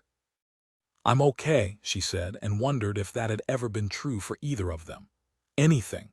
No, she had told him about Eli Aaron, how cops in every state had a photo and description that were far out of date. She had spent a week trawling security camera footage in a 50-mile radius of the church where Eli Aaron had picked up the rosary beads. The sisters could not be sure of a date, only the season. The work was painstaking. She had gotten nowhere at all. "Is there a chance all these years?" Patch said, "There's a chance. And if you find him, then he might lead us to grace." 184 a half hour later Sammy stopped by, and the three gathered as he set a large brass and leather case down on the counter, flipped the lock, and lifted the solid pine lid. Charlotte peered inside, blonde hair falling over eyes smoked with shadow. "You bought her a shotgun," Saint said. "Boss & Co., London, 1912. Story goes it was used to dispatch an Irishman over gambling debts." Charlotte let loose a long whistle as she held it up and cocked it. It's just perfection. Thank you kindly, Samuel." "It'll keep the boys away," Sammy said and winked at Saint. "Or draw the right kind in," Charlotte said and winked at Saint. "And then you can arrest them," Patch said and winked at Saint. "Technically it's just a blink when you do it," Saint said. Patch frowned. Saint had to head back to Kansas, so they made the 80-mile drive, just father and daughter, Charlotte talking of the party, about some kid called Dallas who Patch took an immediate dislike to. "I mean, he's got 3 girlfriends already, but they won't put out, so I figure I've got a real shot, and if that fails, now I can take an actual shot," Charlotte said as they rode the 4-lane highway, a whisper of trees all that cut the gray. He watched her speak animatedly. His touchstone, his anchor to every good thing. After the piece ran in the New York Times, the letters had reached the point where Sammy threatened the mailman with legal action, so they were redirected to the mad house, where Charlotte continued to collate them, vowing to reply to each, even just to tell them her father would not be painting for the foreseeable. The story had been picked up by several news outlets and crawled its way from New York along the coast and across much of the country. Before they left, they had stopped by Misty's grave, and Patch had left Charlotte there with her mother while he walked the perimeter of St. Raphael's. On his return, he saw her eyes red, offered her his hand, which she shied from. "A bird shat in my eye," she said. They parked in the lot and walked through the gates of the Culpeper Zoo. In crisp sunshine, he watched as she unfurled a map and took a pen from her pocket and marked them a route that took in every enclosure, for a moment allowing herself to be a kid. He bought her feed for the farm animals, and she held her small hand flat as the goats came to the fence. In the soft hue of the aquarium, she pressed her face to the glass at the passing of a clown loach. As she pushed open the heavy door and led her father into the reptile house, he began to feel it. The heat crept up, his skin cool and damp. He tried to shake it off, to reason away the flight of his pulse as too much coffee. He managed to smile for her but reached out and clutched the slick stone wall to keep himself upright. He pressed a hand to his chest, then his neck. He heard her call him to come see the snakes, but his muscles tightened.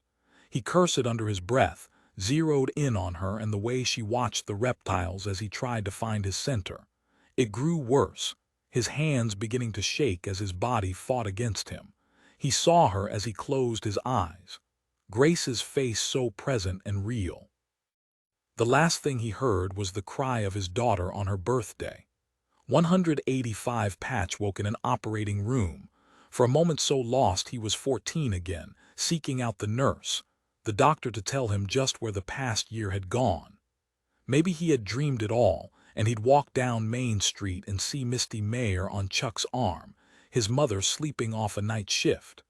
Another shot at making new mistakes, these ones lesser in every way. Across from him, windows opened to sparse treetops, the sky a clear lake, the vista peaked with the umbrella ribs of 1,000 white flowers.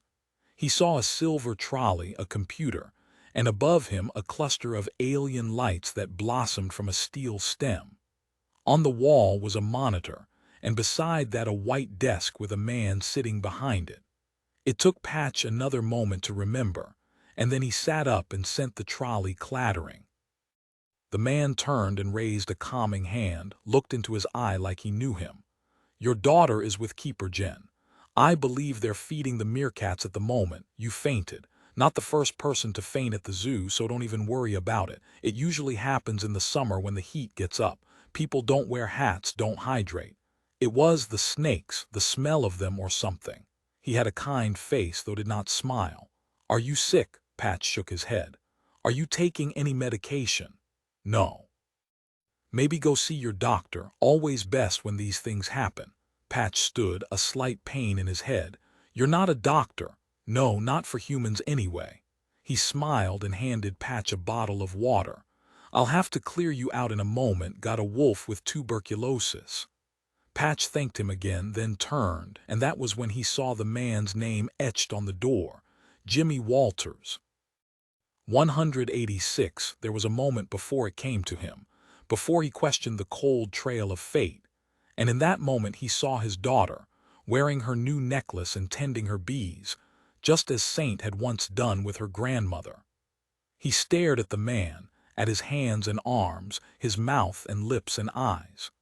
Patch knew well about the rot that set in just beneath, how you couldn't tell shit about someone from the way they looked or the job they did. To see it, you had to gut them. You had to look deep inside for the poison in their veins. Jimmy said something else, added a laugh, but Patch heard none of it, just saw Saint, his friend, in all her pure and good. He saw her crawling through tangled woodland, the bite of winter deep in her bones as she pushed on looking, seeking him out while the world around had long since buried him. He saw the way she cared for her grandmother, the way she was with Charlotte, how this man had taken so much from someone who only gave. Patch knew there were moments when you made your bad decision even when you were fully aware of what would come. He also knew that he would not allow his daughter to grow up in a world where the good stand by idle, in a world where her father did not stand up for the few he cared for. He once told Nix he had left the old version of himself back in the dark. But he knew then that wasn't entirely true. He had once told Saint they were a team, Come at one, come at both. Jimmy, Patch said. Jimmy nodded. You remember me? I remember you, Joseph, Jimmy said. And you remember Saint, you remember beating her. You remember telling everyone in town that she murdered my child. Patch knew about the notion of purpose, of free will and a divine goal. He knew about determinism and the need to shape a future. He knew it might have been the one bad thing Jimmy Walters had done. That maybe he could rewrite that turned chapter and save his own story. There was much that Patch knew, but nothing that could change what would happen next. The Prisoner 1998-187. The window was tall and narrow like a letterbox flipped on its side. Around the width of a human head, it mirrored a strip light to the ceiling, so that from his bunk Patch would sometimes imagine the roof was open to the heavens. His view of the world rose across 1,000 acres of prison land, and beyond that a water tower standing on 6 spindles, the same white as winter cloud, its belly darkened, bulging with rainfall. Telephone cables crossed, and sometimes he heard them crackle with 1,000 voices racing to be heard. He imagined mothers and daughters dissecting Monica Lewinsky, the plight of Hillary and her Today Show conspiracy, following Bill standing strong and noble, adding layers to his card house, the foundation's unimpeachable. Maybe a couple of guys talking Dale Earnhardt and the nature of a hard win. A line to big cities where traders talked their books, the Dow scorching new highs as unemployment plumbed new lows. A Thurston school shooting, another in Arkansas. A tornado in Minnesota, another in Birmingham. The prison was the 3rd oldest in the country, and its years could be counted in the fractures of bare stone walls and intermittent electrics, in dust that coughed through vents, and the run of slave trade blood spilled 150 years before. From that window, he watched the new prison take shape. Cement foundations lay in blocks as yellow backhoes drove rutted roads, and scooped soil loosened by jackhammers so loud the walls of his cell shook. At the end of hard days, the men sat on their machinery and smoked and looked back at the housing.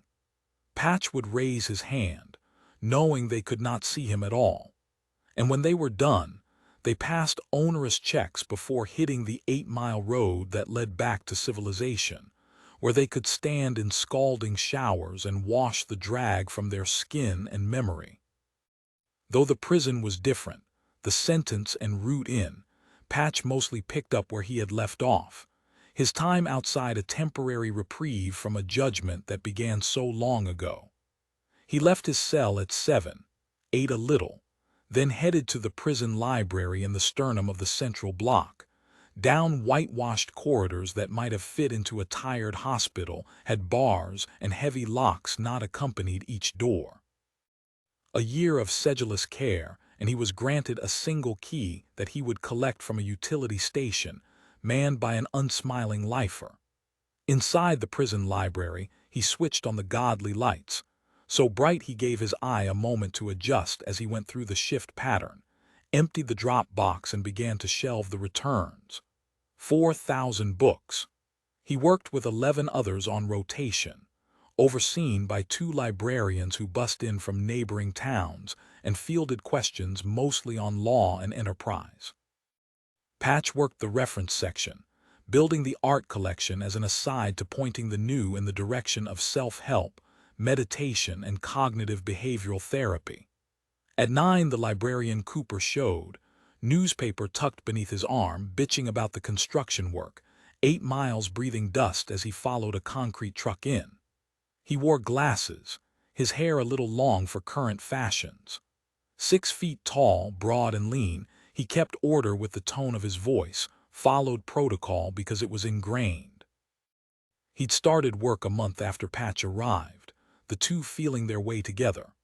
Patch offered just enough, towed the straightest line, added smiles when he had to. And then, after 513 days, he wrote his letter to Warden Riley. 2 months after that, Patch was hauled out of his cell an hour after lunch, cuffed, and led from the main floor through 2 sets of doors and out into the yard. The guard's name was Blackjack, and he did not speak a word till they were clear of the reception center. "Warden's office, what the hell did you do, Patch?" Blackjack said. Patch threw a glance at the man. 6'5", maybe 220 pounds. Most of the inmates called him the Wall and said the state of Missouri could have saved a couple of $1 million on security simply by placing Blackjack in front of the main gate. "I know you weren't fighting. I would have seen the sheet." "How's your girl?" Patch said, and the big man smiled. "Aced it." The girl was Blackjack's daughter. 11 years old, she had been tasked with a school project on precious metals. Patch had pointed Blackjack in the direction of Gustav Klimt. They walked slow because Blackjack knew that feel of sun on skin was something. "I always thought I knew you, always thought your heart was in the right place. But why the hell did you go kill that zookeeper?" Blackjack said. Same each time. 188 inside they waited while a secretary busied herself with a call from the 25th Judicial Circuit. Patch heard talk of recusal and a change of judge as the woman made notes. They waited in silence for 20 minutes, Patch content to leave his confines, to stare at the wood paneling, the patterned carpet and gold flag stands. Blackjack handed him off as Warden Riley told him to lose the cuffs. "We're gentlemen," Riley said, like they were to take iced tea overlooking his plantation of lost souls. He shook Patch's hand a little too hard, his face a bluster of burst capillaries, hangdog eyes and shaving nicks. He wore pinstripes, his shirt a little tight at the neck so surplus flesh spilled over like potted meat from a tube as he ushered Patch to sit before the mahogany desk. Riley slumped into a brown leather chair, and as he moved to pull it in, Patch saw the large wall behind him, and the single painting that hung in the center beneath a satin nickel wall light, like it had been placed there by God's hand as a reminder. There was a moment when Patch looked around, like a prank had been pulled on him, and then he stared for a long time at the scene. Main Street bursting with color he knew well. A diner took one side, a vista of rolling hills fed blue slate rooftops beneath a sunset that dazzled with 24 hues. "Beautiful, isn't it?" Warden Riley said, turning to look. "There isn't a person that comes in here that doesn't spend a little time lost in that painting." Patch had not seen it in near 20 years. His first sale, his touch crude, he saw only imperfections. Flecks where he had overloaded his brush, his hand heavy at the bleed of the sidewalk. "Where did you find it?" Patch said, transfixed. "Aileen, my wife. She decorated this office a half-dozen times, picking swathes and swatches. That painting is the only constant. Hell, even my chair was chosen not to detract from it." Patch remembered to smile when the man laughed. Riley rolled his shirt sleeves back over plump arms and reached for the letter on his desk. "You want a library service for the gentleman on sea level?" "Yes, sir." Warden Riley leaned back, the chair creaking as he steepled his fingers and furrowed his brow, like what had already been decided still left room for further thought. Patch tried not to notice the lure of the painting, that low pain in his gut, in his bones. He tried not to see Sammy's face as he worked, Saint's as she stopped by with a plate because his mother could not care for him. He tried not to see Nick's, Misty, the mad house, and the town of Monta Clare.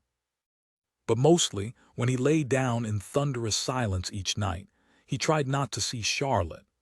"The Federal Bureau of Prisons makes certain recommendations."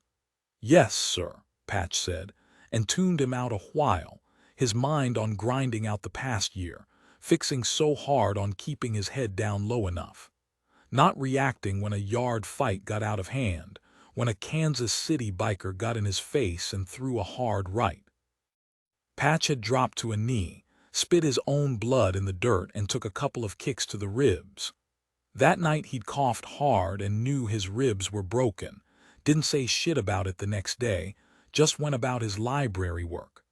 A week later the bikers' people wanted him involved in a hustle, Patch guessed at drugs.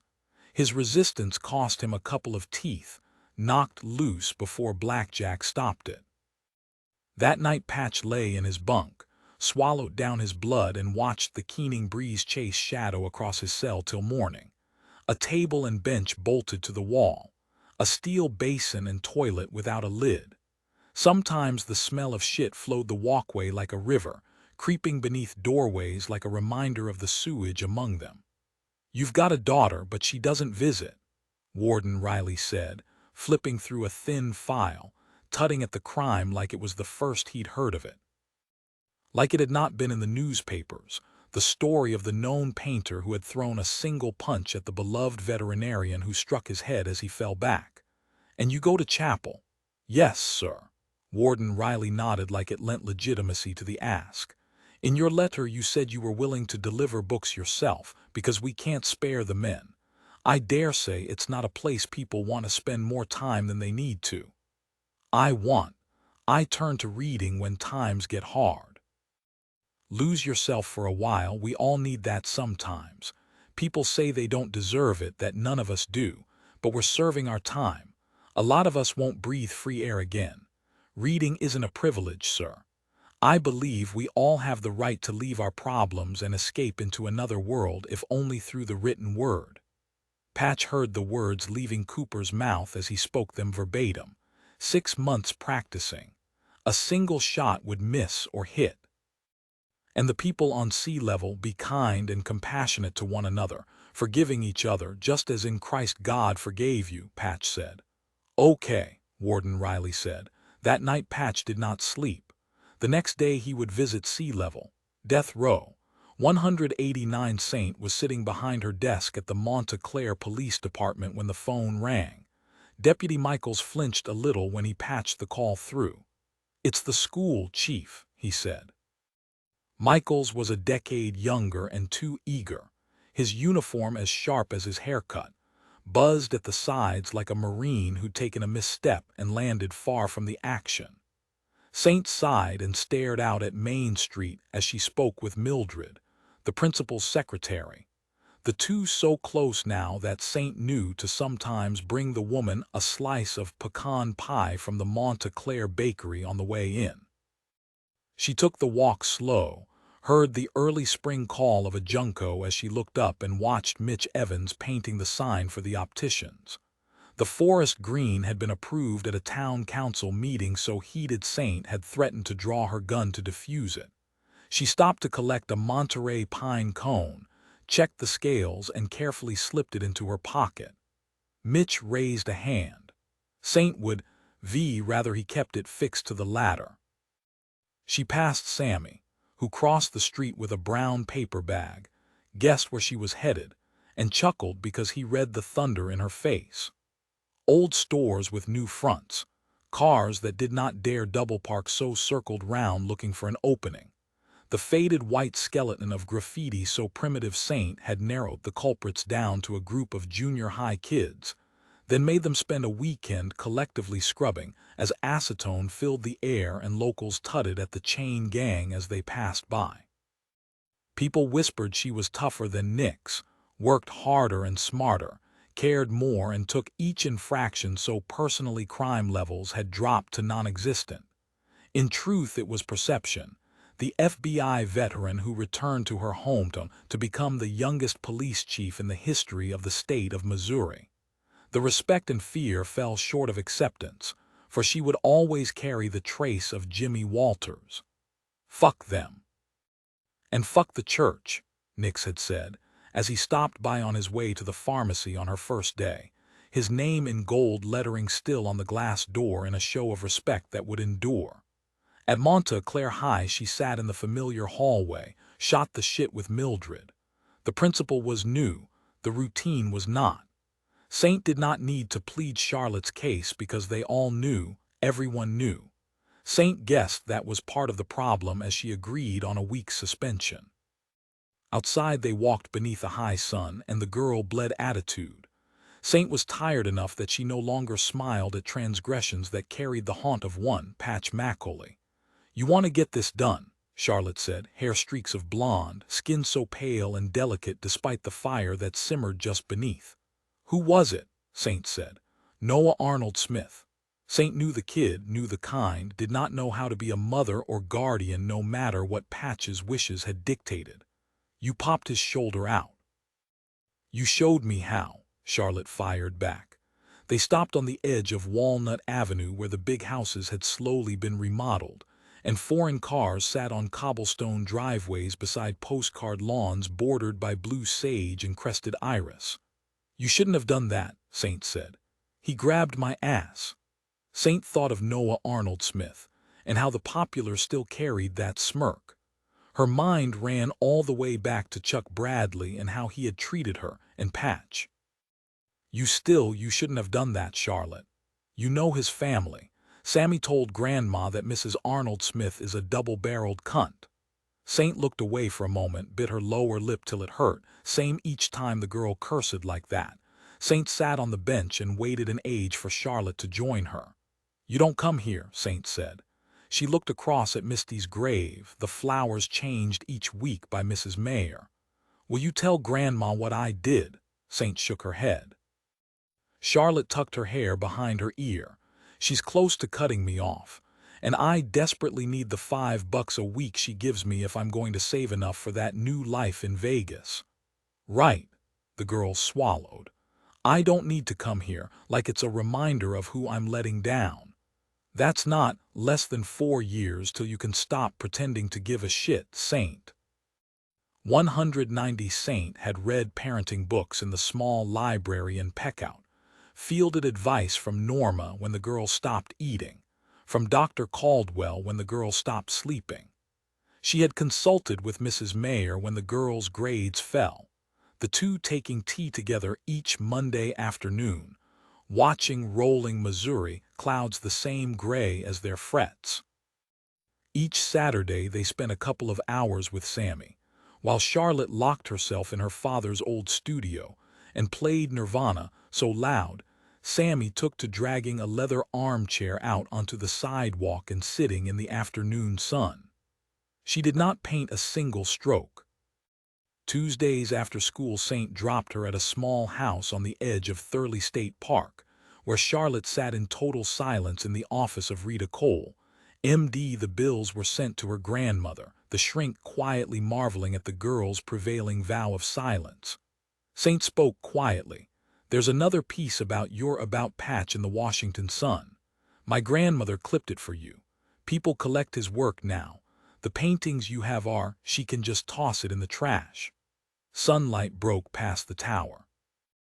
Saint had tried to visit with Patch a dozen times. She could make the drive blindfolded. She could pick out distant mountain ranges from the lot, knew each pothole in the 8-mile track. She knew the building was too old, the cells like ice in the winter, a furnace come summer. Saint quietly campaigned for change, added her name to petitions for humane facilities, to expedite the construction schedule. Sometimes she made it to the tall gate and remained on the outside, talking to Blackjack, the giant of a man so sweet on her he shied when they spoke. What you did to Noah, she felt the girl glance at her. Maybe he'll think twice before he does it to another girl, Saint said. Yeah, I'm not good at this. I have my grandmother and I love her, but she's not. Charlotte watched the grave. I want to be left alone. I don't want to talk when people ask me to talk, or paint, or share goddamn feelings I don't even have. I don't want my ass grabbed. If I want to rage, I'll rage. Saint stood. This weekend I'll show you how to disengage a testicle. 191 Norma once told Saint that it took a village to raise a child. Though she did not have a village, on the last Friday of each month Saint threw open the doors of the tall house on Pine Hill Cemetery Road and cooked a meal for her grandmother, Charlotte, Mrs. Mayer, and with blazing reluctance, Sammy. At 6 Charlotte emerged from the yard with a jar, then stood beside Saint as she mixed the cornmeal and flour. Charlotte sprinkled in a little sugar, beat the eggs and buttermilk. They had agreed on an allowance of $2 each week, for which Charlotte acted as Sue's chef, quickly honing her skills till Norma declared her cornbread superior to Saint's. In return, Saint declared her grandmother Judas and threatened to withdraw from the kitchen entirely. Mrs. Mayer arrived with a bottle of red, Sammy, with 2 bottles of Buffalo Trace bourbon. Saint fixed glazed skillet chicken while Charlotte took her blueberry buckle to the corner to fold. Mrs. Mayer dressed the table, the 3 women working together in orchestra while Sammy and Norma quietly got drunk. They ate on the porch, Charlotte watching the fired sky, her grandmother beside her. "Sweetest chicken I ever tasted," Norma said. "Charlotte's honey," Saint said. "Fuckers only stung me 30 times during production. That aftertaste is likely my blood," Charlotte said. Mrs. Mayer sighed. She wore a white virgin wool jacket, Dior lipstick, and crystal-embellished mules. Each time she showed at the door, Saint would silently note the combinations, then seek to copy the outfit at the Three Rivers Outlet Mall. She used to wonder if the lady was going on someplace grander afterward, till Charlotte told her that her grandmother only left the house to visit with them now. Charlotte brought out the dessert, which Sammy tried to decline till Saint threatened to subpoena his second bottle. "It's the finest honey I ever tasted," Norma said, smacking her lips till Saint threatened her too. "I mean, Saint's produce was fine enough, but Charlotte here has a true farmer's touch." "Is that why all the boys want me to milk them?" Charlotte said. "Jesus," Saint said. "Don't blaspheme," Norma said. Mrs. Mayer sighed once more. "Charlotte is the closest thing I have to a great-granddaughter," Norma declared. "I was waiting on Saint, but I reckon she's running my clock down now and hers. No time to fall in love and produce a clutch of eggs," Saint said. "Don't need a man for that," Charlotte said. "You're not talking about what's it called," Norma slurred. "Spunk donor," Sammy offered. "Jesus," Saint said. "Don't blaspheme," Norma said. "It's all delicious," Mrs. Mayer said, aiming to bring it back. Saint smiled. "I registered Charlotte with the American Beekeeping Federation." "Sometimes I worry she knows me too well," Charlotte said. "Sass all you want, but I reckon you'd be a shoo-in for this year's Honey Princess," Saint said, raising an eyebrow at Charlotte. "And that could also be my stripper name," Charlotte said, to a deep roar of laughter from Sammy. When it was done, when the last wine had been drunk, when a drunk Sammy aimed a goodbye kiss at Mrs. Mayer, who swerved with such finesse that he toppled from the front step and disappeared into a 9-bark, Saint sat at the old piano and played. She watched the painting of the White House as she did. "Why do you always play this song?" "Norma said it was your wedding song," Charlotte said, standing behind her. "It belonged to 2 people way before I got married." "Will Patch die in there?" Charlotte said.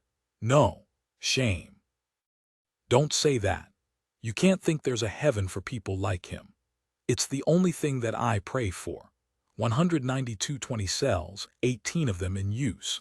Silver bars, red rusted at the centers, where arms sometimes leaned, hands flexing, orange sleeves rolled back over thinning forearms.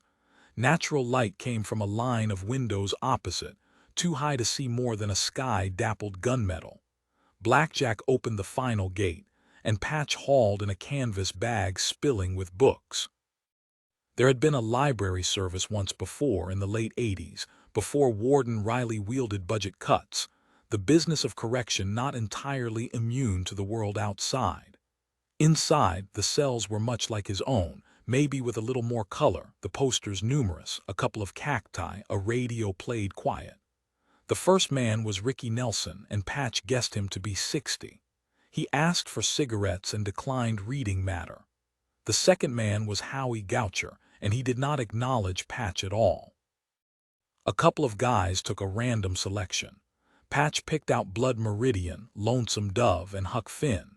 His fingers traced over Gatsby, the memory of his daughter catching him dead, tightening his jaw and neck. Patch knew the average wait was 15 years in a cell 8 by 10, also knew a quarter would die before the state could kill them. He knew they were more prone to disease, malnutrition, psychosis.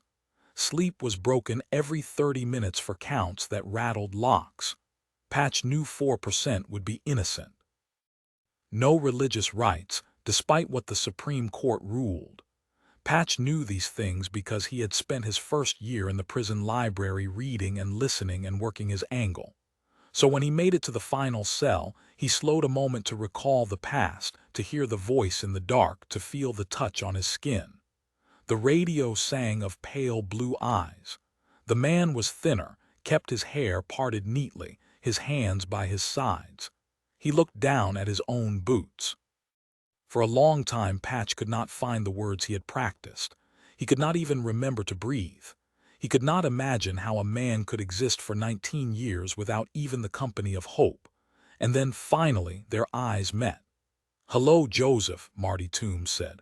193, you did so much to live, only to come dying here," Toombs said. "I practiced what to say," Patch said. "Okay. But now I'm here, I want to reach through the bars and grab your throat and make you tell me where she is." "I'm sorry," Toombs said, and Patch looked at him, at the lines that crept from his eyes, the way his hands shook lightly, and saw that he was. "You said she was dead." Toombs glanced at the window, at a sky that lay over a world he had lost. In 7 months he would be taken to a room with a single window. Straps would be placed across his legs and stomach and head, and a couple of IVs inserted in case his veins failed. Sodium thiopental would knock him out cold. Vecuronium bromide would paralyze his muscles. Potassium chloride would stop his heart from beating. After 20 years of waiting, his life would be ended in 10 minutes. Activists would make it to the big gate, light their candles and sing and bear witness to their own beliefs.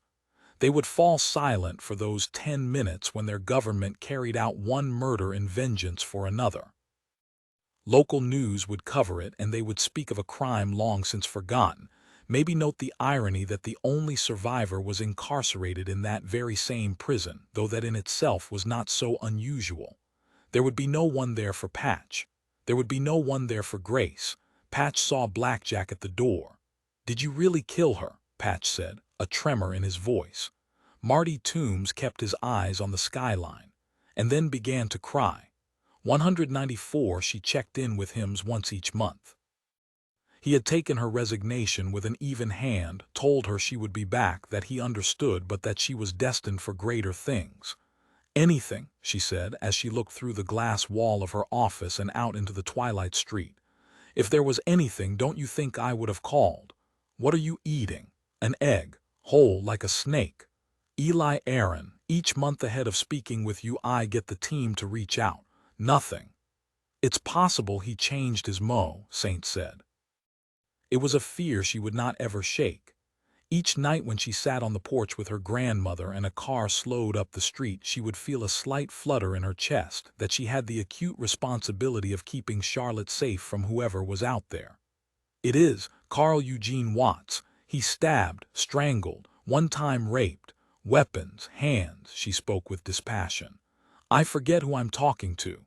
On her desk was a coffee cup, and inside it warm milk. In her drawer was a romance novel. "Sister Isabel wears trifocals," Hims said. "I like that you know that, Hims. Poor sight. Good chance she was mistaken. You'll send me the case file. It won't do you any good." He said that each time they spoke.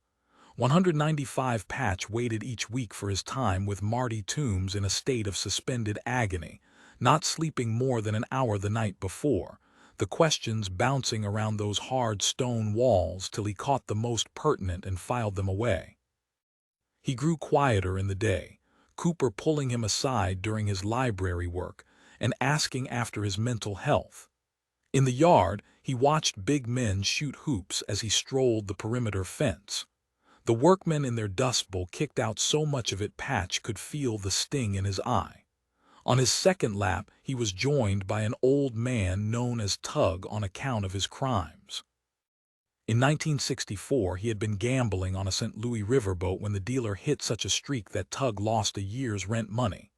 Tug followed him up to the Lido deck and tipped him over the side, claiming to the jury he just wanted to wipe the smirk off his face. Unfortunately for Tug and the dealer, a tugboat was passing at that same moment. 6 hours later, they fished the man's body from the Mississippi River. "So you can order in books?" Tug asked. "What do you want?" Patch said. "Just making talk, pirate. A man can't inquire." Tug's fuse was short like his stature, a little under 5 feet. Patch mostly spoke to the top of his head. They walked another revolution. Ursula Andress. "Excuse me," Patch said. "Honey Rider," Patch sighed heavily. "Dr. fucking no, the Bond girl Ursula Andress, born March 19th, Pisces. I've been in love with her since 1955. Used to picture her face when Jesus, I can't get movies. I see the shit you've got in that library. Fucking books on soap production. Who the fuck wants to produce soap in a prison? You know how dangerous that shit is in the shower block. And you can't get me nothing with my love in it." He ranted a while longer, the disappointment palpable. "I'd like to ride me one of those," Tug said, and pointed in the direction of a tracked excavator. He wore his white hair long like the mustache that traced the downward swing of his mouth. He carried a kind of optimism Patch had not seen in men who would die in prison. "Make you feel bigger," Patch said. "What the fuck does that mean, One-Eye? I'd drive it at these fences and tear them down right during yard time, watch them scramble." His grin turned into a laugh so high and manic Patch guessed that optimism was born of the loose screws in his head. "Only way out," Patch said. "Quickest way out." A watchtower stood 1,000 yards out. "Anyone ever make it?" Patch said. Tug's mustache twitched a little as they looked out toward the wilds, the land bowing to the ravine. "Not for 40 years. Sonny Parker, tunnel. Pickaxe." Tug rolled his eyes. "No one tunnels out of here. You see that machine over there? It's a pile borer, Missouri bedrock. You can't get deep enough without mechanical intervention." Patch watched the steel core of the drill, wider than his shoulders at the flutes. "So how then?" "Sonny had a crew. You don't break out of any place without assistance." So his crew drilled a shallow hole and tunneled in over where the new 5-wing is. Only 20 feet and they were under each fence. This hole was about 10 inches round. Patch frowned. "Small enough for a rabbit," Tug grinned. "Big enough for a gun." "They smuggled a gun into prison. Sonny used it to get himself out, Dillinger style. They turned when a fight broke out. Nothing meaningful landed before Blackjack scooped up one of the men and dumped him against the fence." "You're not thinking of trying something, pirate?" Tug said. Patch saw a couple of drops of blood on the ground, soon trodden into dust. "I've got no place to go." 196 that afternoon he stood outside Tomb's cell and stared at the heavy sheet hung from the inside across the bars, blocking everything within. Near 100 degrees, Tombs had built himself an inferno rather than stare into the face of his crimes. Patch glanced back and saw Blackjack had retreated into the cool of the captain's office. When he started talking, he watched the other men appear, arms through the bars as the radio died. "She was brilliant in ways you can't imagine, in ways that don't sound real when I tell them. She took me from the dark and showed me her world. She could recite poems and stories and knew facts I thought she had made up. She knew that prairie dogs kiss, that ghost crabs growl using teeth in their stomach. She knew that koala fingerprints are so close to ours they could contaminate a crime scene. I fucking told those cops it was the koala that did it," Ricky Nelson called out to laughter. "She was kind, not enough people are. The cops said I remembered too much, that some of it must have been imagined. I know her. I still know her. I miss her. I carried her with me each day of my life. You can give her back to me, Tombs. You're in this place where you can't do shit, where you've got nothing. But you can do this brilliant thing. It's inside you to do it. Just tell me who she was. Tell me where she's buried." Blackjack tapped his stick on the metal as Patch snapped from it. On his way back he handed a copy of The Color Purple to Howie Goucher in Cell 2. He would keep it for a month, telling Patch of the glorious Selly. A little after that the row would fall silent as Howie was led from them. 197, "Who is this boy she's out with?" Norma said. They sat together on the porch as a fine spring evening unfolded. "Matt Levisham," Saint said, watching the street, though she knew Charlotte would not return from the movie theater for another few hours. "I know the Levishams. His mother is diabetic. Self-inflicted," Norma said. As the air cooled a little, Norma fetched a box and dropped it beside Saint. "It's from him," Saint said, checking the label. The Eli Aaron case file. Oh, I know that. When did it come? You have your hands full enough. Saint glared. Norma glared back. It's important, Grandma. Important is looking after that girl. I'm doing the best I can. In Norma's hands was a novel, the pages dog-eared. She wore a cardigan Saint had once knitted for her. Is there something you want to say to me? Saint stood, paced to the edge, and leaned to touch a baluster, the rot setting in at the bottom rail. Norma shook her head, but Saint saw it in her eyes. Don't spare my feelings now. Not after you've spent years being cold. Nonsense, Norma said. Saint glared. It's just you might have been better equipped for this had you with Jimmy. Saint turned her back for a moment. Did he not deserve more time? Norma said, quiet. You aborted his baby, Saint, and then you divorced him for what? Saint turned. He wasn't a good husband. He wasn't Joseph. Saint stemmed her tears and took a breath. That's not men don't start out as good husbands. You didn't give him time. Jimmy is a good man. I know it. I was the one that pushed the two of you together. I made you give him a chance because I saw him at church, and I knew he was what you needed. And you tried for the baby, and when it happened please, Saint said, her voice barely holding. Norma swallowed. You made a pact with God. You promised that if he brought Joseph back then you would live a good life. You don't understand, Jimmy. Saint cut in and then stopped. And for a moment she saw her grandmother, the woman who had raised her. And Norma stood and walked toward her and opened her arms. Saint stepped into the embrace. Right then it was all she had. It was all that kept her standing. What about Jimmy? Norma said. Saint closed her eyes and leaned her head on her grandmother's shoulder. He's not Patch. 198 Saint fretted her way through dinner, fielded a call from Mrs. Mayer, who'd seen the Levisham boy in the Monta Clare drugstore, and surmised he was purchasing either condoms or some kind of sedative to make her granddaughter more pliable. Saint had hung up the phone, gone back to fretting and fighting the urge to call round to the Levisham house and draw her gun on the diabetic mother. At 9 she paced. At 10 she made calls, and at 11 she found the Levisham's address, where at the window she saw Charlotte and Matt making out in the den. She hammered the door and pinned Matt to the florid wallpaper in their neat hallway with her forearm. Saint caught up with Charlotte at the end of Cotteram Avenue and reached for her arm. Don't you fucking touch me, Charlotte said, her cheeks burning. Saint took a step back, her face just as flushed. You broke curfew, Charlotte glared. You're not my mother. And I thank God for that every day. Saint spoke the words before she realized, before she knew they would later strangle her with shame. There was a moment when Charlotte took the full force of that blow, winded till she reared. I suppose if you were my mother I wouldn't even be here, Charlotte said. Saint took a step back. I don't know, that's what you do when you get pregnant, right? Saint shook her head. Charlotte went on, told Saint truths she already knew, how the girl was ashamed to live with her, to be seen with her. You keep that trunk in your closet. You collect leaves and pine cones.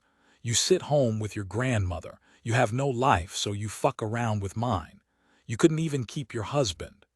Saint felt it build, felt the conversation with her grandmother from earlier that evening. Saint felt the way the girl looked at her, the way everyone in Monta Clare looked at her. And she could not stop the words before they spilled from her. He beat me. Charlotte stopped, and the two faced each other in the street. Saint closed her eyes to the moon and the stars. I was pregnant and Jimmy, he beat me. He fractured my eye socket, and my jaw, it still clicks when I eat. This time Charlotte shook her head, the words too much. I saw a dentist because one of my teeth stayed loose. The street died around them, the town and the woodland and sky. And what had once seemed so beautiful and safe was lost. My grandmother said hatred is misplaced fear, and maybe she's right, because when I lie down to sleep each night, I still feel scared that he'll come do it again. No matter that I'm a cop, that I carry a gun. I'm scared. She stopped then because she saw the look on Charlotte's face. And then Charlotte turned and ran. 199 Saint tore through the town. She woke Michaels and two auxiliaries, pulled Sammy from the gallery and met Mrs. Mayer on Main Street. For an hour she near lost her mind, roused half the town and had them moving through every street, the dull pain in her stomach moving up to her head as she recalled 2 decades before. From St. Raphael's to Monta Clare High, she checked her watch as minutes ebbed to the torture of nightfall. She doubled back to the house, saw Norma standing on the porch. "Jesus!" she screamed it, hating herself fully. She'll turn up. When and in what state? She stayed on foot because she knew each and every shortcut. Saint stopped at the Breyer house and woke Melissa and her parents, did the same at Madeline Collins's. The only names she could remember the girl speaking. Right then she realized she did not know nearly enough about Charlotte's life. Back on Main Street she saw Sammy comforting a crying Mrs. Mayer, the night sobering him cold, the fear they all carried, all of those that remembered Patch and Misty, and the doctor, Marty Toombs. In the old spot in the woodland she pushed through ropes of vine and looked for tracks with the bright of her flashlight, but the ground was loose dust. She felt the heat of her gun burning her hip like a reminder she was no longer a rookie, that she would shoot first if anyone went close to the girl that was Patch's and in burgeoning ways her own. As she cleared the woodland and jogged down Rosewood Avenue, she saw the light burning in the madhouse. Her breath rushed out in a burst of relief when she saw Charlotte sitting in her father's old chair, staring at the television light. "God damn, Charlotte. God damn. I've got half the town up and you're sitting here watching television." Charlotte did not turn her head from the screen. "Saturday nights we watched movies together." She might have berated her, might have kicked down what little was left between them had she not seen what the girl was watching. The channel dramatized the moment, 2 years before, when the girl had been returned to her father, the two of them embracing in such a way that even the reporters fell silent for a moment so rare it had almost been forgotten. Outside a Texan hospital on artificial grass, the two held each other while the cameras cut to a single shot of the girl when she had gone missing 2 decades before. Eloise Strike. Saint gasped not because she recognized the name, but the face. The face she had stared at in the window of Monta Clare Fine Art for 3 summers. "It was his painting," Charlotte said.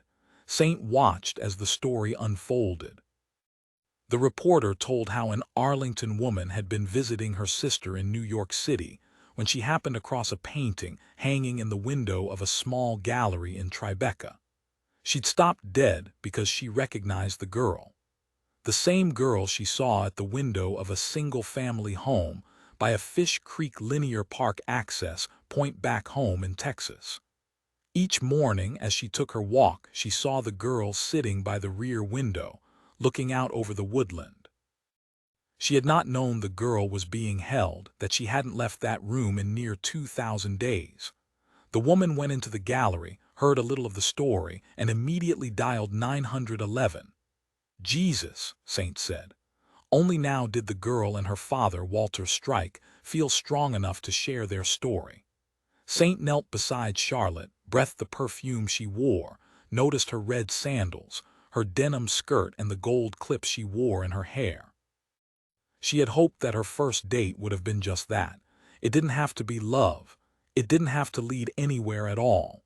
It just had to be a night when she could slip from that long shadow. She looked up and saw the first tears on the girl's cheeks. She knew better than to try and comfort her. "What you said," Charlotte began. Right then she knew Charlotte needed her truth more than Saint needed her silence. "Your father, he did it for me." She would play that moment back and wonder at a universal network of fate, each decision rippling out from the wings of a butterfly, searching a grid of pattern that had been laid in another life. She would wonder if it would have made a difference to any of them. But as she turned and saw Sammy at the door, his cheeks ashen, she knew there was no one at all in control. "Your grandmother," he said. 200 that night in the ICU. Charlotte would not leave, distraught that her actions had brought about the heart attack, no matter that Saint told her of Norma's age, a family history, an addiction to honey and bourbon and cigar smoke. Still, she shrugged off her hand, curled up on the bench and stared at the television, at the roll of news that did not sleep. A California serial killer, embassy bombings, updates on an Indiana train collision. Mrs. Mayer sat beside Sammy, who lay his large coat on her chair because he worried about the cream of her dress. Saint knew the room well. It was a place she had waited for a life to be saved, for a story to begin and end. A little after 3 in the morning, a nurse came to collect her, and she was glad the others slept. The nurse was old and knowing and did not need tell her it was time, for Saint read it in the morn of her smile. "She's ready," she said, and Saint did not tell her that she herself was not. Saint took the chair beside Norma and was left with only the steady organ of the machine that inflated Norma's chest, the fading flutters of a heart that had beat long enough. She looked around at switches and canisters and machines and plugs. She looked to the window where she had once pressed her face and begged the stars to spare a boy who would become a brilliant man. "God damn," she said as she took Norma's hand and told her sorry for cursing, her hand. Norma had held hers when she was 7 years old as they crossed the street, when they first heard the hum of bees. She had taken it as they strolled to Monta Clare High for graduation, and now it was Saint's turn to take hers. She whispered, "I promised God I wouldn't sin. I promised him that if he saved Joseph, then I would live a decent life and I wouldn't hurt anyone, and every day I'd be kind to people." She pressed her cheek to Norma's hand. "It might sound like a big ask, like too much to promise, but I knew I could do it, Grandma. I knew I could do it because I had you to show me how." She finally looked up and saw her grandmother, her wrists now so thin. "You told me I was named Saint because I brought you all so much joy. But I worry I only made your life harder. You are the absolute best of us." They would ring the bells at the church. "Why do we hold on to the bad things and forget the good?" She posed the question to the small metal clipped to Norma's sleeve, to the empty halls, the green glass and leather benches, the lead roof and the clock that counted them down. "I want you to take me for ice cream at Lacey's. I want to ask God to make that happen, but I know I've already asked for so much." She leaned over and kissed her grandmother's cheek. "I'm so sorry I let you down, Grandma." She wet Norma's face with her tears. 201. "They confiscated a round of Beaufort d'été," Sammy said, shooting a hard glare at the guard. "I told them the first thing that dies in a place like this is the palate. Fucking barbarians." They talked a while, a little about the market, the demand for his work so scaling. Sammy said Grace #1 would likely fetch 7 figures. Patch stared impassive, tuned him out when he spoke of securing Charlotte's future, because Patch knew between Misty and her grandmother Charlotte would want for nothing. "How is she?" Patch said. Sammy sobered a little, glanced around at the other men, most sitting with families trying to cling to the last strands, the loss written in the smiles of children old enough to realize. She started painting again. "Yeah, nothing much, maybe just getting a feel, wasted a couple canvases." "Thank you, Sam." Sammy waved a hand. "The tab. I need a favor." "Anything," Sammy said. "There's a box in the attic of the madhouse. The only belongings I have from when I was a kid. Inside there's a copy of Playboy, June 1965. You know porn has come a long way." This time Patch held up a hand. Sammy lowered his voice. "I've got a collection that would stop." They sat a while, and then Sammy loosened the collar of his Oxford shirt, and he told Patch that Norma had died that morning. Sammy smiled, shook his head. "Will you tell her?" "Of course," Sammy said. Patch watched a little girl sat opposite her father, drawing something, gripping a crayon with a tight fist and streaking her colors. "Just tell her I will." Sammy stood and moved to leave him. "You never asked," Patch said. Sammy had made the trip a dozen times, claimed he had business that way, but Patch knew his network did not extend to those lost acres. He had come to the arraignment, sat at the back and sipped from the sterling silver flask, his hands shaking a little as the sentence was read. He wrote sometimes, never more than a quote, often Oscar Wilde and his creeping common sense. Other times he sent postcards of a single color, always a shade Patch had used in his work. Patch kept them in a large tobacco tin Tug had given him. Sammy was not mawkish enough to say that he missed him, that he missed sitting in contented silence on the small balcony, sipping their whiskey together and watching the workings of Monta Clare. "You never asked why I did it," Patch said. Sammy buried his hands deep in the pockets of his velvet blazer and straightened his rabbit felt hat. "I never needed to." 202. That next visit he told Tombs of Grace's dancing, from Sauter to Torner, Glisser to a Lancer. He spoke to the heavy sheet, had the ear of the other men, who took to peppering him with questions about her, his words bringing color to their day. Tombs did not appear, so Patch slipped a copy of The Raven through his bars, the letter inside almost as thick as the book itself. He no longer begged or asked, instead wrote a little of his hopes for the rest of his own life, stating he would not get to watch his daughter grow up, to become much like the woman her mother was. Patch sat on the concrete, his back to the bars. The other men lost interest. "I was sorry about your mother. I never told you that, but I was sorry." Patch did not turn toward the voice, just felt Tombs, his back against the same bars as they faced away from each other. "She tried her best," Patch said. "I don't doubt that, Joseph. Why do some people fall so short? It depends what you measure against." At the distant end, Patch watched a rat scurry. "Are you afraid?" "Yes." Patch turned a little and saw the shape of him, the profile of a man he once knew to be kind. "How did you end up here?" Patch said. "How long have you got?" "Longer than you." Tombs laughed then. Patch laughed too. 203. The following week they sat for an hour because Blackjack was called to a fight in the block. Back to back, like it lessened the pressure somehow. "I never wanted to be a doctor," Tombs said. His voice was soft, emanating compassion and care. "I never wanted to rob a bank," Patch said. "Actually, that might be a lie." Tombs laughed, a sound Patch heard often, a sound he matched often too. "My sister died when I was 14, Tombs said. "How?" "She was 19 and fell pregnant." Patch ran his hand over the cool cement.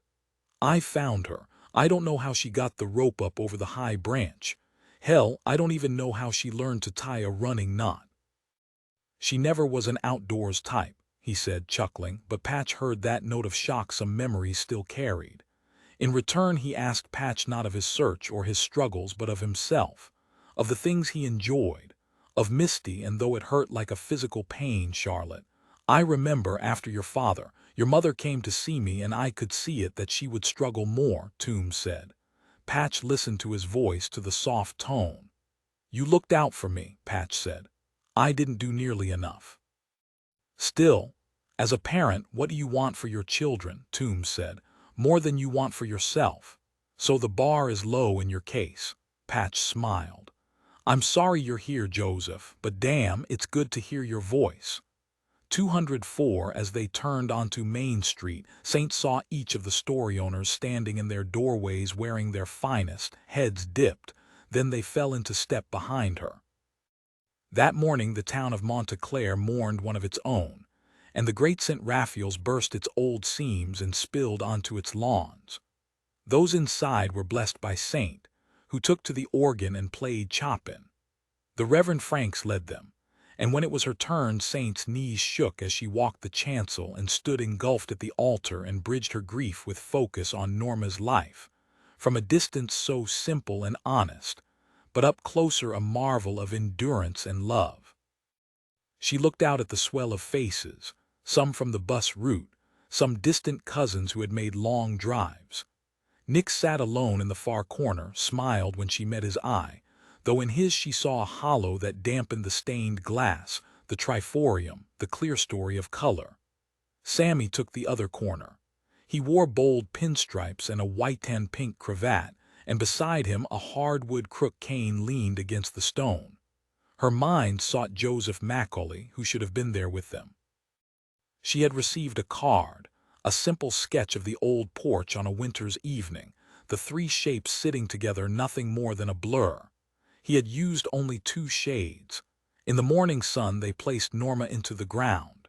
Saint had once wondered if her grandmother would want to be buried back in the city with her husband and daughter. Norma told her no, she wanted to stay close to the tall house, the memories they had made there. They ate sandwiches on the small green. Mrs. Mayer took care of the details, had Lacey cater and Charlotte bake a selection of cakes. Saint fended hugs, smiling her way through stories she had heard countless times before. She looked around for Nix, but he had gone, looked for Sammy and found him alone on the bench. He drank from a flask, offered her a slug which she took and regretted. It was at the close of the day, as Charlotte read quietly on the porch, that the telephone rang. Saint stood alone in the kitchen, numb as she listened to the voice of Sister Cecile. Eli Aaron just visited here. 205, in my time studying, in my years practicing, I never came close to finding such a medical marvel, such a wonderful affliction, Toombs said. Through the window Patch watched a dry storm seize the distance, each shaft of rainfall sublimating like it was for show for them. It's an emotion, Patch said. Oh, it is, that's not in doubt, but it's more right. It turns you off your food. Stops you sleeping, stops you thinking. Patch heard the smile in Marty's voice as he spoke. So you felt it then, Patch said. Once, a long time back, but turns out once is more than enough. Who was the dame? Marty laughed. I guess maybe someone all wrong for me in the ways that counted least. We fell in love and it was like, you know, when all of a sudden there's meaning, actual true meaning and purpose. Like color in the dark, Patch said. Yes, exactly, yes. Nothing is so dark with them in the world. How did you meet? I was just 17. Each year my parents would farm out work to local kids when the harvest was due. I mean, it was tough work, backbreaking. Fun, Toombs laughed. So fun only one kid from school showed. We spent that whole summer just the 2 of us on my family land. Got to know plenty about each other. We had our differences, but the fundamentals to be kind, it was ingrained, you know. A good heart. Not much in the world more important than that. Both settled in silence a while.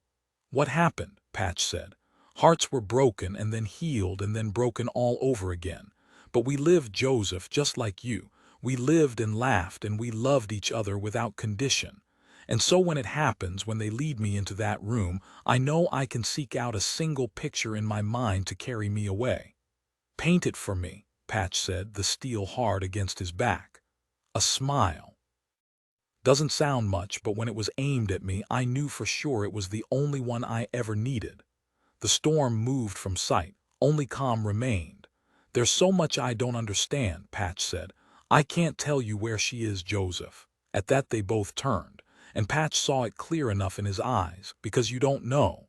Toombs glanced toward the gate where Blackjack stood and reached for his key. But you do know something, Patch said, following his eye. You have to tell me. You can't leave me like this, Marty, not after everything. Blackjack crossed the stone floor slow. Patch gripped Marty's hand through the bars. Please, I'll fucking beg you, I can't go on the rest of my life. Marty looked at him, tears in his eyes. I'll see you next week. And, Patch held his breath, felt the sweat on his back as the air left them, what remained little more than a morgue. Toombs nodded. He would tell him. 206, Patch wrote letters to the Supreme Court asking for a stay for the man who had abducted him, the date looming like a swell on calmer water. He wrote ministers at a dozen churches, asked them to lobby the district attorney to slow the runaway train. He read books on the history of capital punishment, legal tomes fatter than his arm. He learned of loopholes that would not benefit Toombs, precedents that had been set and rescinded. In his first month he had learned of Teddy Fawn Durston, a Democratic candidate who would run for governor of Missouri.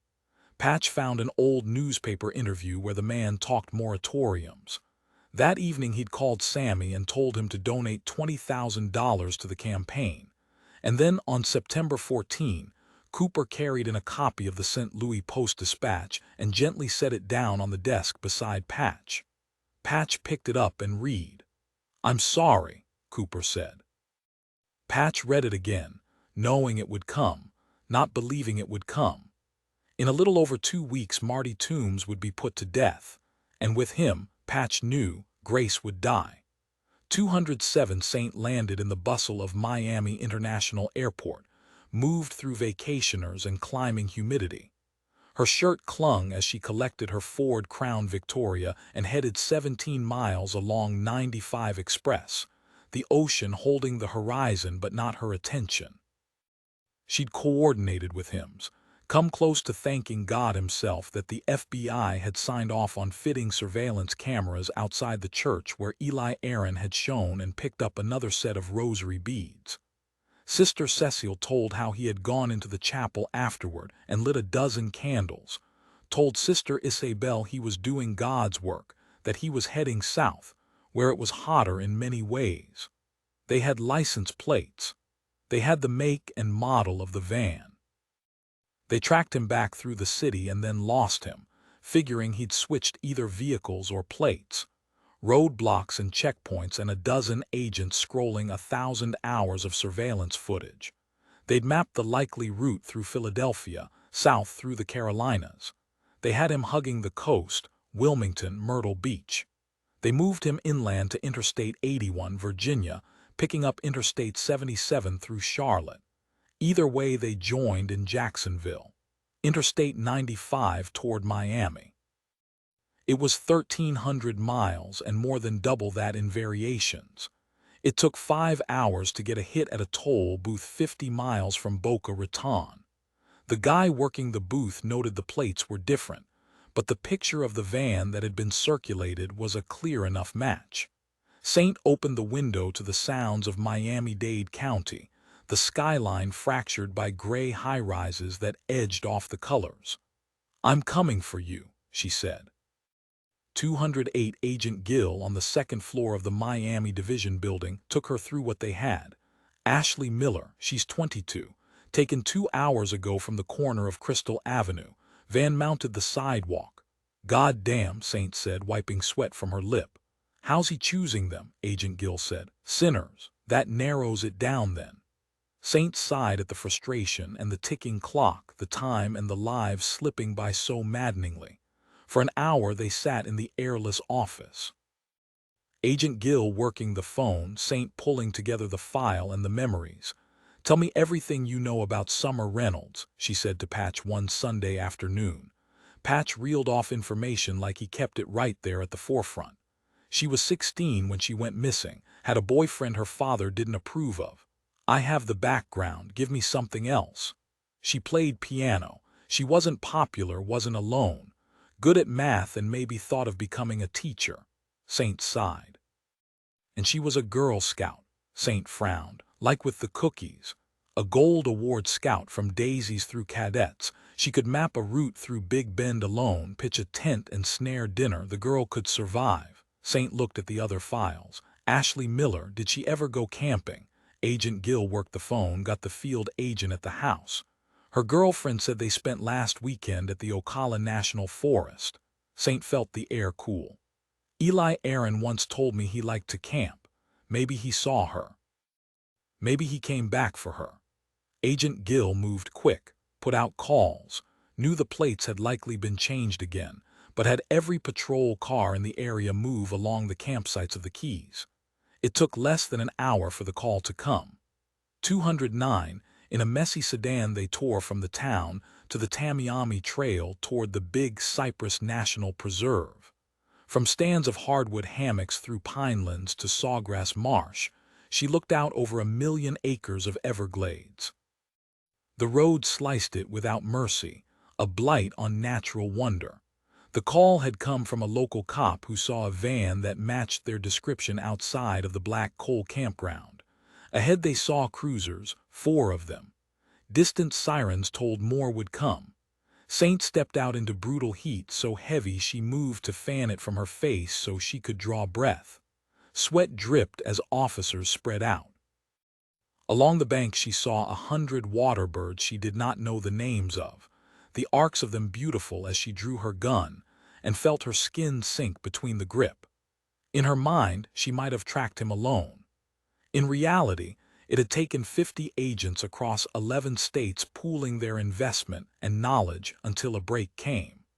They moved together along land that fell into bogs they skirted with care as mosquitoes swooped. Saint did not move to bat them away as they crossed a timber footbridge and met a hiking trail. A trooper raised his hand, pointed to a line of blood that led into plumes of mully grass, 4 feet high, a sea of purple come fall. They spread apart, 100 yards between them as they waited, their guns ready for a man likely lying low. Saint knew the protocol, also knew he would kill again if they did not stop him. She took measured steps into undergrowth forged from the runoff, the Gulf of Mexico flowing down a peninsula now rivers and streams. Lake Okeechobee and the waters that ringed Kissimmee, emptying into Florida Bay. Her grandmother had once told her that in the winter the grasslands were fields, unflooded for precious months like a rising submarine. She was about to turn and check progress when she stumbled. Saint cried out when she saw her. Ashley Miller lay face down. Saint turned her over quickly, pumped her chest, and screamed. 210 they ate on brown trays atop polished metal tables with rigid plastic spoons.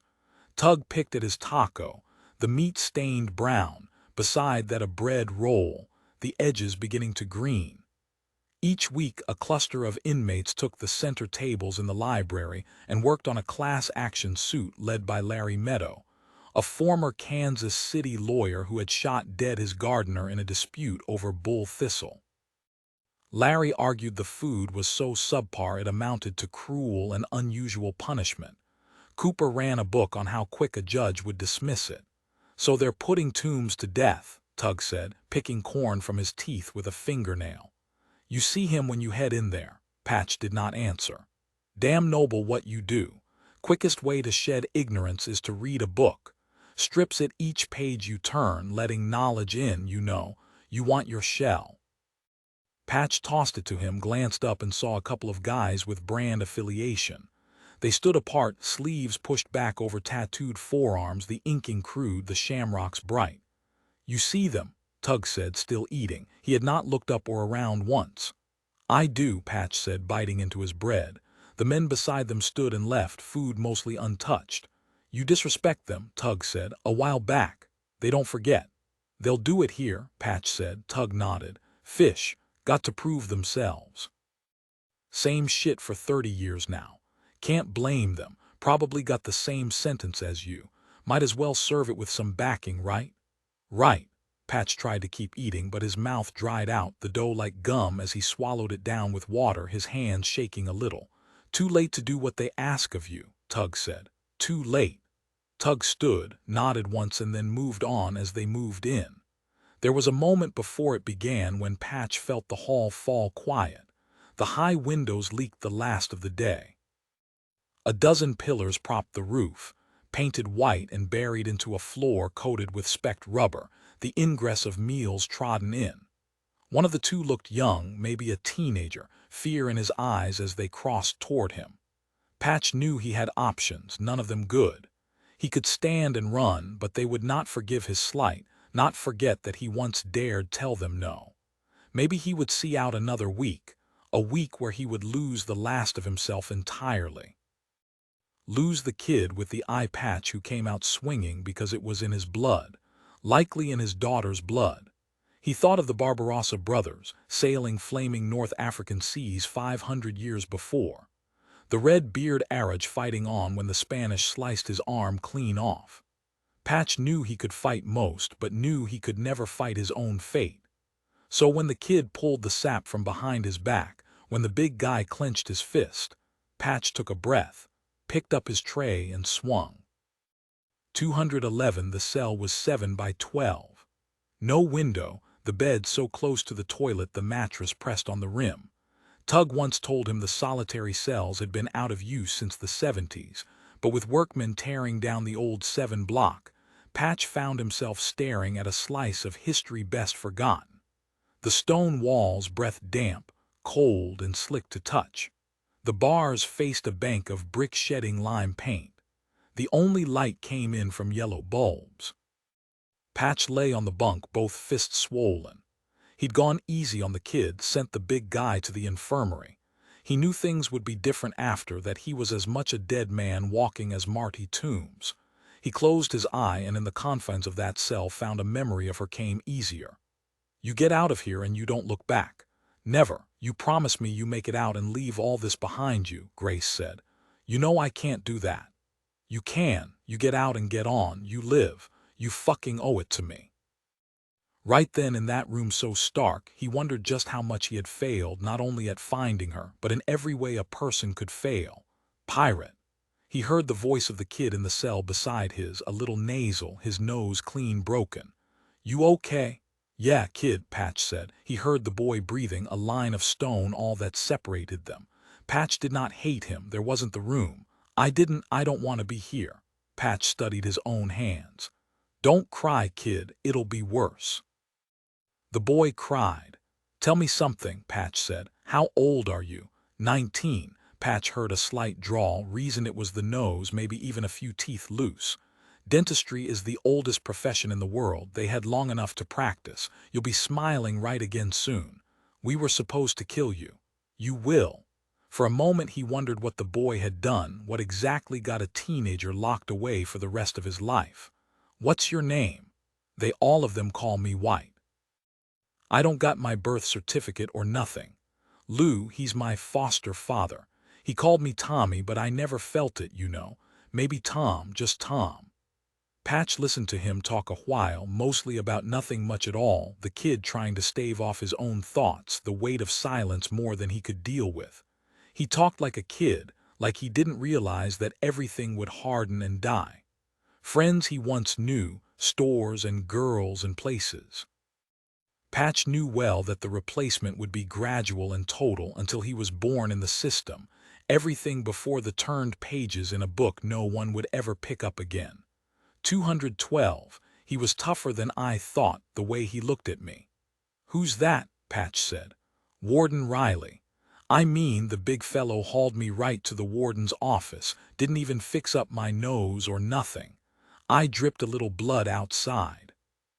Patch thought of Warden Riley, knew the man would have a couple of inmates come scrub that pathway clean before the kid's blood could print a reminder of how he plied his trade. He yelled like I was at school or something, tell you. On the outside I might have, he's tough because he has to be, don't worry about it. I was looking right by him. That painting he's got hanging like this ain't prison but something fancier. Patch drummed his fingers on the bed frame as he thought of his painting. You seen it. I reckon it. You know how some people can just paint or sing or play guitar. Like Lou used to say, it can be taught, but that ain't true. You can learn in this place, Tom. Another sniff. Not like that, it's like being right there, you know, leaving this place and heading back. You reckon I can ask them to get me a copy or something, place it in my cell? Patch thought of the kid's future, then his own, so tired he knew the fighting was done. All of it. He would hand back his library key, dip his head when the time came, acknowledge another loss in a life spent losing each fight he took on. He would say a silent prayer that Marty Toombs went quick, and then he would wait on the brand to move again, and this time he wouldn't swing. He was not a pirate. He was not a father or friend. He did nothing noble. He lived a little life. You reckon he's been there, the kid said. Patch yawned. Who? The painter. You reckon he's been to the town or just saw a photo or something? I mean, it ain't all correct, but close enough. Patch opened his eye, the cell a blur of golds, the smell so thick it caught in his throat. He didn't speak for a long time, just played the kid's words back over before it fully dawned. What are you talking about, kid?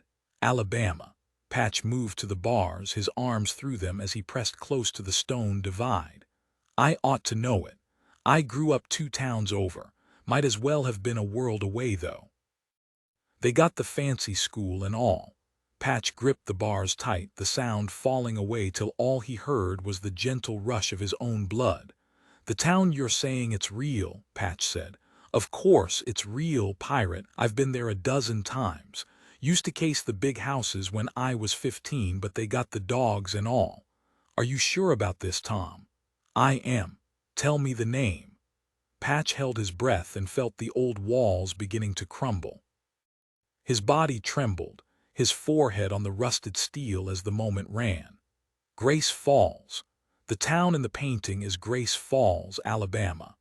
213, not 1,000 yards away, Saint sat in her cruiser in the parking lot, watching the building that housed her only friend.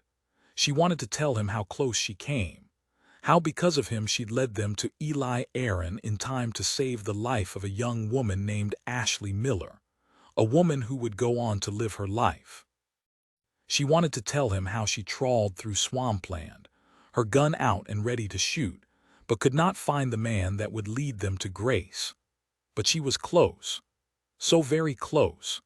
At the turn of day to night she found the nearest bar and took a stool and ordered bourbon, her hands resting on the gnarled counter as a couple of guys played pool beneath a sign that flickered red over the green felt. A television took the top corner above photographs and banners tacked to hardwood paneling, yellowed by the touch of cigarette smoke. Saint placed the glass to her chin and breathed in the smell.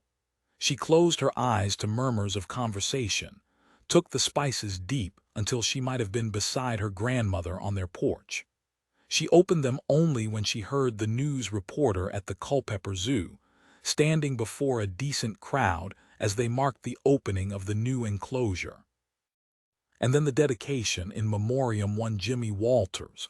Saint stared up at his face, at the smile she remembered, the decency she did not. She launched her glass and it shattered the television screen. There were shouts. Saint felt a big hand on her shoulder and she was gently led out. You knew the man on the screen, Blackjack said. He was he wasn't a man, not a good man. He did not ask if she was okay, he did not stay, just went back in to settle her bill and cover the damages. She gulped air beneath a sky she did not blame or judge or understand. 214 Warden Riley knew well enough the factions that made a prison, each kings of their domain, from the captains to the guards to the inmates. Each had a hierarchy, and though it was his name alone at the highest peak, he didn't labor under the illusion that he ever had full control. So when Blackjack filed his report, Warden Riley knew it would not have been Joseph Macaulay that started the trouble, but the report also stated clear enough that it was Joseph that ended it. Riley saw to it that the bigger man, Mick Hannigan, would be transferred once he left the infirmary. The boy, White, it was a first offense, so he'd do a month in solitary, then move back into general population, where the brand would punish him worse than Riley ever could. And as for Joseph, Riley took a little pleasure in taking back his access to death row, and in turn their access to the library, as if he had foreseen this long before.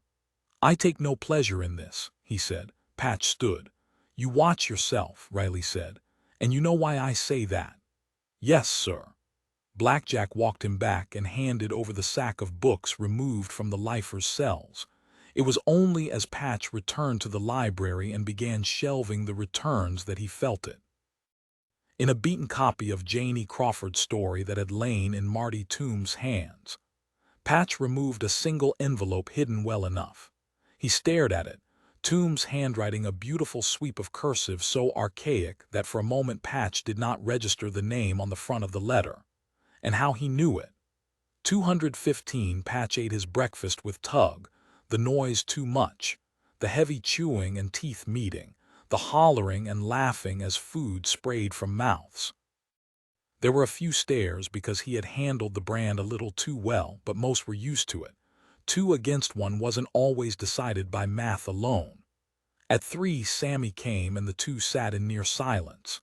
Sammy made no jokes, didn't grouse about Blackjack or the guards, the journey in or the heat in the visitation room. He didn't ask about Patch's hands, still cut, the blood dried dark between the lines of his knuckles, and when it was time, he moved forward and gripped Patch tight. I never had a son. I think it was God's way of protecting the world, but if I did then you'd hope to hell he turned out nothing like me, Sam. Sammy smiled. I owe you my tab. A real man settles his debts, Patch said. Consider it settled. I'd have paid it 100 times over just for the honor of knowing you.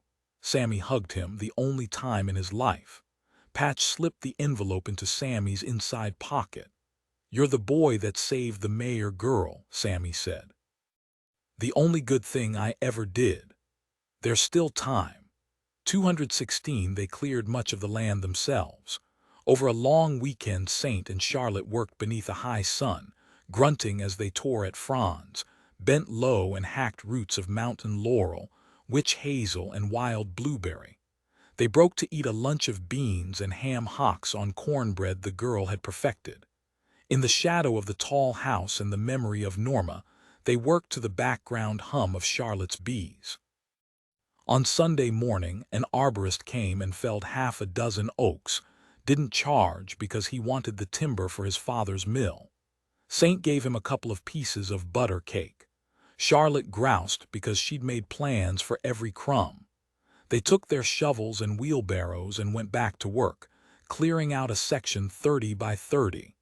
In a week, Sammy's contractor would come lay the foundations for the studio.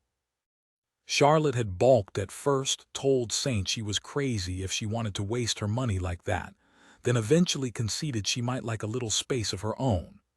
"Don't think I'll turn out like the pirate making you all wealthy," Charlotte had said as they looked at blueprints in the gallery. "No chance of that at all," Sammy said, a little too sadly. Charlotte came up against a Douglas fir, found a short-handled axe in the woodshed, and hacked at it till her shoulder burned. When it fell, she climbed on the carcass, stared down and spit on it and called it her bitch. Saint rolled her eyes. By early evening, the land was clear enough for the machine to come in. "I miss Norma," Charlotte said. "People say it gets easier, but that's only because each day we get a little closer to seeing them again." Charlotte looked over at her. "You're going to say you didn't think I believed because I don't go to church," Saint said. "I see you pray. Maybe when we pray we're not asking for intervention. We're just reminding ourselves of the things that matter. You screw up and ask forgiveness of yourself. Someone loses their way, and you search your own mind for the guidance to help them." Charlotte walked the perimeter of the clearing, arms out like she balanced on tightrope. "I think your grandmother likes Sammy," Saint said. "I think I've got a better chance of making Honey Princess than he has of slotting my grandmother." "Slotting?" Charlotte laughed so hard she lost her footing and sprawled. She cursed as Saint knelt to help her up. Blood dripped from her elbow. "Something sharp down there," Charlotte said. Above the sunset at a low angle, the light spread violet through heavy moisture over the St. Francois Mountains as Saint held something up to the purple sky. "What is it?" Charlotte said. Saint set it down, then dug out another, moving quickly, tilling the concretion till the shape was born. Charlotte knelt in the dirt beside her. "Is that bones?" Saint said. "A whole lot of bones." Charlotte stood as breeze shifted thickening trees, giving glimpses of the land behind, where the old Tombs house stood. She looked back when Officer Michaels emerged from the side gate. "What is it?" she said. "There's been a murder." 217 Saint made the drive 60 miles out to the small town of Darby Falls. She saw the distant spires of a church and rolled her window down because right then she longed to hear the bells. The street carried a wholeness like the memory of the girl had been varnished over with bake sales and white paling, fall parades and striped lawns. A lone cop waited out front. "Still waiting on the forensic team," the cop said. He was young and skinny and anxious. The neighbor said Richie didn't collect his newspaper this morning, peered through the window and saw him. "Okay," Saint said. "You know Richie was a cop, yeah." The cop stayed out front. She felt his anger. Inside was the heavy movement of a grandfather clock, the green carpet bleached pale beneath each window. There was no smell at all in the lounge, just Richie Montrose with a single bullet hole in his chest. It was neat and ordered, and Saint knew the real mess would be found behind his body, seeping into the cream throw. She knew how to read a scene that was not all that complex. Richie had known his killer.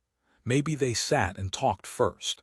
There was no struggle, nothing knocked down or broken.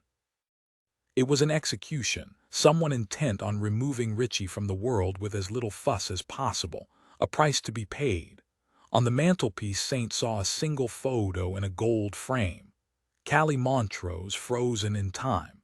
Saint recalled going to the girl's vigil in a time so distant, yet she could still feel it entirely.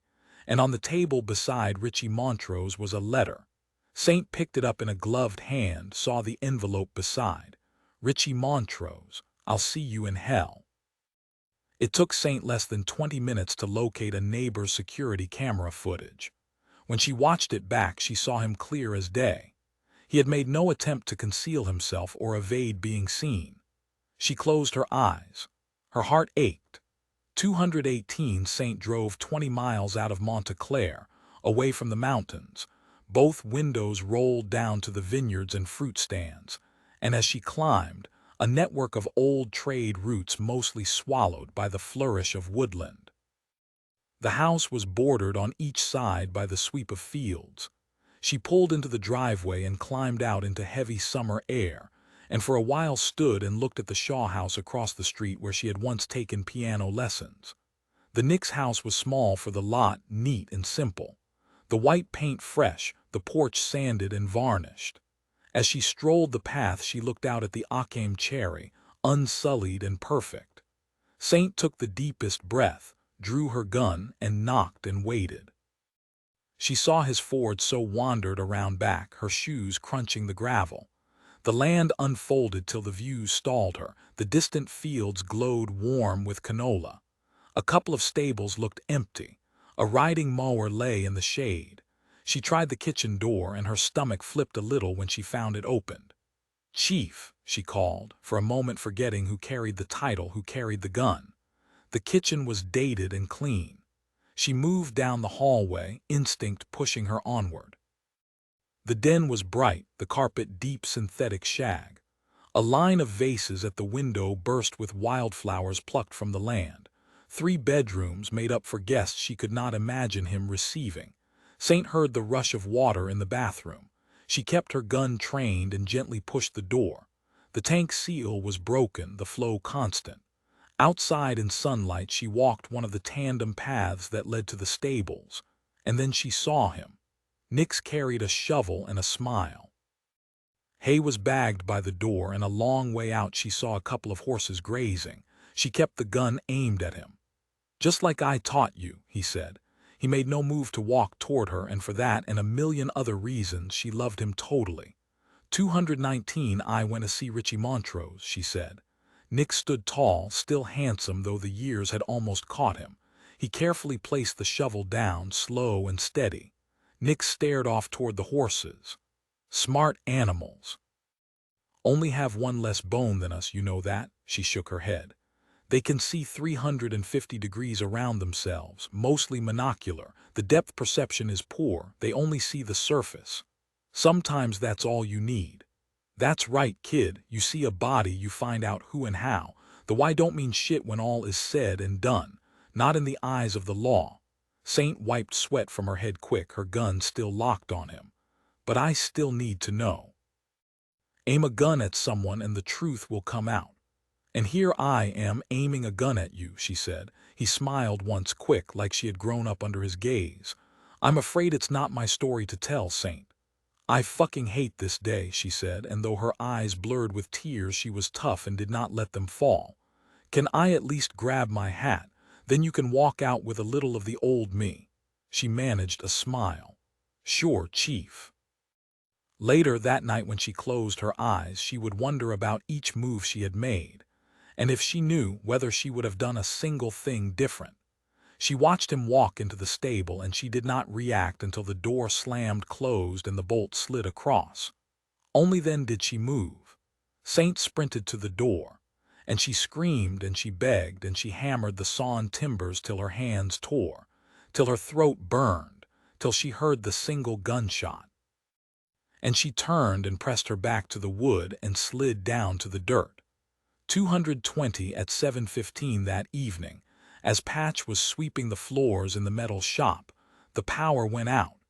It wasn't an unusual occurrence. Blackjack was bitching out the workmen at weekly intervals. Warden Riley reasoned the whole system would be overhauled, with a commercial-grade generator taking the place of the old Kohler. Until then, the lights flickered as the workhorse powered up and the ventilation system went down. Patch heard distant hollers from men who knew the night would be insufferable, each cell an oven. He did not stop sweeping, even when the bright lights faded and emergency yellows took their place, the long corridors dim, the whole place carrying an air of jaundice, a store soon to be out of business. When he was done, he set his broom, bucket, cloths, and cleanser back in the supply cupboard, and then he walked deep into the building and stopped by the library, where Cooper was finishing up. The last Thursday of each month, Cooper took stock, complained that the state didn't pay overtime but also enjoyed the quiet. "I have to hand you my key," Patch said. "Warden said to see out the month till we train someone up. You help with these boxes before you go." Patch heaved a couple into the storeroom. Cooper followed him in, the books numerous. When they were done, he headed back, walked the same route burned into his mind, 2 lefts, and then he turned right back into the main block, where the dayroom sat empty. He fussed with his eye patch, and then he walked up the metal steps and into his cell, lay down on his bunk and fished a book from beneath the mattress. The new guard locked him down for the night. In the library, Cooper took his hat from the rack and slipped it on, carried a raincoat over his arm, and reached for his worn leather satchel. Inside was a single book, an apple, and a copy of the Examiner. He locked up, strolled down toward B block, and passed through 2 doors, the lock catching for a moment. At the desk, he dropped his keys into the drawer and waited to be buzzed out. Blackjack thumbed the sports section, whistled low to himself when he saw the Yankees heading toward the record books, whistled again at the Tiger chasing down all those white men. "They reckon he's the new Jack Nicklaus," Blackjack said as he stared at the picture of the boy, a smile on his face. "About time, though not really my sport," Cooper said as he signed out, flipped the page, and signed in again for the morning. "Not mine neither, though it might be now." Cooper laughed and raised a hand to Blackjack, who hit the buzzer. Had he looked up from his newspaper, he might have noticed. That night Cooper walked with the slightest limp. 221, the call came a little after 9 and dragged Saint from broken sleep. She'd spent the afternoon and much of the evening at the Knicks' house, dealing with the coroner, writing up her report, and fending off the couple of neighbors who stood at the foot of the driveway distraught. There were pieces she could not begin to figure out, questions that remained in a free float, reached for and let go. She sat upright when she heard him's voice. Joseph Macaulay escaped from prison this morning. For a moment she sat there disheveled, took in the bright walls of her room, the slick dread that slowly dawned. He locked a library worker in a storeroom this morning, stole his hat and keys, and then vanished. "What the fuck do you mean he vanished?" Him's voice held steady, though he was clearly eating. "Guards have it that no one left through the doors." She found her shirt. "Guards have it. Where's the fucking cameras?" "Main power was out. Generator gives what's strictly necessary. Still got no ventilation, and they've got quite a scene there. Big fight broke out this morning. Geriatric named Tug riled them up, and then it was mayhem." She buttoned her shirt with one hand. "He can't have gotten far. I mean, they count them, right?" "They do, but as I said, the fight broke out and they got the place locked down, blocked the roads. I'm sending Peterson and Lena. I'll do what I can. I know that. He'll be okay." "I'm not sure that's the concern." "He's not a threat," Saint said. Silence a while. "He killed a man. He's not a threat." "Do I need to send someone to you?" he said, posing the question like he was asking himself. "His daughter is in your care. He's not stupid enough to come back home. But still, do I? You're questioning me. I was the one who shot him, who brought him in for something. I'm not questioning you, Saint. I'm just wondering how much pull you have with surrounding areas. I've got the map here. Reckon you can reach out to 4 departments and get them mobile." She caught herself in the mirror. She knew who she was throughout. "I haven't been out that long, Hims. I know how to run a hunt. You'll come back in for this last one." 222 Patch sat in woodland opposite Monta Clare High School. Timber beds held morning glory. He had not smelled sweeter air. When the sun rose, he caught himself mirrored in a water table, and for a moment the panic took hold as he frantically smoothed at his hair and wished he might have shaved. Someone once told him that the bad things no longer matter if you choose not to repeat them. But as he saw the first clusters of children ease into their day, he knew second chances were the hardest earned, sometimes beyond reach no matter how much you willed and pushed. He sat there on the old fallen oak an hour till she showed. He was not prepared for just how beautiful his daughter had become. The moment stretched far over the St. Francois Mountains that held them in that wondrous frame. When he took steps toward her, he felt himself grow smaller, all the way back to 14 years old, sitting beside her mother. He was about to call out to let her know. But then he saw the cruiser pull through the gates and he slipped back into the trees. He did not deserve her. She did nothing to deserve him. 223 Saint met her at the main gate and leaned on the hood of the cruiser. "Your father escaped from prison this morning," Saint said. Charlotte did not react at first. She wore a summer dress, her thick blonde hair in a single Dutch braid that curled over one shoulder.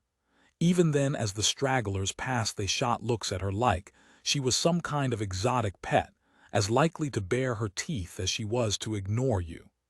"There's a chance he'll come here, and if he does you need to tell me." "For him, you need to tell me.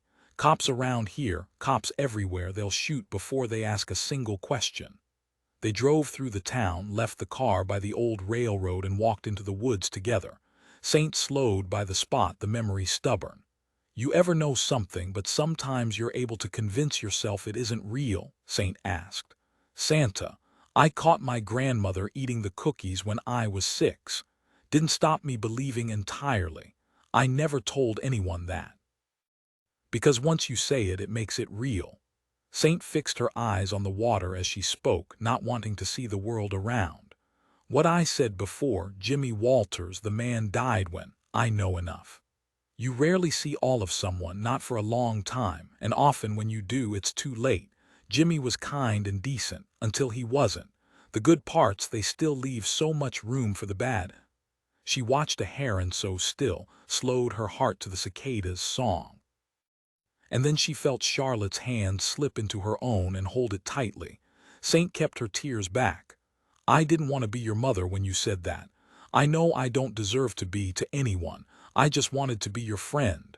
Because I never, since I was 13, I didn't ever have another friend of my own." "You said before that he might come here." Saint nodded. "He won't. Not for me.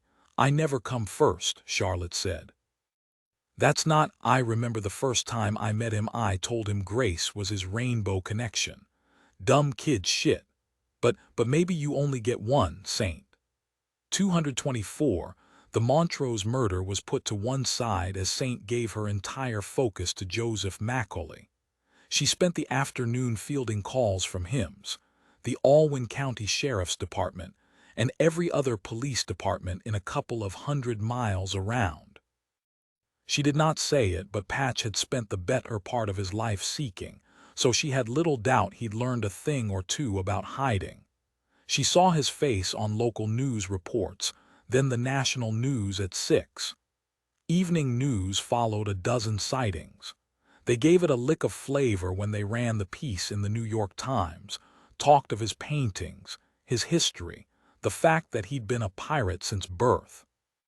"He's too famous," Michael said, sitting on the corner of his desk, biceps thick beneath his shirt, anxious like he was waiting for a starter pistol to fire. "No way folk aren't noticing the eye patch." Warden Riley stood before the prison and fielded questions like an ailing politician. Saint did not like the look in his eyes. Humiliation brought the meanest streak. He told the people of Alwyn County to lock their doors, but also not to worry. They'd find him and they'd put him back where he belonged. They cut to cops moving door to door, to dogs straining leashes through the woodland surround. Early evening she crossed the street and found him upstairs on the balcony, toasting the sky as the church bells rang 7. She noted the bottle of Lafroig, the number 40 emblazoned. "You celebrating something, Sammy?" He poured her a measure and she finally sat. They watched the slowing of Main Street as a bruised sky rained over mountain tops. I heard about Nick's. I only saw him yesterday.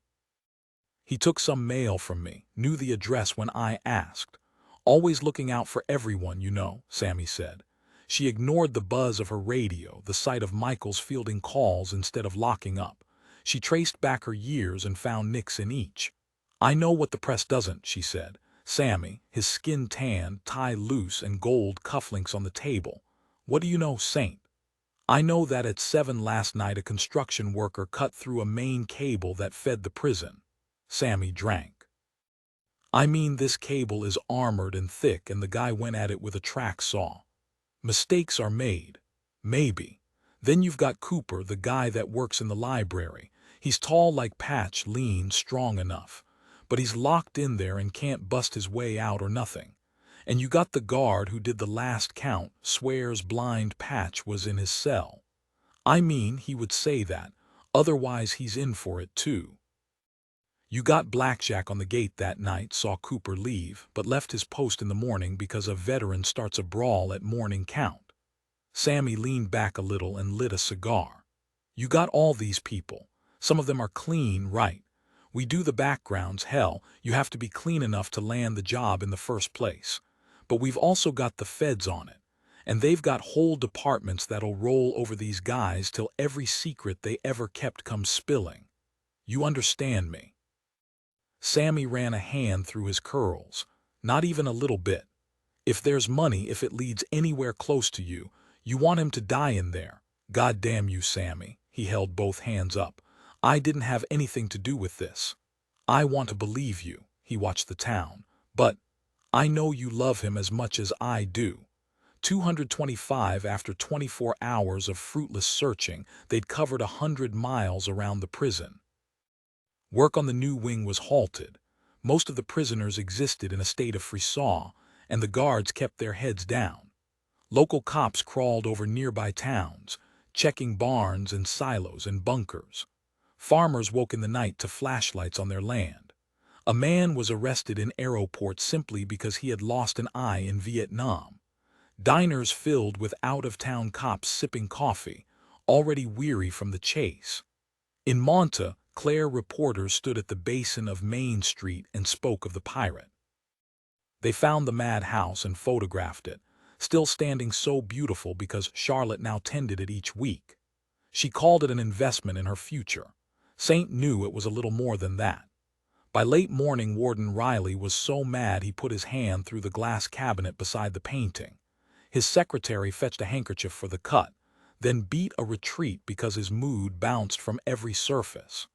He summoned guards and screamed at them, his cheeks crimson as spittle flew and landed on their faces. He fired the new guard and the entire construction crew even though the delays would be costly. Who the hell was he close with? Someone knows something, Riley spit. A half-hour later, Tug was pulled from the yard and sat in front of the warden. You're the one who started the trouble, Riley said. No ventilation, this place ain't fit for cattle. The morning count was missed because of you. Riley slammed a hand on the desk between them and issued all kinds of threats. Tug smoothed his mustache, crossed one leg over the other, and glanced at the painting, and then at the fine paneling and Persian rug. I once heard that there ain't much more dangerous than a man with nothing to lose. What the hell does that mean? Riley said, looking to Blackjack, who shrugged. It means there also ain't much more frustrating to you than a man with nothing to gain. Riley paced, weighing up how many ways he could make the old man's life worse and just how likely that was to work. What do you want? An hour later, a barber was fetched from the city of Hartville. He worked right there in the warden's office, Tug's white hair falling to the plush carpet. The pompadour rose high, the sides and back cut short. The barber held out a mirror and Tug smiled at himself. This still how they wear it. Blackjack dropped his head to shade his smile, bit his lower lip when Tug requested a wet shave and a little shea butter to cool the skin. I also like a dot of apricot kernel for mustache maintenance. Y'all still carry that? The barber looked to Blackjack, who looked to Riley, who walked from the room. Tug raised a hand. He'd ridden it further than he'd hoped. When the barber was dispatched, the room vacuumed, and the warden returned. Tug leaned back in his chair. "I want assurance you'll bring him back safe. He's as decent a man as I ever met." Riley nodded. "He's got a girl up there in North Dakota. Bismarck. Ain't nothing stronger than the want of the human heart." Riley ordered Blackjack to take Tug straight to solitary. They walked out into the sun together in silence. At the door, Blackjack handed Tug a large book on soap production. "Cooper said this came in for you." In that small and dank cell, Tug breathed the richness of sandalwood oil, lay back on the mattress, and flipped open the book. Inside was the June 1965 issue of Playboy. He flipped to the 12-page pictorial and smiled at Ursula Andress. And then he closed his eyes and smiled again, this time at the thought of Riley and his cops heading 1,000 miles in the wrong direction. 226, 100 miles to the south, Patch sat by the bluff and followed the snake of the Mississippi River up to the Oxbow. His hair cropped close, face clean-shaven. Beside him sat a blue leather satchel with clothes and money, and most everything he would need. He had found it in the trunk of Cooper's car before he dumped it a couple of miles from anywhere. He wore a ball cap that shaded his face, and though it bothered him something awful, he left the eye patch in his pocket and wore dark glasses. Patch strolled along till a sunset chased iron water from bold to abstract, and land and sky met for a moment he wished he could paint. He found a copse, and beside it lay down low before the sedges, his bag a pillow as he waited on nightfall. The next day the checkpoints would move and he would cross into Tennessee. The next day he would be closer to her. 227 Saint drove 45 minutes to an apartment complex so soulless it called her back to her first days as an agent. As with the Eli Aaron hunt, Hims had her on temporary reinstatement, gave her access to everything they had, and told her to use what she needed. She did not need much. Cooper lived alone, the place devoid of life. His clothes hung on an open rack. A single sofa in front of a single window that overlooked a parking lot, the blinds drawn, but light glowed through and lit the man who regarded her without interest. "You've had a rough time," Saint said.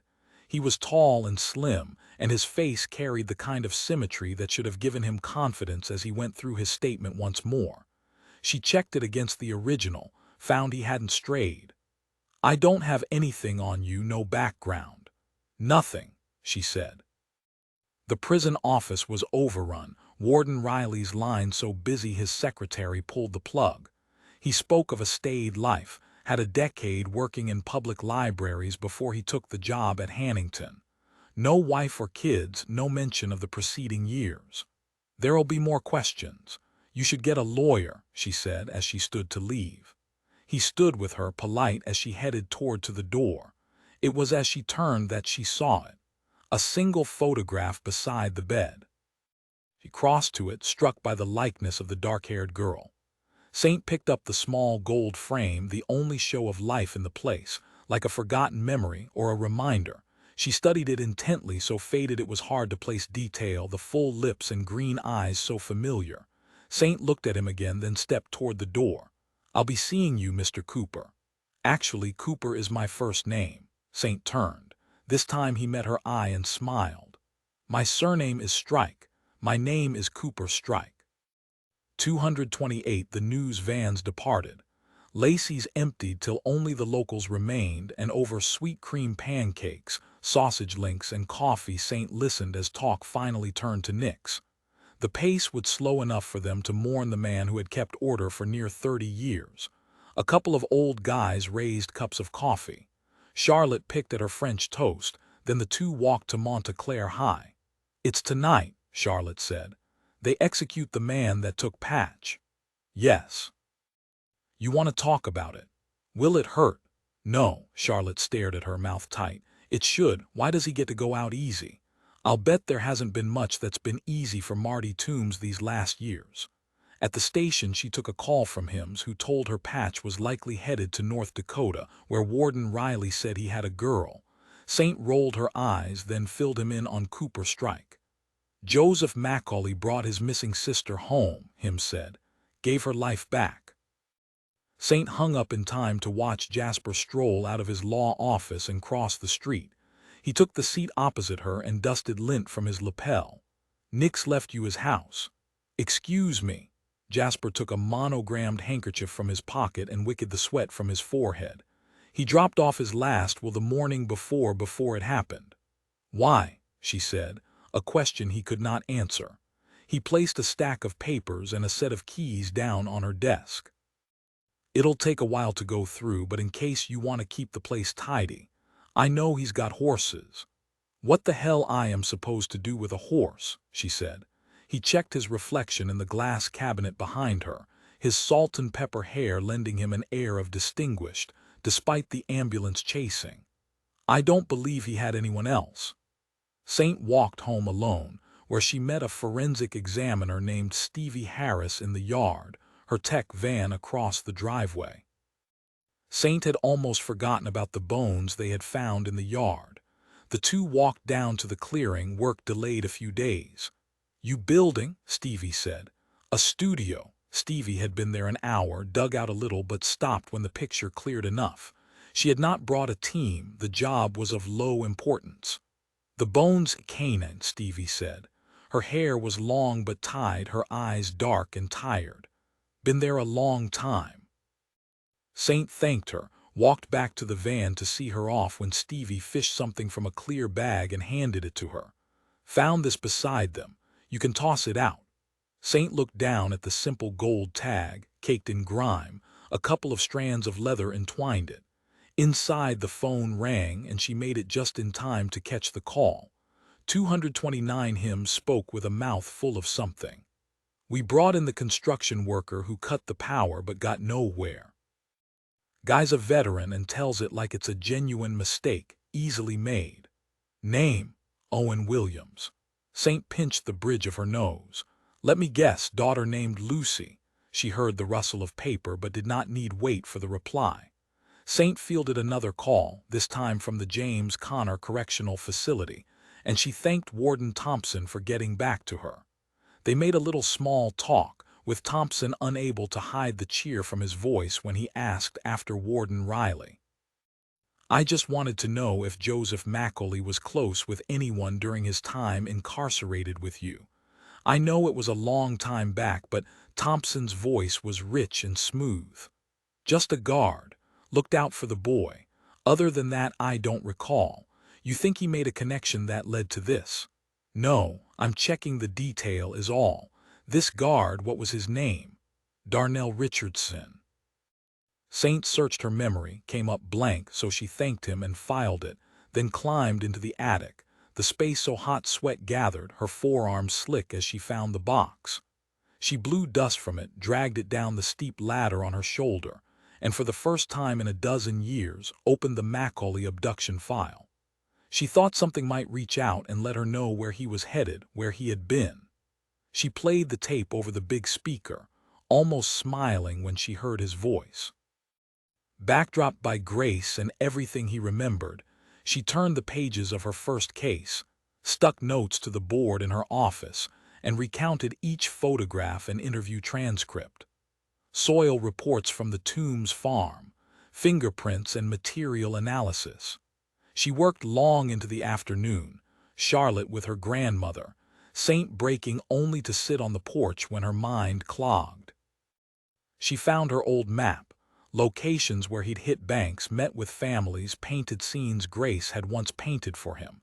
It was early evening when she came to Tombs.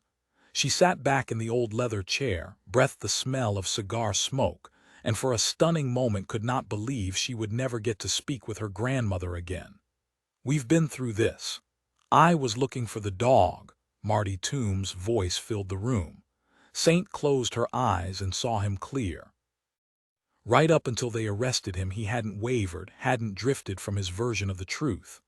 I don't know the breed, maybe a cross because his legs were too long and his ears hung almost to his eyes. I bought him a collar in case. I know they sometimes pick them up, called him Scout, bought him a medal too. I used to worry he'd end up in some pound. The way they put them to death like that, no rights at all. So you believe in the right to life, Nick said. Saint frowned at the question. Toombs paused for a long time. You don't believe in playing God, Nick said, calm in his voice. I'm a doctor, it's my job to play God. I spend my waking hours trying to get better at it. To save lives but not take them. They say it's humane, but I can't help thinking it's murder under any other guise. His story had seemed tall, his reason for being in those woods that morning. Nick's again, his tone unforgiving, like listening to a ghost. So it just showed up now and then, and you fed it. And then it stopped showing, so you searched for the thing, even though it wasn't yours to search for, a stray mongrel. You're not a dog person. I was, once, a cough. I don't know what to say, it just appeared on my land, sometimes coming from the woodland behind. It was too skinny. I guess helping is in my blood. She played it so loud the silence crackled. And then she wound it back, played it again, and reached for the map of Monta Clare. She noted the land boundaries as he told that the dog appeared from the woodland. She traced the line and came to her grandmother's land. The shrubs knotted too tight to pass. Too tight for a human to pass. Saint stood and fished out the gold tag from the trash. She ran the faucet hot and washed the dirt, then set at it with a wire brush, gently bringing it back. She stared at the faint letters as they stood proud, then traced a finger over the indented curves. Scout 230 a day in Union City beneath a fierce sun. He'd walked since first light, stopped only to notice the lake, more bayou. The sodden willow limbs that teased the water, their roots sunk beneath combs of algae. He saw log jams, shifting sandbars, and distant cypress. He made sure to breathe in all of it.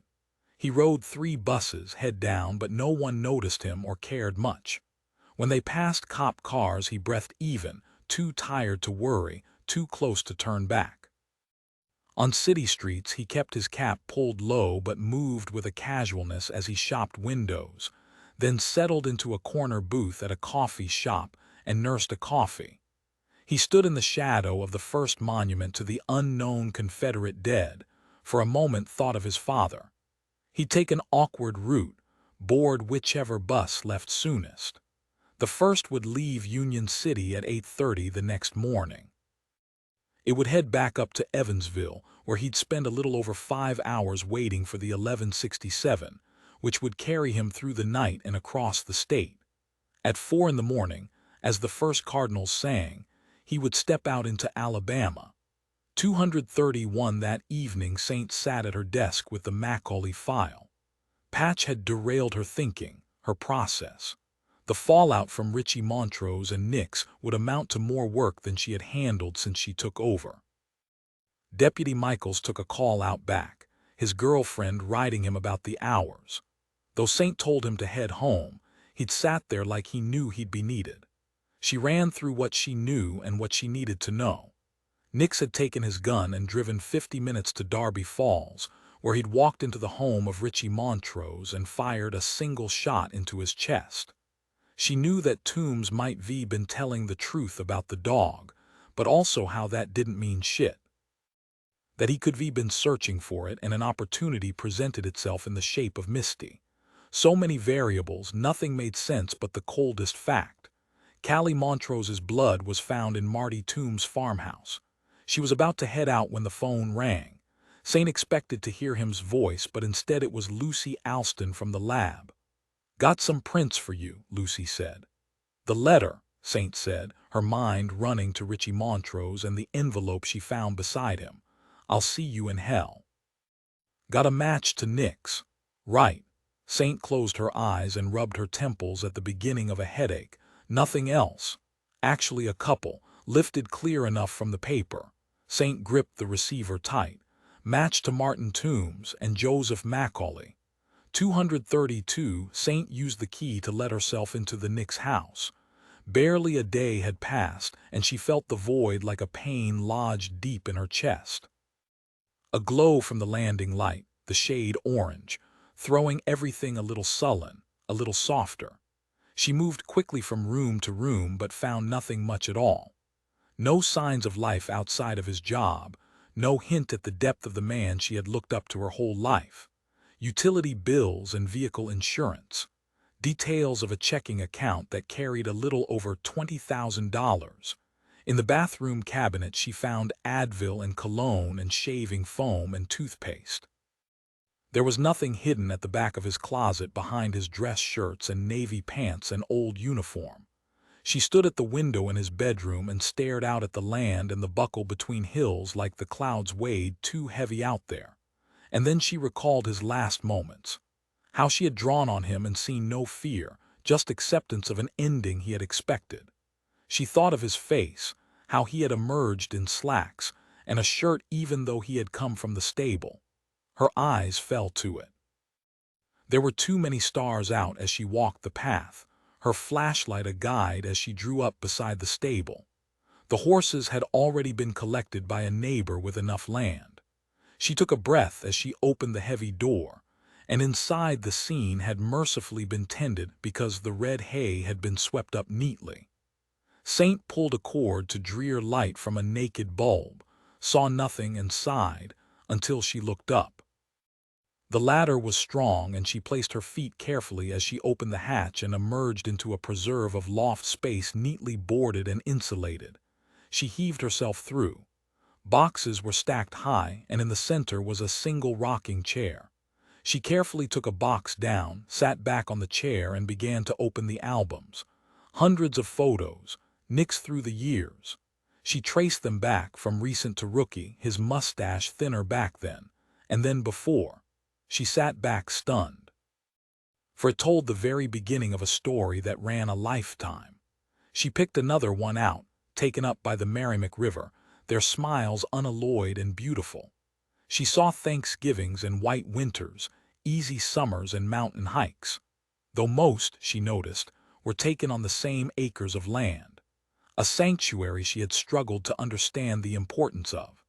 Chief Nix once told her that to love and be loved was more than could ever be expected, more than enough for 1,000 ordinary lifetimes. And then on the shelf, placed haphazardly, as if it would be discovered by chance on some distant date, she saw a single letter, and on the envelope her name. 233. She woke Deputy Michaels, told him to shut the fuck up and listen. And then she told him to get the office of U.S. District Judge Mark Cully, to call Attorney General John Lester's office, the Missouri Supreme Court, to wake the whole fucking state. Marty Toombs was innocent. I can do all this, he said. But in a little over an hour Marty Toombs will be executed. Saint sprinted to the cruiser and flashed the lights as she found the highway. She called the prison as she drove, the lines jammed. Only Judge Cully had the direct line. Tires wailed as she passed a line of trucks, one hand on the wheel and the other calling the Life Project. The phone rang so long she cut when Michaels called through. Toombs doesn't have a lawyer, no one to make the calls. You get Cully, jammed, protesters. Fuck Michaels. You drive to Cully's and grab him by his fat face and make him listen. Yes, Chief. She knew he'd go. A direct order was what Michaels lived for. She paired miles of darkness, the blue lights meeting a herd of deer, their black eyes catching moonlight as Saint saw the dash blink once. The fuel gauge read. She screamed every curse word she knew as she slammed her hand against the dash. Saint kept her foot down until the car died and she almost cried out. On a cold stretch of highway, she planted her feet in the middle of the road and flagged down an old Jeep, hauled the driver from his seat, and aimed her gun at his face when he moved to resist. She spun the truck around and left him in the dust. She opened the windows to the night heat, cursed herself for leaving her cell phone in the squad car. No radio, no time to stop at a phone booth, no way of knowing if any of their messages had landed. She tuned in the radio and found a news station debating capital punishment, same each time. The heavy truck shuddered as she cleared 100, then flashed her hazard lights and tore down the wrong side of the road, past an old man who raised a fist from the window of his Dodge. When she saw the sign, the turn, and lights, she felt her adrenaline kick harder. Guards had been brought from the Category B over in Fordham, and they built out a blockade at the mouth of the track. She careered through road-closed signs and took the dirt road at 70, each bump sending her hurtling high from her seat as she gripped the wheel tight. Half a mile from the prison lights she met a rolling roadblock, its feet embedded in the dirt, the yellow low-bed truck hitched to it empty. She jumped from the Jeep and ran, her sneakers in the dust as she finally hit the mayhem. News reporters cast their lenses over heavy placards planted in the soil that declared human life over human vengeance. Premeditated murder promotes violent society. She hustled past clusters sitting in peace on the ground, hands joined in prayer led by a pastor, and beside him a man with a thin white wooden cross. Candles burned, and cops kept peace on the most violent night. Saint pushed her way to the line, screamed her way to guards who shoved her back, not heeding her badge, more than ready for trouble. She called out her name and rank, asked for Blackjack and Warden Riley. She was ignored. Saint felt the panic rise as cries intensified. She shoved her way deeper into the crowd. Only when she heard those first notes and those gathered sang of his presence every passing hour did she wipe her tears and check her watch and see that second hand make its final approach that day. I fear no foe. She thought of Nix and Toombs and Patch and Misty and the random convergence of innocence and guilt. She thought of 2 decades laid out like a twisting path, her grandmother above them waiting to shepherd another into the lost kingdom. "God damn," she cried. "Where are you? Why is it all on us?" Saint said her silent prayer, drew her gun, aimed it toward the sky and shattered the heavens with her fire. 234 they sat together. Toombs was not cuffed. There was no trace of the hours before of how close he had come to losing his life. She marveled at what a person could endure. "How was that last meal?" she said. He laughed, the tension spilling from him. "Grilled cheese ain't a better meal on this earth." She caught the inflection and smiled. The night sky made it through the smallest window as he finally sat back and talked. "I still remember the smell that morning. Summer, it's got its own feel in Monta Clare, right, before the heat wakes for the day. Nix had a dog growing up. I guess if you're a dog person you get it, how they're family. His face when that much showed up," she let him speak. The drain of the day before blazed in her eyes, her skin and bones. "I was just out looking for Scout." Saint smiled. "I found him. He disturbed the hive in our yard. Bees will kill to protect their queen, even if it means giving their own lives." Blackjack knocked, set 2 coffees down, but not before Saint noticed his name badge. Darnell Richardson. For a moment she stared at him, his smile and the kindness in the big man's eyes. She sighed as he left them, no longer knowing which side of the coin was up. Toombs breathed the steam. "I know what you did for those girls," Saint said. He did not speak, still maintaining an oath he would die to protect. She smiled again, but it was entirely broken. "You gave them a chance when no one else would. Maybe you saved lives. But not all of them." She thought of him visiting high schools, hanging around outside in case they sought him. Just being there so they knew they were not alone. She thought of the girls, some not even older than she had been back then, turning up at the farmhouse and being led to the room where he took one life to save another. No questions were asked. No blame apportioned. Girls from church towns, from unforgiving families, wealthy, poor.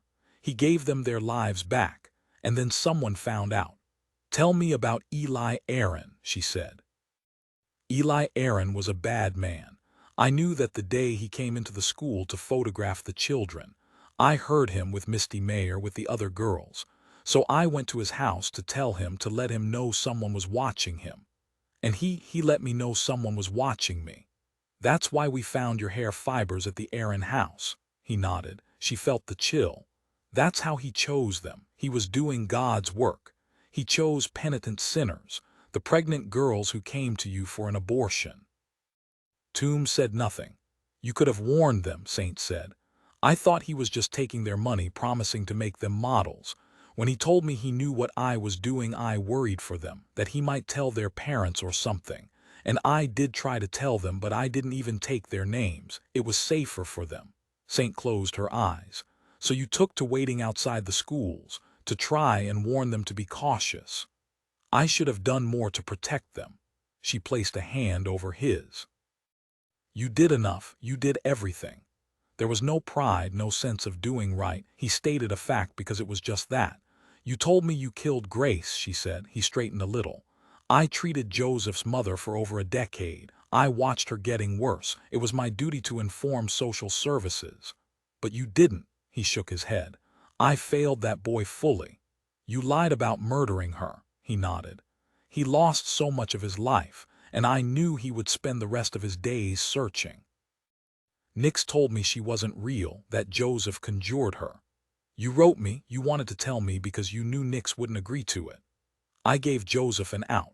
I was being put to death anyway. Grief is a part of life. It's the unknown that truly ruins us. She thought of Patch. When I saw Joseph here, I cried that night because I knew I had failed. I knew I had made the wrong choice. To hear him speak, to offer compassion and hope when he himself had none. I didn't deserve to look him in the eye. And then he escaped. And in those hours when I sat with the chaplain and waited for them to put me to death, I used my last prayer to ask that he never returns. 235 Saint took a deep breath because she knew what would come, but she was in no way ready for it. Tell me about Callie Montrose. Marty Toombs cried then. He did not stop to breathe, to explain. He just cried in a way that was difficult to witness, an unraveling of a story he had held inside so tightly and for so long. When he calmed, he drank a little. The hemorrhage, it's always a risk, but I just couldn't stop the bleeding. Saint had not realized she was crying too. I didn't know he'd come back with you and he'd see it on my face because I could never lie to him, he cried again. A wrenching sound. Who? Saint said, but knew. She thought of the photographs. Saint knew love. She knew it was sewn into the smallest gestures, the kindnesses barely perceived. And she knew it was responsible for the largest and darkest acts, the sacrifices and the rawest pain. And when Toombs spoke his name, she heard it in his voice. Nix. That first night I showed at your house, she began, was the night Callie died. You led Nix to my house and he saw what I had done. I told him to call it in, but he wouldn't. So he made it go away, Saint said. Toombs nodded like he could no longer find the energy to speak. You met him at school, she said, and for a moment found a smile. I loved him the first time we spoke. Of course, it was different back then with the church and all, the judgment. Maybe not so different still, she said. We never hid it, just didn't advertise it. We had our place at the farm and we shut out the world and just lived, she said. He smiled. Loved. Saint took a moment. He didn't know what you were doing, helping these pregnant girls. I would never have told him. It would have put him in an impossible position.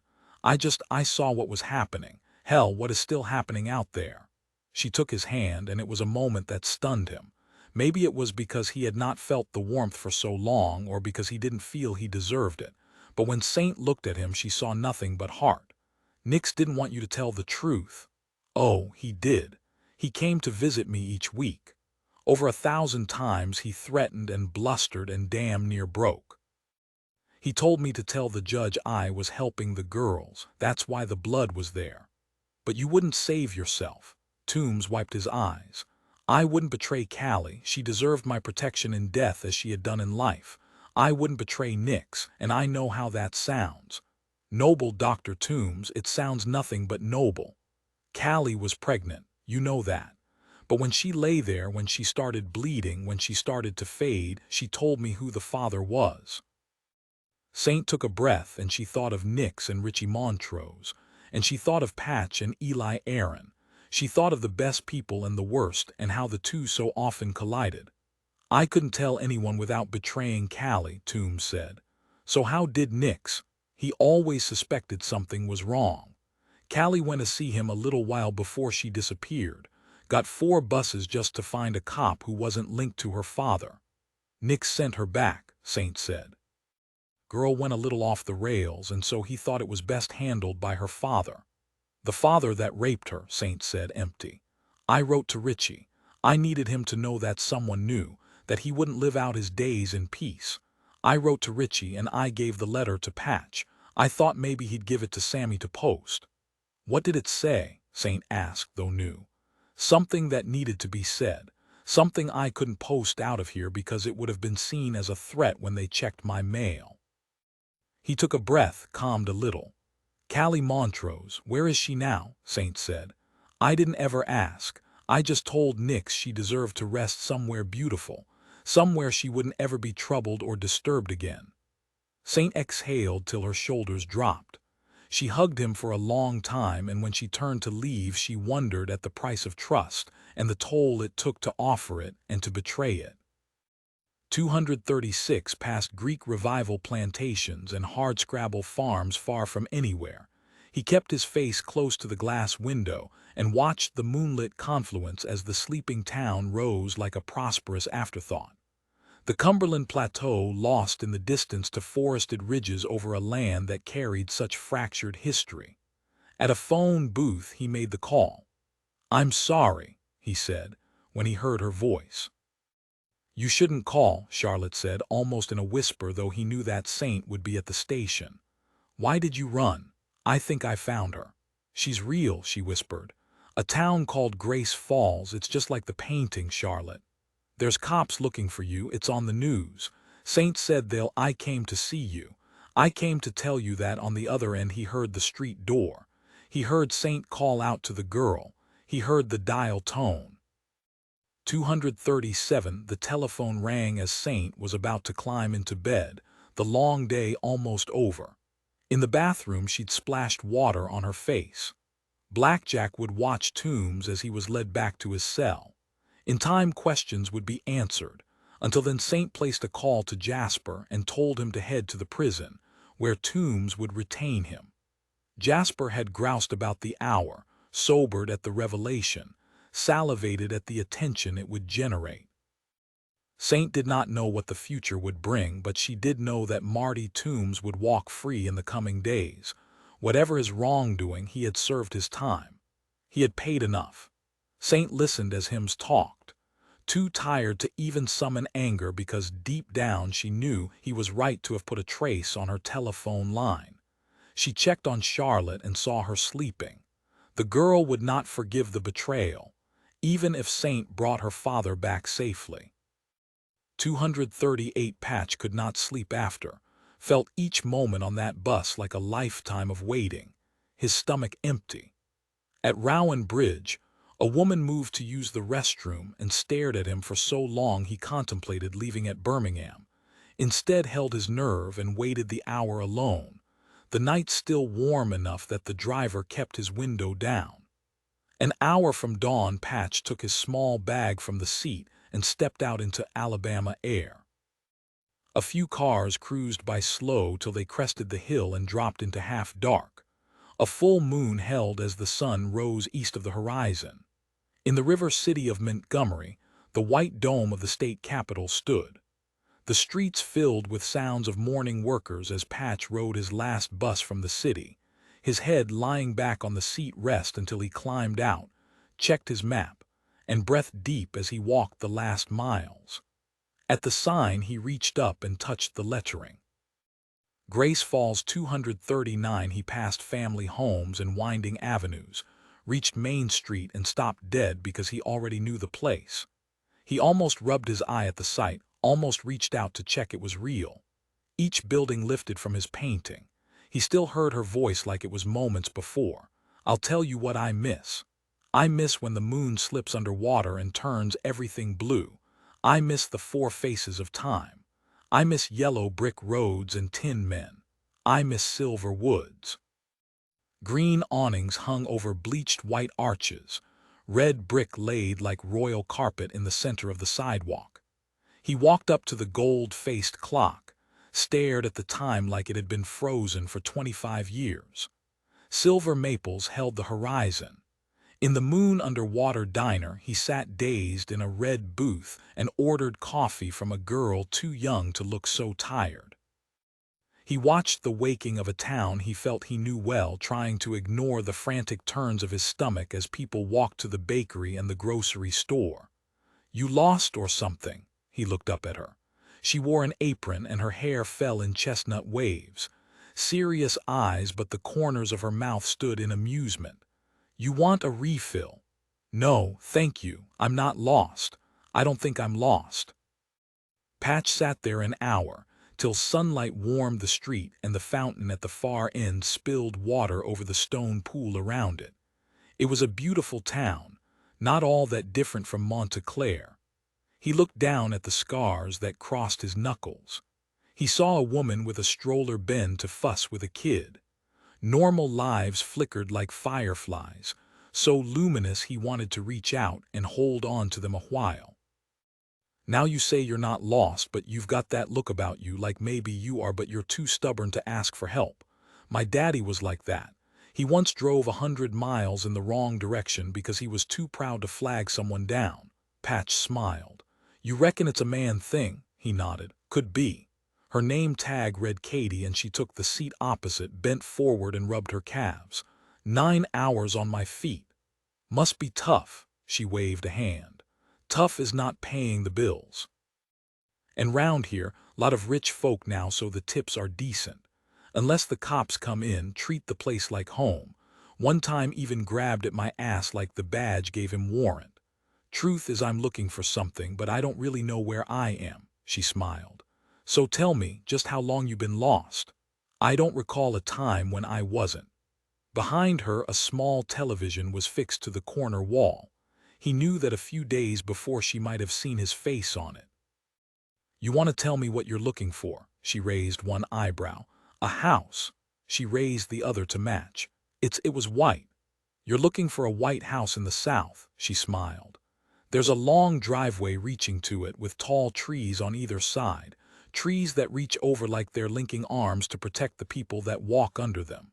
She stopped smiling and listened. And grass so green it might have been painted, and in flower beds beneath sash windows butterfly weeds glow like campfire. She stopped rubbing her calves and motioned for him to go on. There's shutters at the windows and a balcony that runs around the entire building.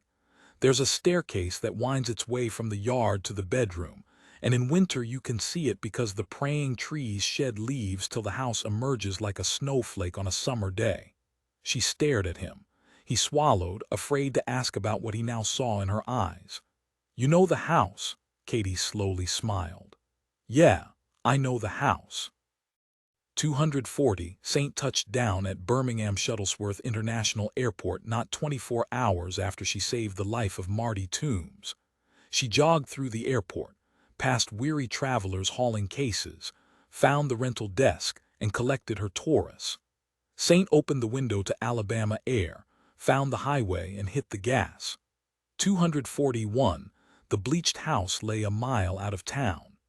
Shadblow leaned over a half-mile of winding fence beside woodland trails and cross vine.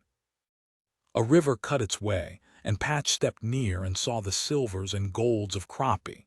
He walked slow, like he knew it was the last stop on a railroad long since forgotten. And as he drew nearer to the ornate gates, with each step he shed a year from his life, till he was nothing but 13 again. He found the rusted metal parted enough to let him through. And just like she said, the trees curved above him, their arms linked in prayer as he noted the grass too green. So when the house came to view just like she had painted it, he knew he had found her. A mirror of the mad house, only hers had long since caved to the elements. There were signs of a restoration that might take a lifetime. The timber-framed windows rotted, the stucco broke, and the pathway cracked and uneven. He walked the last steps in something like a dream, too tired to smile, to do anything but press his head lightly to the heavy wood. Grand pillars of peeling white rose on either side. The arch above carried glass stained in midnight gray. He raised his hand and knocked and took a step back.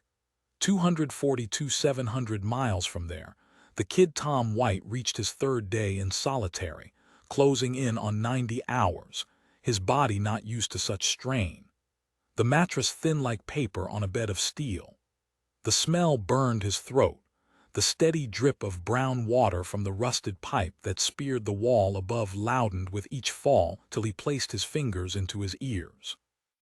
His stomach ached with hunger. Till then he had thought he was tough. Tough like he'd been at school, where he could swing till the other boys couldn't. Tough like when his foster father started in on him. Right then he knew he'd take a beating over Warden Riley's open call to leave him there till he learned his mind was not his any more. He cried with the shame. Then he stood and pressed his face to the bars and hollered till the guard did his check. "I need to see the warden," he said. The guard just stared, waiting. "I know where the pirate is." 243 Patch waited 5 minutes, knocked a dozen times, and then peered through a window hazed by seasons, where algae clung to the copings. Inside he saw bare floors, a large reception room where wildflowers stood in empty milk bottles, the only sign of warmth in a room where wood shutters were propped against tall windows, so thin Patch could only imagine the bite of winter. Another window and he saw wallpaper heaped by baseboard and left there to yellow by the sun. He moved along sunken beds where no flowers or weed grew, and he cupped his hands to the glass and saw more empty rooms in shades of disrepair, one with a couple of paint cans beside the feet of a wooden ladder. Down the side of the house he came to stone jardinières and purple wildflower, and a small water feature that had long since dried out. The grass had been cut, but the size of the grounds was overwhelming, and in the distance Patch saw 2 barns, and beyond that hills that followed a wide arc around the land. He tried the back door but found it locked, and through a cracked glass pane saw a kitchen counter lined with jars and pots of homemade jams and preserves. He saw a stove. He saw signs of life. He was about to circle the house when he heard the faint crackle of thunder. Patch looked up as the storm moved in. 244 Saint slowed as she breached the town of Grace Falls and watched kids freewheeling down a wide street where trees towered every 50 yards. She pulled over and checked her map. Big houses occupied wide lots, the camellia bold against white clapboard. She traced a finger over the route as she took the call and listened to hymns. "You there?" he said. "I am. I pulled satellite images of the town. I know where the house is." Saint gripped the phone tight as he gave her the road name. She watched a mother stroll with her children, the youngest on reins. A distant storm cloud gathered. "I hear Alabama state troopers are moving with local PD," Him said. "They'll shoot him dead. So you find him first." 245 on the first strike of lightning Patch ran over to the nearer barn that stood in the crest of wheat field beside the house. He opened the large door to 6 bents, the bays between empty. A ladder at the far side led to a mow he could not see. Rain lashed down so hard he closed the heavy door behind him. The darkness total. The daze caught him then, the fear and the hope, the sheer exhaustion of it all. He sat on hardwood slats and smelled hay and closed his eye. The sky chorused and rained down harder on the old roof as he wondered what he had found, certain it was her home but not knowing if she'd lived there since, if the place had been sold or just left to ruin. There was nowhere left to look, no avenues he had not walked down, no corner of his mind that had not been sifted. Patch lay back and swallowed dryly, and for a wretched moment felt tears brim in his eye as he tried not to feel the devastation he had wreaked, the lives he had dictated in his search for a girl that had spanned the better years of his life. From boy to man. From Monta Clare to robbing banks, art exhibitions to prison. He had lost a daughter, a friend, a love, and a parent. He had lost more than could ever be counted, and when he felt a hand slip into his, he knew that it was in his mind, that it could not be real, that maybe it had never been real at all. His breath caught as she let go and traced her way up his chest and across the hollow of his throat. Her fingers moved through his tears as she gently stroked his cheek. He tried to shake her from his head, to find himself once more, but then she spoke in a whisper he could recall, from a memory he would never forget. "Someone once told me you could hear a smile," and when he spoke he was 13 and he had his chance to do it all again, Bullshit. Her voice began to break. Say something and I'll tell you if you are. Though it's dark, I'll always find you. Though you're stronger than me, I'll always make sure that you're safe. To me, you'll always come first. You're smiling. Because it's true. She pressed her head to his. Grace, he said. Yes. 246 Alabama state troopers swept through the town of Grace Falls, moving from door to door, flashing photographs and checking garages. They blocked the two roads in and out of town as they waited for Dallas County cops. Agents from the FBI office in Birmingham were deployed. The rain fell in waves, so heavy flak jackets were zipped and caps pulled on as boots trudged mud. When they came to Main Street, they split into 4 teams and tried to maintain calm, as riled-up locals headed home to fetch shotguns and hunker down till both storms passed. Inside the Moon Underwater Diner, they found a waitress named Katie Mitcham sitting out back, seeing off the last of a night's shift with a coffee, a cigarette, and a level of amusement that pissed State Trooper Sadler off something rotten as he crowded her beneath a sun canopy sagging with the fall. "We're looking for this man," Sadler said, and Katie took the photograph from him and squinted. "Nice looking. He's a murderer." She looked some more as he waited, and then she shook her head. "I ain't seen nobody like that." 247 Patch could not breathe. For a long time he gripped her tightly, and she held on to him like he was the life preserver she had been without. He pressed his lips to the parting of her hair and breathed her. He ran his hands over her arms and up her back to the nape of her neck. He traced her face lightly and knew for certain, for it was a face he had painted 100 times and dreamed of 1,000 more. The relief did not come. His bones ached for her, his heart and his head, and he gripped the cloth of her dress tightly in his fingers, his hands shaking, his body shaking. And as lightning flashed and made its way through gaps at the height of the gable, she illuminated. The delicate purse of her lips, the full green of her eyes. He looked at her skin and legs and feet and hands. Her hair was richly red, her dress pinched at a narrow waist. A mirror of Grace #1, so close it was like she could not have been real. "I found you," he said. "I waited for you," she said. 248 Saint drove out of town in the shadow of the storm and the local cops, the cruisers numbering in double digits as word spread far. Rain battered the windshield, falling so hard for a moment she stopped dead in the middle of the quiet road and waited it out, looking for a break, looking for calm however distant. She found it when the house came to view, the very same house that had hung on the wall above her piano for a lifetime. Saint watched it like a mirage, like at any moment it would vanish and she would return to chasing shadows. She eased the car up to the gates, climbed out, and set off up the driveway on foot, not moving to shield herself from the rain, not noticing that her hair matted down and her clothes soaked through. Saint knocked on the door, followed in Patch's footsteps as she rounded the house and peered through the windows, looked for life but found none at all. She looked out over land that drowned beneath midnight cloud, the thunder so deep she felt each roar. Her eyes found the barns. One stained a shade of red that had not dulled, the timber newer.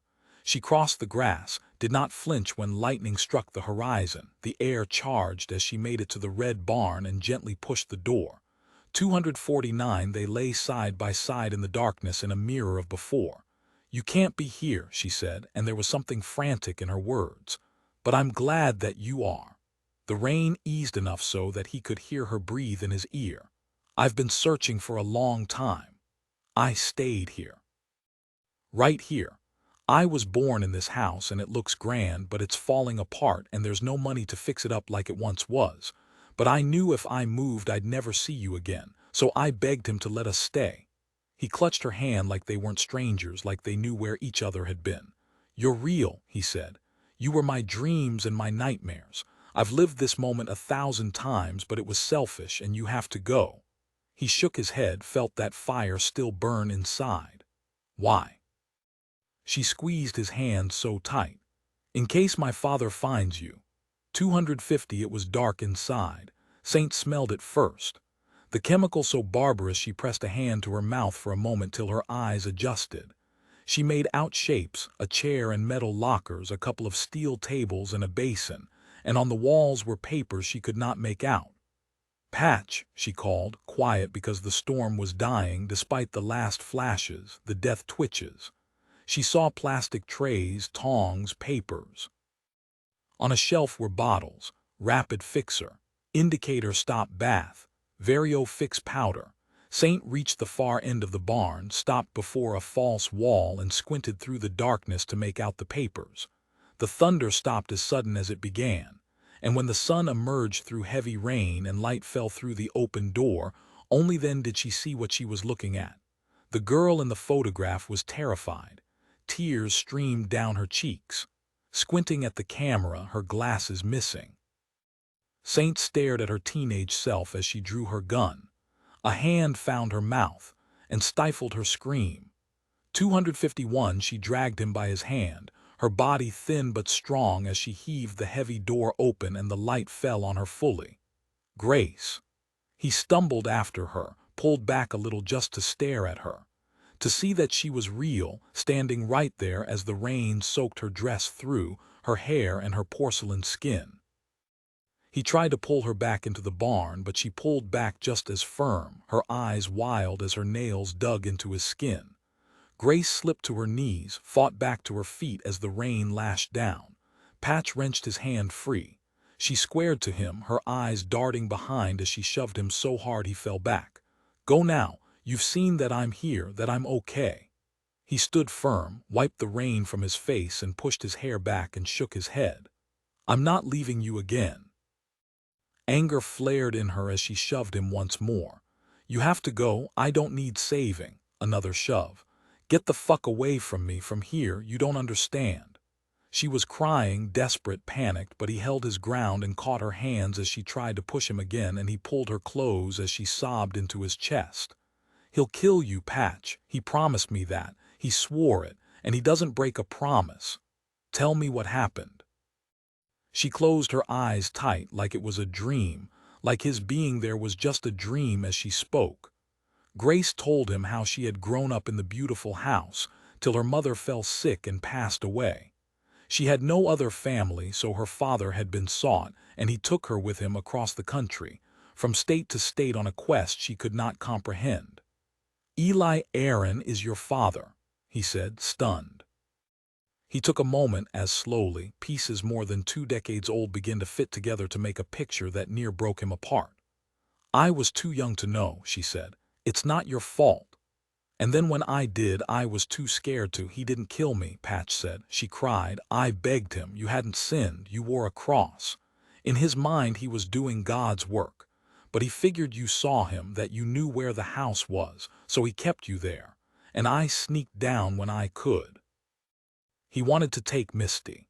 He saw her on the front of the newspaper, the day Jane Roe won her case, and he didn't forget her face. Patch thought of Misty holding that placard, smiling because for once human decency won out. He thought of those times when Grace was gone, the horrors he had conjured, now different but no less. She smoothed the hair from her eyes. "For 307 days you were mine, Patch. You were my connection to something real, something pure and real. I could be someone different. That's the thing about the dark. You could look at me and not see the things I'd seen.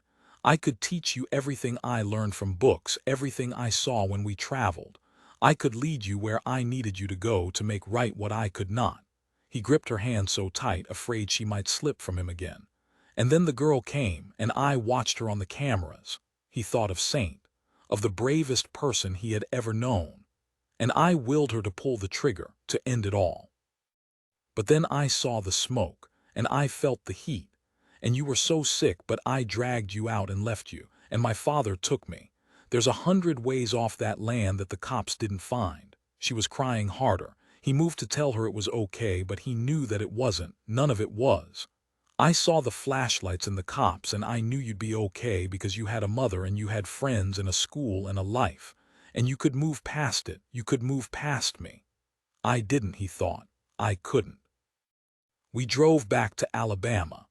You didn't go to the cops. He saw the terror in her eyes, fear he had once known well, fear that claimed parts of you till you no longer knew your own mind. He'd kill me. There's cameras here. There's a room just like the one you were kept in. And when he leaves me there, I'm so grateful when he comes back. I'm so grateful to see the light again. Patch died for her nightmare that had run far longer than his. And then I saw you in the newspaper. You were just a kid, but your paintings, the house, this house. He cast his mind back to that first exhibition in Monta Clare. My father saw it too. If I tried to escape, he promised he'd go find you after he killed me. He doesn't lie, Patch. He doesn't ever lie. He pressed his forehead to hers. He thought back over the search of the missing girls. He thought of Saint and Sammy, Charlotte and Norma. He thought of the mad house. Despite all he had been through, he had lived, and Grace had not. He felt his muscles tighten, that dull ache in the pit of his stomach, the coursing of blood in his veins. All I ever wanted was to be normal, Patch, to fix up this house because it holds the only decent memories I have. It's all I ever dream about. You believe in second chances. I do, Grace, so long as there's no reminders, nothing calling you back. I need you to leave now. I need you to go and move on and forget about me just like I'll forget about you. Grace smiled. There is no we. We don't get our happy endings. I don't get to live my normal life here. I can't go back into the darkness. I can't ever do that again. It's not your father, he said. Where is he? Grace shook her head, but he caught it. The single glance over his shoulder to the barn behind her. He moved toward it. She screamed at him to stop. 252 Eli Aaron kept the hand heavy around her throat, her windpipe beginning to crush as she kicked out and thrashed. Her gun settled behind her by the door. Poetry, he whispered it. She caught snatches of a face too calm and ordinary, like he was juicing an orange, his forearms locked tight like his mouth. Saint brought her knee up hard. He took it, his grip slackened only for a moment. She caught flashes of her surroundings, more girls photographed, the pictures hanging from wires like a mirror of the barn all those years before. He leaned fully on her, no hint that he was satiating, that he had lost control. Harder, the veins in his neck like earthworms, the smallest grunt like something wild lived inside him. Saint kicked again, thrashed and scratched his face. Her eyes red, bulging and fading. There was no moment for reflection, no time to surmise her wins and failures, her gains and losses, to think of Charlotte and her grandmother and Jimmy and Patch. Instead there was gunshot, and there was Eli Aaron losing part of his skull. 253 Patch helped her up and out into the light. The storm clouds dismantled till blues sketched the horizon. Saint fell to her knees and retched and coughed as Patch knelt beside and placed a hand on her back. "You're safe," he said. "You killed him," Saint said. She panted, coughed again, and felt the pain sear her throat, her chest weak. She sat back and he knelt beside her, stroked the hair from her eyes and pressed his hand lightly to her cheek. She saw him then. She thought of Toombs and Nix, thought of Monta Clare and how far they had drifted from home. The gun lay on the ground, and with a heavy heart she picked it up and climbed to her feet. His smile met her tears. She held her gun out, level with his chest. He stared at the barrel, at the steady of her hands. Patch turned and did not run, instead raised his hands in a surrender that near broke her. Saint looked past him at the big house that stirred a memory of their town, of finding Charlotte watching the screen, her father's work bringing a family back from that total loss of hope. "The house," she said. She looked at him at the toll of each year, a boy and now a man, a shadow in the light. "Tell me it was her, Patch. It was her." He looked in the direction of the barn where Grace stayed and hid and waited for the end. Saint cried then. The search was over. "You'll look after her," Patch said. "You know that I will. You look after everyone, Saint. Just not the one person that matters most. You do the right thing, always, and I love you for it." She kept the gun out, wiped her tears. "They're coming for you, kid," he smiled. "I think they're already here, Saint." She slipped the handcuffs from her belt. "How is Charlotte?" he said as he watched her. "She's doing good. She's tough like her mother, like her friend, and like her father." In the distance she heard the call of sirens, the troopers closing the net. In hours he would return to prison, where he would pay for a crime he had committed. Saint knew that for some it was written in the stars that no matter how hard they fought, their road did not lead somewhere good. At first I thought it must have taken someone pretty smart to get you out of there. Maybe some money, some bribes, but then I realized it just took a lot of heart. A desire to right something wrong, Saint said. You got me now. You don't need to, I won't. I'm not interested in who exactly helped you escape, though I could guess who was at the center. And he'd never survive on common food, she said. He took a breath and looked back toward the barn where Grace stood like a ghost, like a vision he could finally let go. Patch smiled at her as he spoke to Saint. So this is how it ends. She took a step closer. Regrets, too few to mention. Saint hugged him tightly. Behind them the clouds eased apart for a rainbow of light they did not notice. The sirens grew louder. They held together. Saint would not let him go. To love and be loved was more than could ever be expected, more than enough for 1,000 ordinary lifetimes. She did not understand that until then. Myths and Legends 2001, 254. It was a fine spring morning as Sammy stepped from the gallery and out onto Main Street. He took coffee with Mary Mayer, the two comfortable enough in each other's company to sit with their newspapers, him scowling at a smiling Carter and Castro as she read of the sweeping investigation that now covered 17 states. Led by the FBI and Police Chief St. Brown, they had used the interview transcripts with Joseph Macaulay to map a detailed trail of the life of Eli Aaron. They had recovered the final body from Pearl River County by the Hemsford swampland. Comfort was small, but to the families starved of so much, it was a chance to lay their pain to rest and begin the process of grieving. There had been no mention of Grace in any newspaper or report. Justice is served, she said. And it only took 3 decades, Sammy said. Karma, Samuel, do you believe? More so each day. Getting romantic on me, she said. I can still picture your father's face. If you had your time over. She asked him that often, and he would smile, as if he were not going to satisfy her with a response. I would tell your father and Franklin's father to go fuck themselves. I'd leave the Rothko where it was, because I already had something far more beautiful to make a life with. She rolled her eyes but could not fight the smile, and then she turned the page and noted the listing. That night he would take her to the newly reopened Palace 7, where they would see a return of Cleopatra. He would take her hand. She would let him.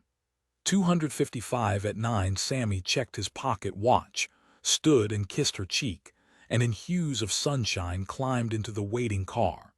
He sank into the plush leather and closed his eyes to the quiet of the engine. As they took a wide arc around the town of Monta Clare, he opened his window to sweetened air as front yards bloomed and he breathed content. The driver almost missed the turn, the track appearing like a notch in the wild.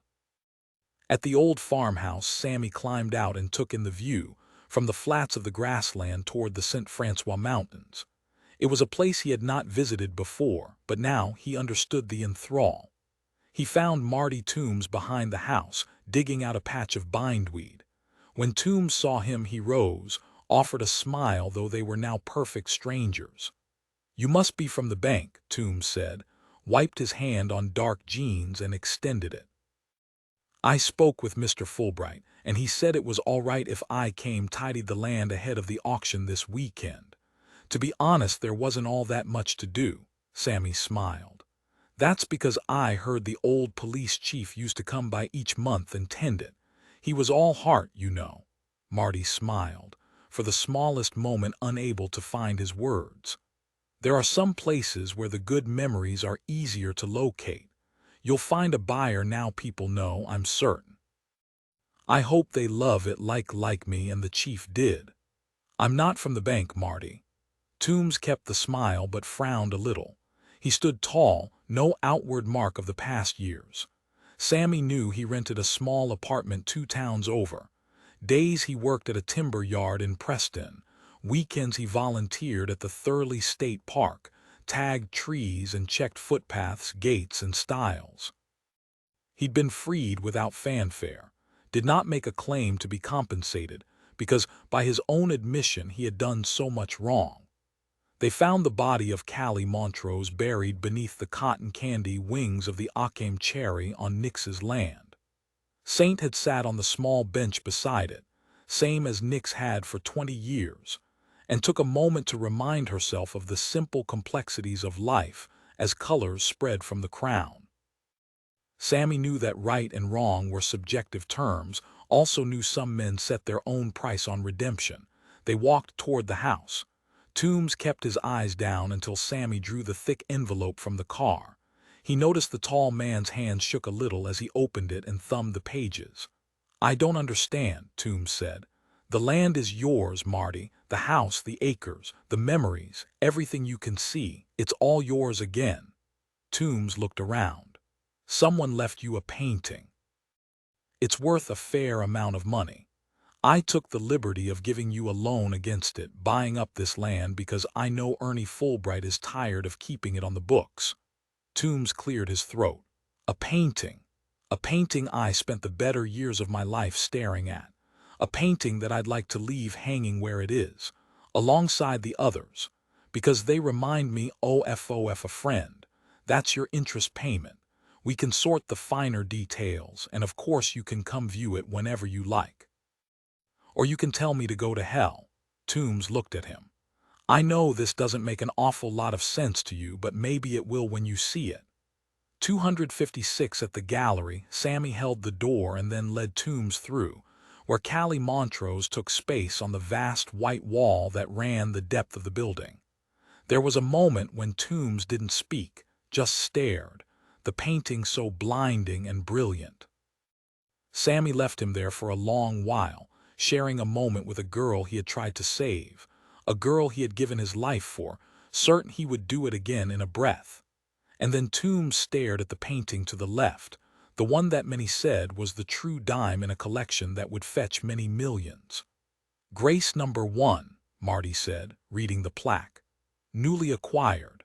I made the same offer I made to you, only this time it was to a young lady in Alabama. She'll use the money to turn her house into a home," Sammy said with a smile. Afterward they sat on the balcony in shallow spring warmth, Monta Clare going on beneath them. For a long time Marty Toombs did not know what to say, even when Sammy handed him a check to go along with the house. The only work he need tend to was his land, back in his name, his memories secure. "And the painting in the window," Toombs said. "The White House. I just acquired it from a dear friend. You don't sell them on." Sammy smiled. "I'm a collector, Marty, and this collection is sewn into the fabric of Monta Clare like folklore, like a reminder that sometimes, against the longest of odds, hope wins out." "Thank you," he said finally. "It's not really me you need to thank," Sammy said and sipped cured oak bourbon. "Joseph Macaulay," Toombs said and finally broke a smile. "I don't know where to find him." Sammy raised his glass toward the sky. "That's the thing nobody does." 257 Saint made the journey alone. She drove highway miles with only the rolling northwest plains and the low claw of nerves for company. In the trunk was everything she had, gifts dated with each of his years, letters and cards. Seashells she had found, conches intact, Ormer with oil-slick greens and purples, and a triton that whispered crashing waves when pressed to her ear. A magnolia leaf, a conker, and a mourning dove feather. A Monterey pine cone that survived intact because she lightly varnished it. Alongside each, she attached a small card that told of where she had been when she found it. There were photographs she had taken herself.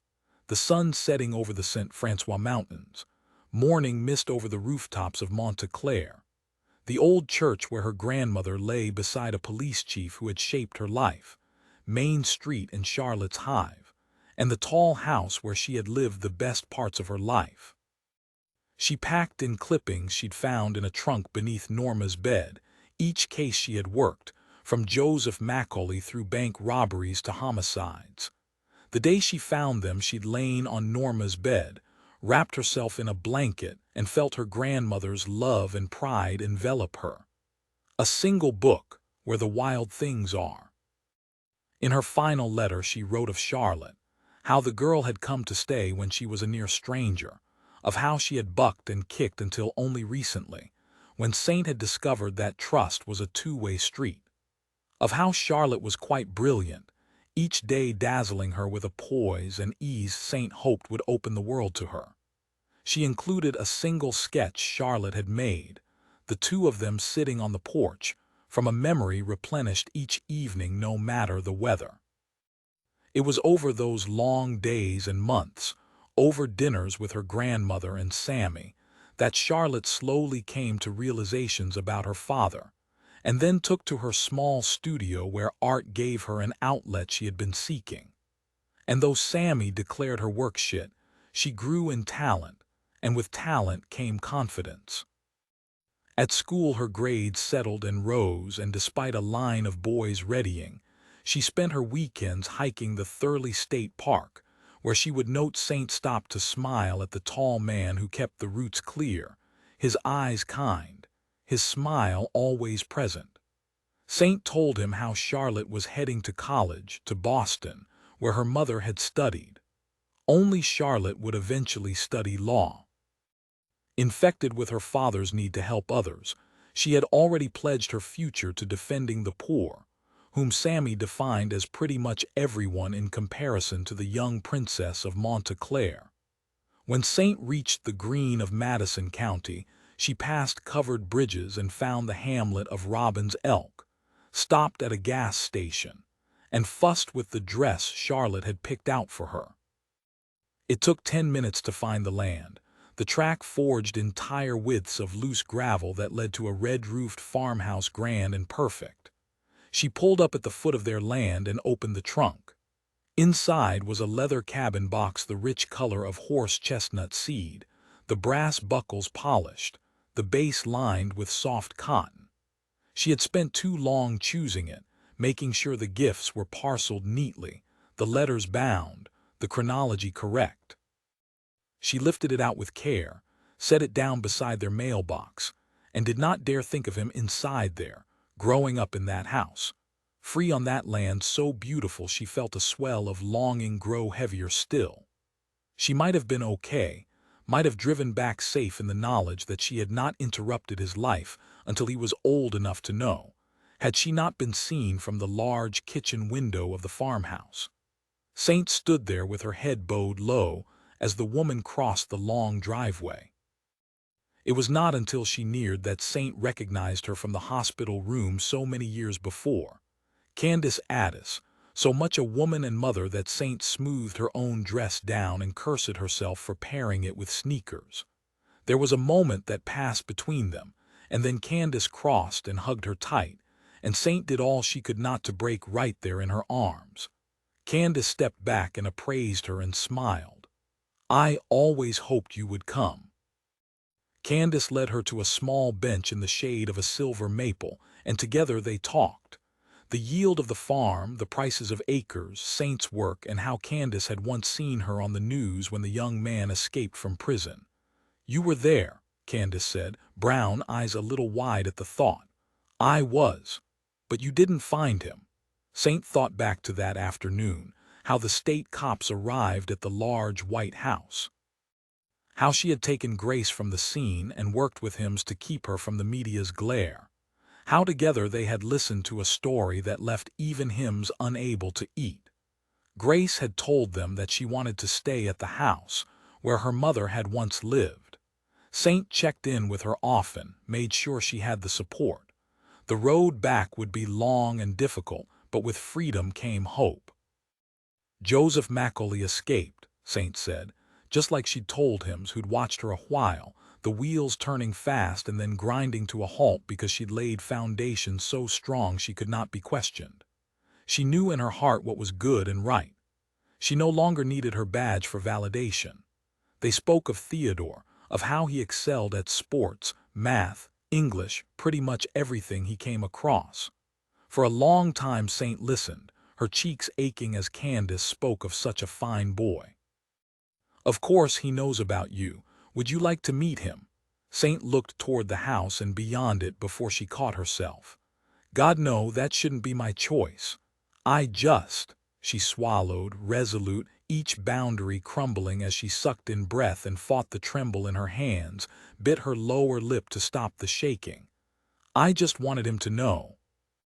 Maybe it was the memory of Jimmy not letting her finish, not letting her tell him she had visited the clinic but could not go through with the abortion because she had once made a promise to God, a promise that saw her friend return safe from his own hell, a promise that saw her cast out, whispered of, a pariah in the small town that she so loved. Maybe it was the memory of the way she folded herself away from his punches and kicks and cradled the life that grew inside of her. Or perhaps it was simply the touch that broke her, the way the older woman pulled her in and told her it was okay. It took everything she had left not to let her small body rack with sobs, to focus on how beautiful the land was behind the house, the cross of spring-fed streams, 1,000 acres of tillable land that would be his. The farm, Saint said. Candace looked at their land. It'll be okay. For more than a dozen years Saint had been into the law offices of Jasper and Coates and had them track the accounts for the Robbins Elk Farm, resting easy in bountiful years, fretful when the returns fell.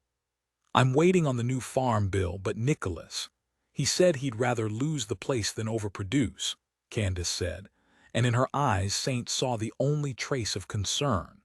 She remembered Nicholas a little, from all those years ago when she had handed them her son and the best pieces of her heart. There's something in the box, something to say thank you. It's not even money I earned.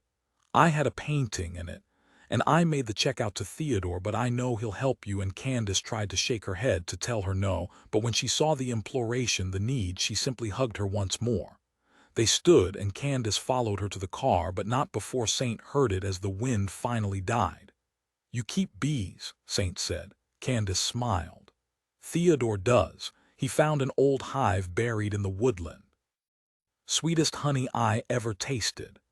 Saint waited till she was free of their land, till Candace and the farm faded in the mirror, and only then did she pull to the side of the road and cry.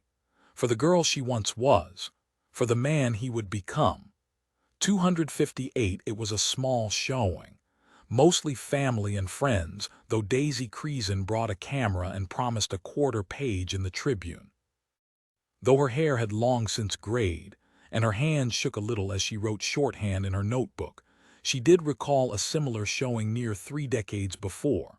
Charlotte wore a simple yellow dress, her hair tied back and only the lightest touch of makeup, and she worked the room with an effortless ease, smiling for her friends, hustling potential customers just like Sammy had taught her. You'll miss her when she heads to college, Saint said.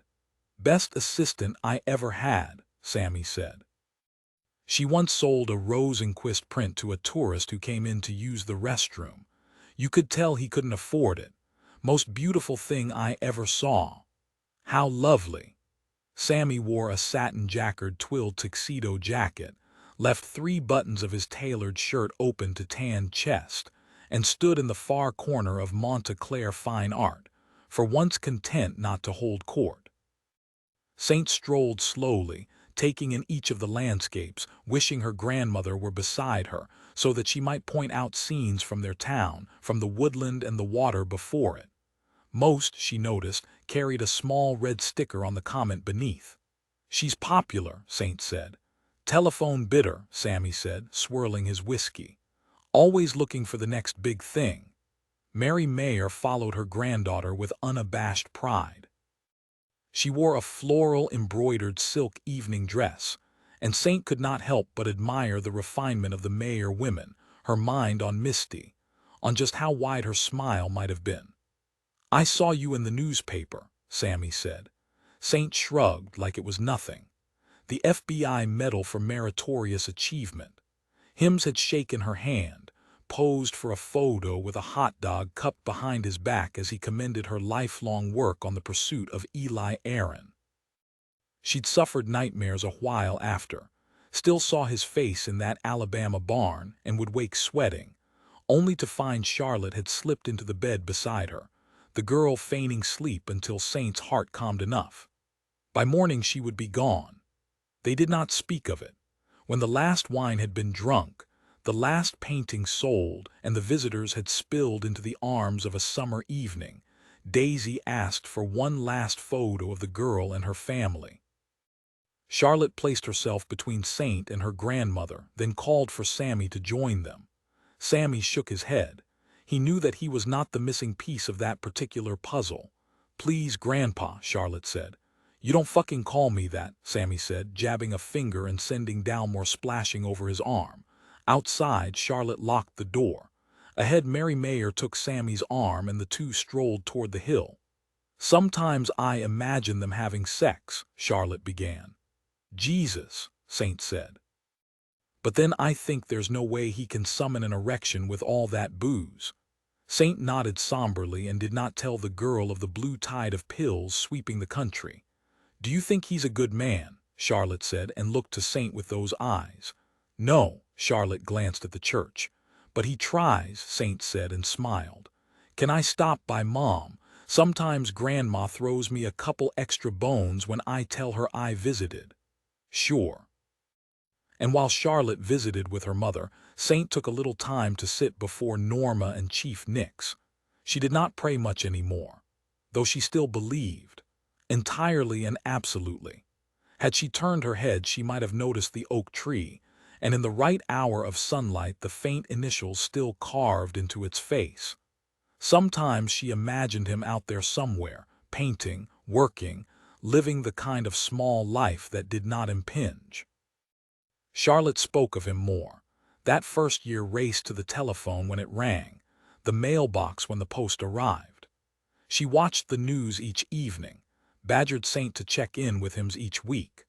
For a while her father lit up the national news, but Saint knew in time the heat would cool until such day that his name would slip from memory, sometimes whispered in prison yards as the man who bested Warden Riley and half the Missouri police force. Hims filled her in on the rumors that he had robbed another bank in Texas before crossing into Mexico, that he was likely dead, that his paintings now quietly changed hands for millions of dollars that were somehow funneled to him. She believed none of them. They were merely the myths and the legends. It was as they climbed the creaking steps to the porch of the tall house that Charlotte saw it. The small package bore her name. "Secret admirer," Saint said. "It better not be Noah again. His testicle has only just re-engaged." Charlotte settled herself on the porch swing as Saint let herself into the house and fixed them cocoa, a routine passed down. A routine that still made her smile each evening as they sat together and watched fireflies spark from the St. Francois Mountains. Saint carried 2 mugs out and settled beside the girl, who had kicked off her shoes and sat curled on the seat. Saint sat beside her, only then noticing what Charlotte gripped in her hands. The jar glowed. Charlotte held it to the moonlight, the colors shifting from cardinal to mulberry, otherworldly, impossibly beautiful. "What is it?" Charlotte said. Saint took a breath. "It's honey. It's purple honey." 259 in the embers of summer they loaded Saint's truck and set off an hour from dawn. 2 weeks before Charlotte would make the journey to Boston, where Saint had already planned to visit often, if only to bring the girl some decent home cooking. A little over 1,000 miles, they planned the route lazily, just highlighting a couple of stops they would make along the way.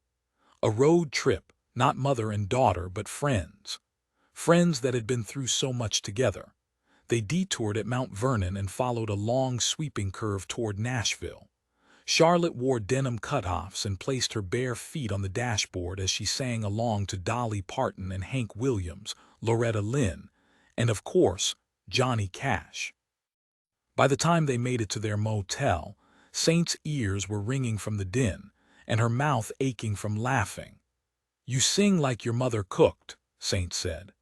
They ate hot chicken and strolled the glittered walkways, Charlotte drawling Elvis as she posed for a photograph before the lights of Music Row, her top lip quivering till Saint doubled over with laughter. They stopped at the Cherokee National Forest, the girl turning quiet as the sky crimsoned over Appalachian mountains so lush they mirrored the sheen of deep river gorges. They hiked a couple of hours, and Saint fired off pictures of eastern box turtles and five-lined skinks, juncos and peregrine falcons. In time she would fill another book, her mind on Theodore as she carefully pasted in photographs he might one day look at. At a waterfall that cascaded over ridges and brows of russet rock, Charlotte stopped and turned to her. "What I said about not wanting you as a mother, I know," Saint said. "I mean, you're everything. And I know that too." Charlotte hugged her quickly and tightly. A day later the horizon spread from the Blue Ridge Parkway beyond. They played games, spotted bumper stickers, and assigned points for noting WWJD, shit happens, and as they neared their destination, Ox. They stopped for lunch, Charlotte tapping her foot to bluegrass though Saint could see the way her shoulders tightened, her smile a little less as she quietened. It was not a trip with a clear destination or aim. It was unsaid, though hope gently warmed in the pit of their stomachs. The jar of purple honey carried a label, and after a day carving through the Piedmont they came to Hillcrest Farm. It was not a place that would appear in any guidebook, and as Charlotte found matching jars on the shelves, Saint took the calculated risk of showing a photograph of him to the young girl that worked the counter, a shake of the head, the crushing of a dream that perhaps had always been out of reach. Charlotte did not speak much afterward as they drove aimlessly through a plateau of low hills, the land beginning to flatten toward distant coastal plains. "He's keeping you safe," Saint said. "He could be dead," Charlotte said. They spent another day moving through North Carolina in heightened silence. They met traffic as they coasted out of Raleigh, nose to tail. "The bumper sticker again," Saint said, and Charlotte noticed it and smiled. The letters Ox, and beside it a skull and crossbones. They saw it a half-dozen times as they drove toward the flats. At a truck stop far from anywhere, Charlotte stopped by the car next to them and stared at yet another bumper sticker. This one carried the same letters, only instead of a skull and crossbones it bore the face of a pirate. "What does it mean?" she said to the big guy climbing from the car. He was tall, and beneath broad shoulders was a bulging stomach. "Outer Banks, North Carolina," he said, and shot Saint a smile. "Why do so many people have it?" Charlotte said. Another smile, this time a little wider. "You ever been to the Caribbean?" Charlotte shook her head. "You head to the Outer Banks and you won't ever need to." Charlotte squinted at the setting sun. "And the pirate?" The man leaned on the hood of his car. "That's Blackbeard, of course."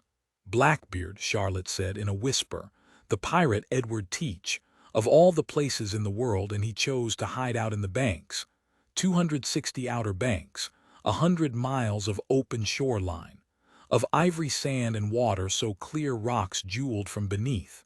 They moved slow through small towns and tourist traps."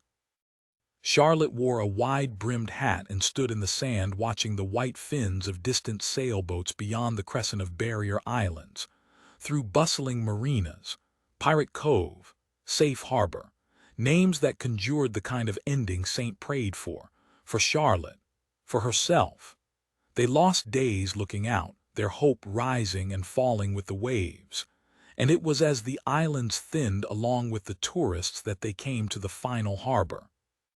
When the heat eased and the sun began to drop, they watched the first fishing boats begin their return. Charlotte stood, her feet in the water as she kept her eyes fixed on each vessel, hands by her side. Saint stayed back, counting off the boats, her breath shallow as another appeared filled only with locals. She felt the soar of the girl's heart, and then the break as the boats began to thin. A sunset fired colors that splintered over the water. Charlotte turned once, and Saint closed her eyes to the girl's tears. She was about to stand to tell her sorry that she had felt so certain when she saw it. The sailboat was white, maybe 50 feet long, and it sliced the water so gracefully. The deck a teak bleached by the sun, Light met the hull, rubbed down and painted fresh.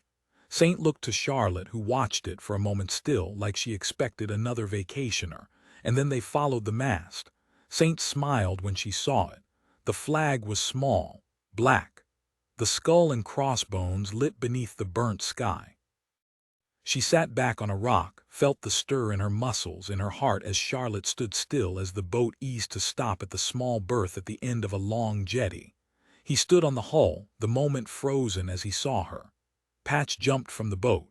His walk turned to a run as Charlotte began to move toward him. They met at the water's edge, Patch's smile taking Saint back to a time she had worried lost forever. 2 steps from each other, the girl held back, and then he opened his arms. And Charlotte stepped into them. 261, it was warm enough for Charlotte to lie out on the deck, and beneath the stars she fell into a contented sleep. Saint sat beside Patch, the sailboat gently swaying. He watched his daughter and Saint watched him, his hair light, his skin gold.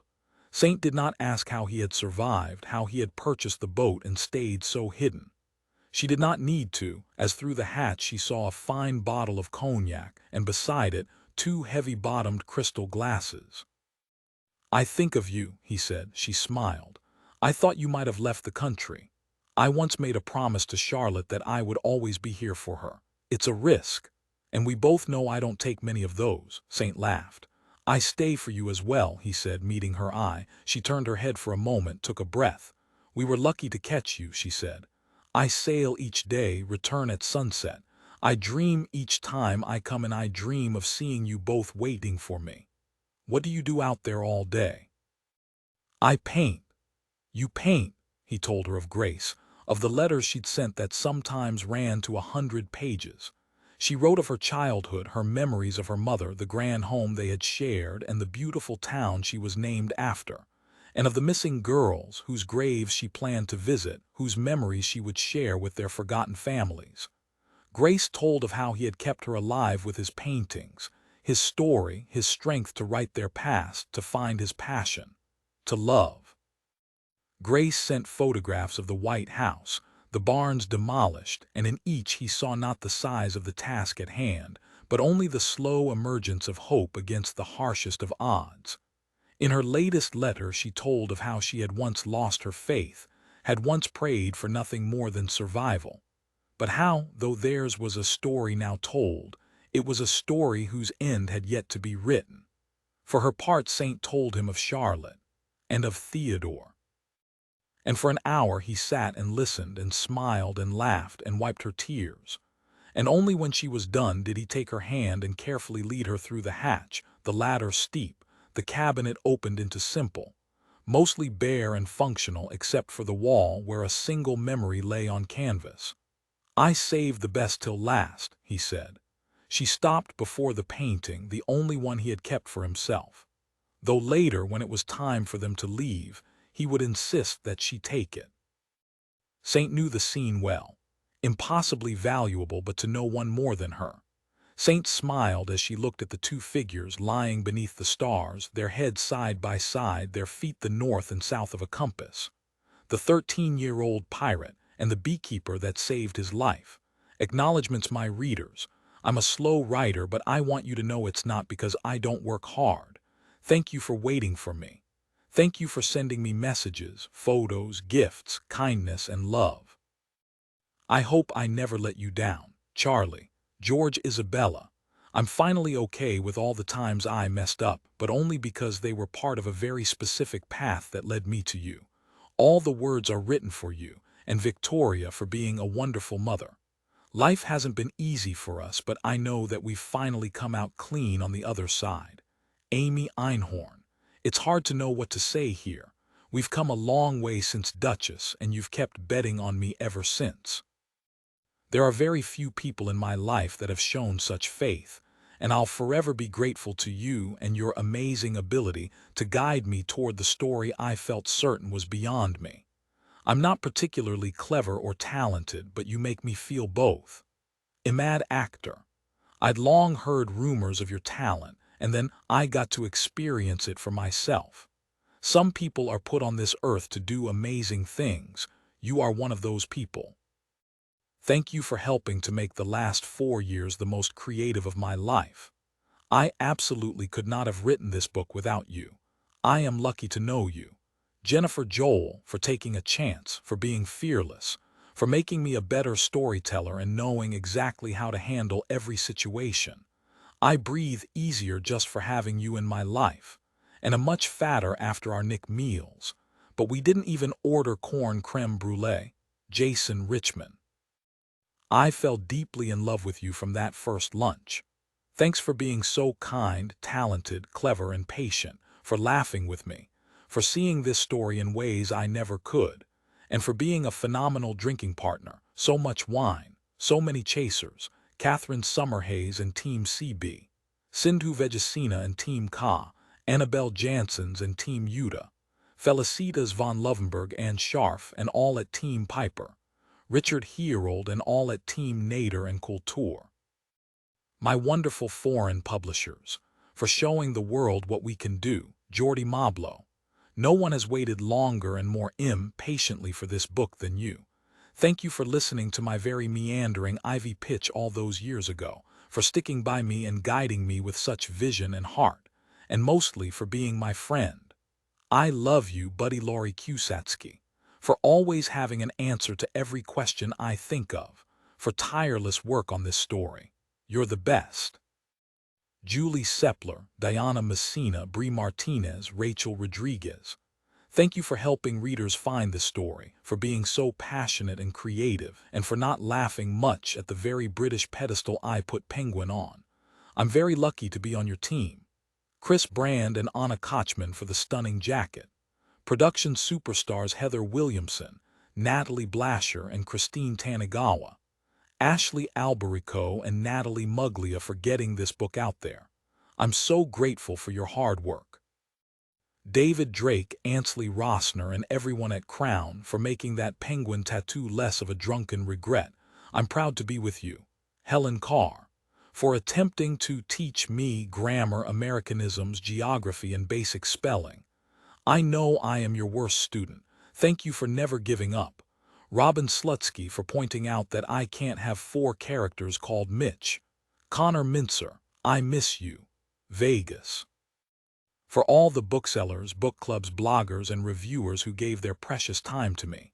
You've changed my life. I will always be grateful, my author friends, for letting me sit at your table, Patricia Cornwell, for advice, kindness, laughter, and for making your Secret Service dudes pretend to care about my well-being too. Jenna Bush Hager, for being so cool, kind, and into this story from the very beginning. Sue Neagle, the safest, most skillful guide for putting words on screen. Also for relationship counseling, life coaching, and making me laugh. Gubbins, there's no one in the world I trust more with this. I am lucky to know you. Nick Matthew, Nickelback, Nicaragua, for producer meeting Soho House Merriman offering me your spare room.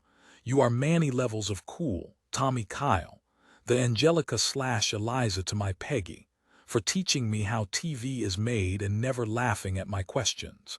Yeah, but how do you get the little actors into the screen? Sinead Dolly for caring as much as I do. Jennifer Todd and all at 20th TV. Disney, although that mouse is a real shit to negotiate with. Nikki Cloak, my Pixar hangover cure, my ham for Blue Chair movies.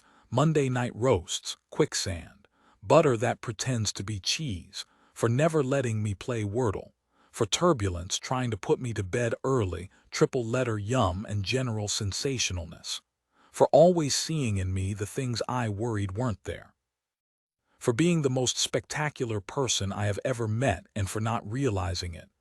I know you'll be rolling your eyes at this and telling me you want to get a life, Stace. But it's important you know just how lucky I am to have found you. I love you.